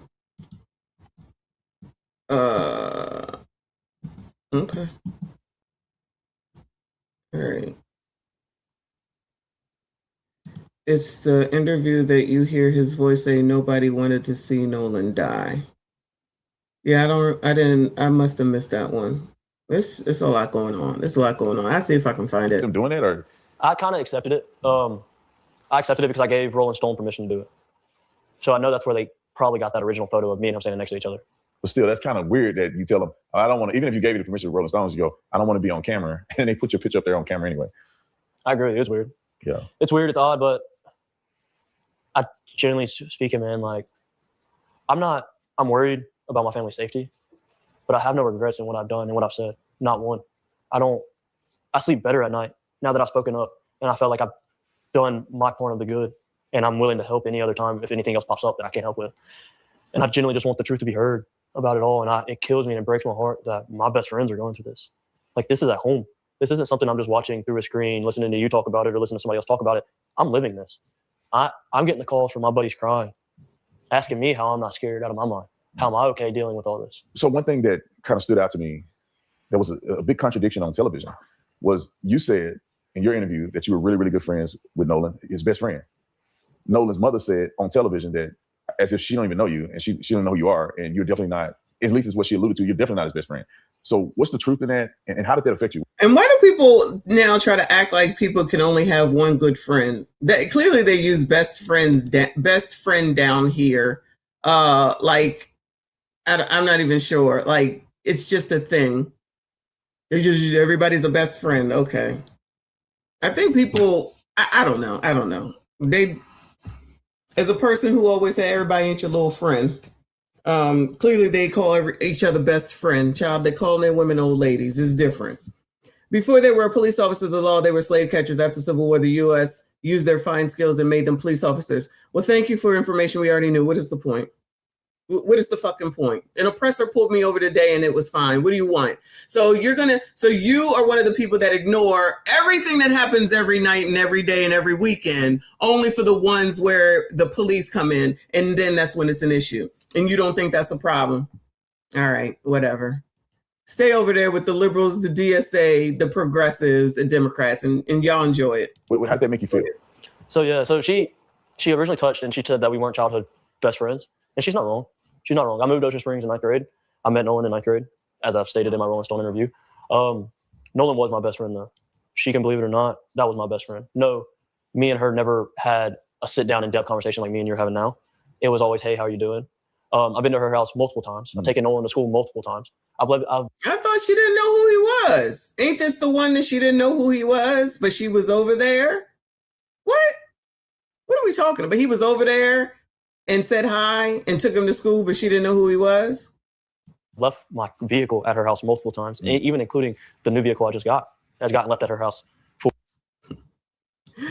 Christopher, we're going to ignore the ignorant because, child, people just want to bring up some shit because they're the forever victims that we're talking about. They want to be victims, be victims. I don't care. It bears no significance on our life that they want to live back in the day, but not listen to the part where Malcolm X said he wanted to be dealt with based off his character, not the color of his skin, while all they talk about is color of skin. So, child, you cannot reason with the unreasonable. So we won't be doing that. But you see that they stay anyway. All views matter. For 2 days. And I haven't even had it for 4 months. My vehicle before that stayed at her house for almost a week. Me and her son went on trips together. We went to Florida for spring break together. You don't know me? They went to Florida for spring break together. No, and she don't know who he is? Well, you know your parents are supposed to know all your friends, y'all. Your parents are supposed to know all your friends. But they're adults now. I haven't even had it for 4 months. My vehicle before that stayed at her house for almost a week. Me and her son went on trips together. We went to Florida for spring break together. You don't know me? I'm in all these homecoming and prom photos as our whole friend group. Me and Nolan are standing next to each other. You don't know me. Nolan's last name is Wells. My last name at one point in time was Walker. We were by each other in the alphabet when we graduated. Man, shout out to high school where you know all the people that have the same letter as you for your last name and y'all was cool, or in the same homeroom and stuff like that. That's mind-boggling. It's insane. Me and Nolan have multiple classes together. Me and Nolan has always stayed tight. Nolan has always known that he could call me whatever. And like I've mentioned, like I got a new phone number 2 months ago. Nolan was the only friend that had my phone number out of the friend group, and I still call them my best friends. But we communicate on other social medias. But it's like Nolan called me on the day to meet up with me on the 4th out there. But we weren't good friends. We weren't close friends. And when I say best friend, man, I don't want to take away anybody how close they were to Nolan. But when I think of a best friend, I think of Nolan. Somebody I can call, somebody that I've stayed up and I've cried to. that was one of my best friends, generally speaking. She might not think it. That's okay. Me and Nolan knows where we stand with each other. And period. And Nolan knows that. Yeah, I appreciate you sharing that. You know, with interviewing with me, right? You know, we came out here to Mississippi. We just want to give the boys a voice, give you guys a voice. And out of, I'd say, all the other outlets that you could have spoken to, why do you feel that you wanted to talk to me tonight? Honestly, I'm a big fan. I know when I look at news articles, big news articles, obviously, and then I know you've talked on them, I make sure I go I watch the full thread of videos. I think our morals align alike. And when we spoke off camera, like, it didn't seem like you were out here like another news reporter that just wanted the next big story. Like you just said, it's like you genuinely wanted us to have a platform to be able to speak and to be able to tell the truth. And that's what I like. And I know, I don't know, talking to Warren and knowing Miss Katie and being close to them and them trusting you was like, okay, I can sit down, I can have this conversation, and we can go through it, and we can have the interview on camera, and people can see me, really, I guess you could say, and talk about it and whatnot. I appreciate that. I really do. And my last question, you know, with all this stuff going on, and you knew Nolan very well, what do you think how Nolan would feel about how this all has Well, are you supposed to be asking him if he had anything to do with Nolan's death, sir? transpired with Benjamin Crumb, with, you know, the statements from his mom, with the accusations against you and his other friends? You know, how would you think he would address this or feel about this? Well, I know people like to use the term, like, it would turn over in his grave. If Nolan could dig himself out of his grave right now, he would. No doubt. Nolan would be livid as an understatement. Nolan would never want anything pursued this way at all. I think he would be really upset with his parents about how they went about the situation. I think he generally would. I don't think he wouldn't support it. I know that for 110%. I know he wouldn't support any of it. I think he would want the truth, and he would search for answers. So are y'all really sitting in here acting like when y'all was 18 and 19 years old that you was coming home and telling your moms and dads everything about your life, who all your friends were, gentlemen, the women you were banging, the women you were using, the women who were willingly coming and spending time between your legs? So y'all try and tell me that y'all went and told your parents all this information, and they knew all your friends, and they knew everything that y'all talked about, and they knew where you went and who you went with, and young men, okay? And so y'all was sharing all that with your moms, especially, everything like that? That's what y'all was doing? Was she buying your condoms too? Is that what your moms was doing? That's what y'all trying to act like these people are weird with the things that they're saying. These are my good friends. I'm sure they shared some things that y'all think that, so when y'all was sharing things with your boys, y'all was then going home and telling your moms? So when y'all was doing things even in high school, when you was sneaking out and you was going places and you like that girl and you like this girl, so y'all then went home and told your moms? So people really think that it's strange and weird that the mom didn't know everything about what Nolan may have had going on. So that's what y'all do? I'm asking a serious question. Is that what y'all did with y'all's moms? And we only talking about moms because she's the one that's doing the talking. The stepfather, goodbye. The stepfather is not allowed to speak. He's not allowed to speak. I said the same thing. Everybody ain't your friend. I said the same thing. Does that mean that he said, you know what? I can't be friends with you because my mom said so. So that's what we're saying? Is that what you're saying with that? Sometimes you made some bad decisions. Isn't that what that means, to grow the fuck up? Or now all of a sudden that don't happen no more? These kids was in college, so I forgot that. These kids were in college, and we already know that kids in high school drink. Kids in high school drink. So we know that kids in college drink for sure. So now we sit up here, so people sitting up here, when was the last time, gentlemen, let's be honest, if you can be honest, even the hating hoes and the crazies that are the trolls that are here today. So y'all trying to tell me that even, let's say, gentlemen, when you were 15 and 16 years old, that y'all was going home telling your moms everything that y'all were doing, telling your moms about all the things that you and your friends were discussing, because that's when you probably started in high school to be on basketball teams, football teams. So you went and told her all about your conversations in the locker room.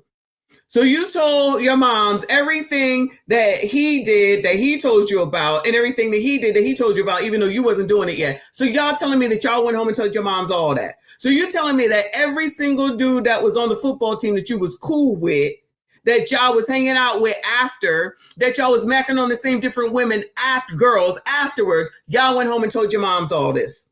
Bueller? Is that what y'all saying? It sounds like y'all are saying no, because a lot of the trolls is trying to act like, well, if the mama said, the mama said, yeah, I'm sure she did tell him, don't drink, don't do DRUGS, don't do this and don't do that. I'm sure, I have no doubt. So we're trying to say that those rules were just always followed, and then they always came home. Y'all always came home and told your parents, your mamas, let me rephrase, your mamas, all the things that young men go through. Bueller? No? Okay. All right. Well, for those that went and told your mom, you are an exception and an exceptional person, okay? But I'm pretty sure as a woman and a female, I wasn't coming home telling them, neither one of them shit. You heard? Not a GD thing. Especially once I went to college. Wasn't telling them shit. For fucking what? Y'all act new all you want to. Y'all can act new all you want to. We know what the damn answers are, which is why you got to make sure that you have a fucking base with your crumb snatchers so that when they get older, at least they have some sort of conscience that they don't do some fucked up shit. They're going to have friends that you don't know about. They're going to know people that you don't know about. And just because you see them once, they can think whoever is their good friend all they want to. You can't stop that shit after a while. Just like when y'all make these excuses for these crumb snatchers on these damn phones. There ain't no excuse. Parent your fucking kids. Take that damn phone away. Put on some damn parental controls. Nah. Y'all make excuses for that shit. It's not their fault. It's Instagram's fault. It's Twitter's fault. Yeah, it's everybody else's fault but yours for your non-parenting ass. All right, y'all. Y'all can go on. But he wouldn't go about it like this. He wouldn't let us get dogged out like this. If no one could have spoke up, he would have already said something about our friend group and saying, yo, y'all are on the wrong path. Generally speaking, he'd be mad. He would be mad. And I don't understand how people don't see that and how people are just okay with even some of his, I guess you could say, other best friends, man, how they were coming out and how they're acting. His other best friends, man, his other best friends. Behind it. It's like, man, Nolan was never like that. Nolan was an aggressive, threatening person. Don't get me wrong, Nolan would defend himself if he needed to defend himself. Nolan was loving and kind. Nolan was the furthest thing from a fight. And I remember personally, I was in a heated argument and Nolan comes up, crack a joke, and I'm like, bro, it's not even worth it. Come on.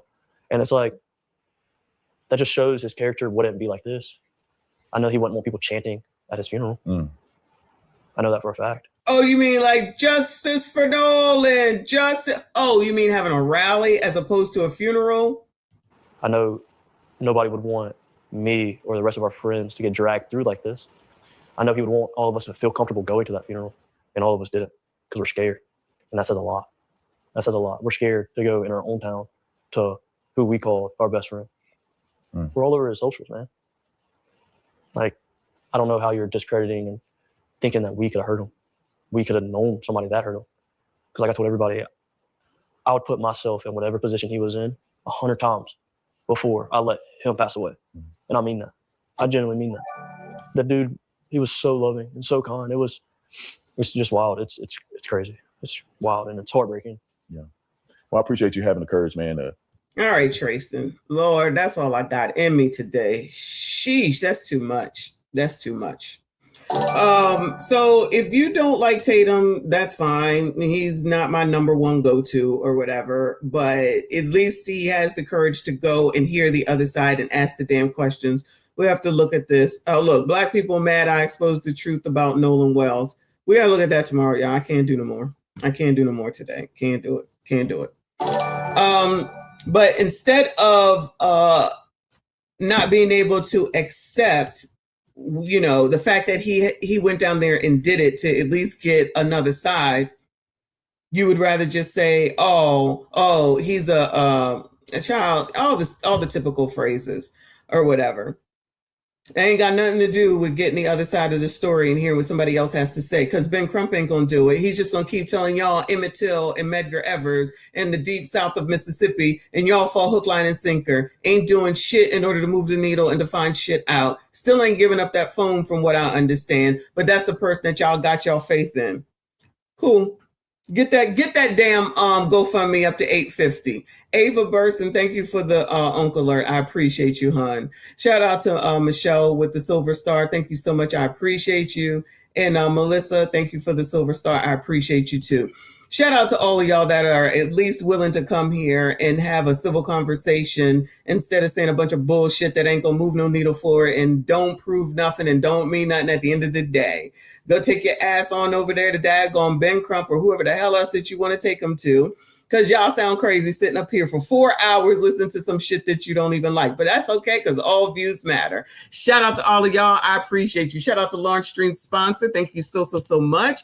Shout out to everyone that donated today. I appreciate you. Shout out to the mods, everything that you do. Thank you so much. Shout out to all the new subscribers that are normal. Thank you so much for your support. We're on the way to 50K, and hopefully more will go ahead and subscribe. If you crazy, don't even do it, because child, we ain't got time for your foolishness. We moving onward and upward. Shout out to y'all. Shout out to Sunday. We're about to go see CIP. It's 3:06. He should be on for the regulars, not your crazies.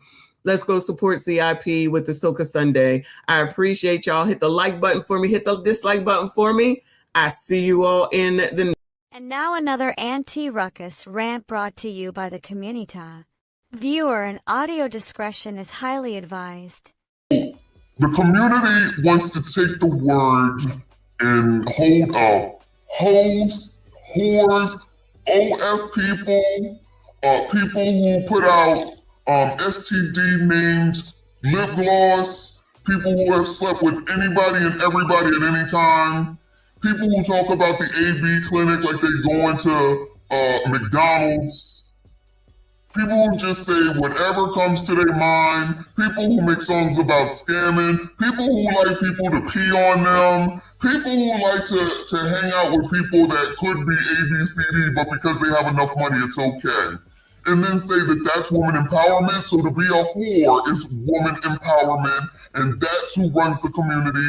Y'all stand up for whores, and everybody's just supposed to go along with it. People like Tigger go along with it. Eddie Winslow, whatever his name is, allegedly goes along with it. And people are talking about white people are the problem. Colors, white people are not the problem.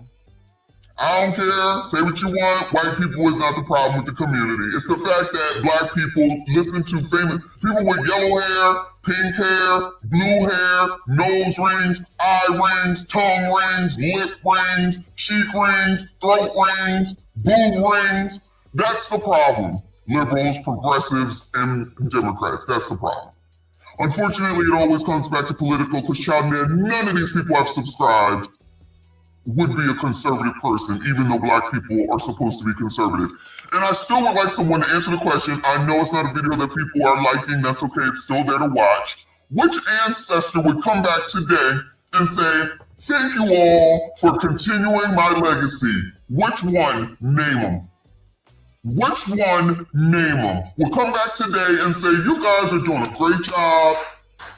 Thank you for continuing all my hard work. You're doing spades, child. Y'all are doing spades. So glad that I risked my life so that you all could become fucking whores. Whores don't run my fucking life. They do not run me or my community. And I don't hang out with motherfuckers that don't make any sense. Y'all can have that shit. Y'all can listen to caricature all the fuck you want to. Fuck that nigga. You can listen to that funky tether over there that's telling you to your face that Democrats ain't done shit for you, and then turn around and say, keep voting for them. And then you want to turn around and act like white people are your problem when you got all these niggas in your face lying to you, and you still believe them.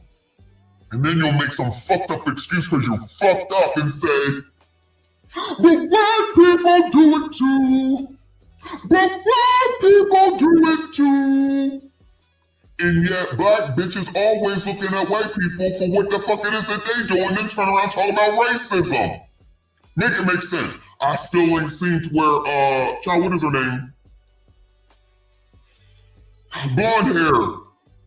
Child, the ESPN ex-person, child. You know what I'm talking about.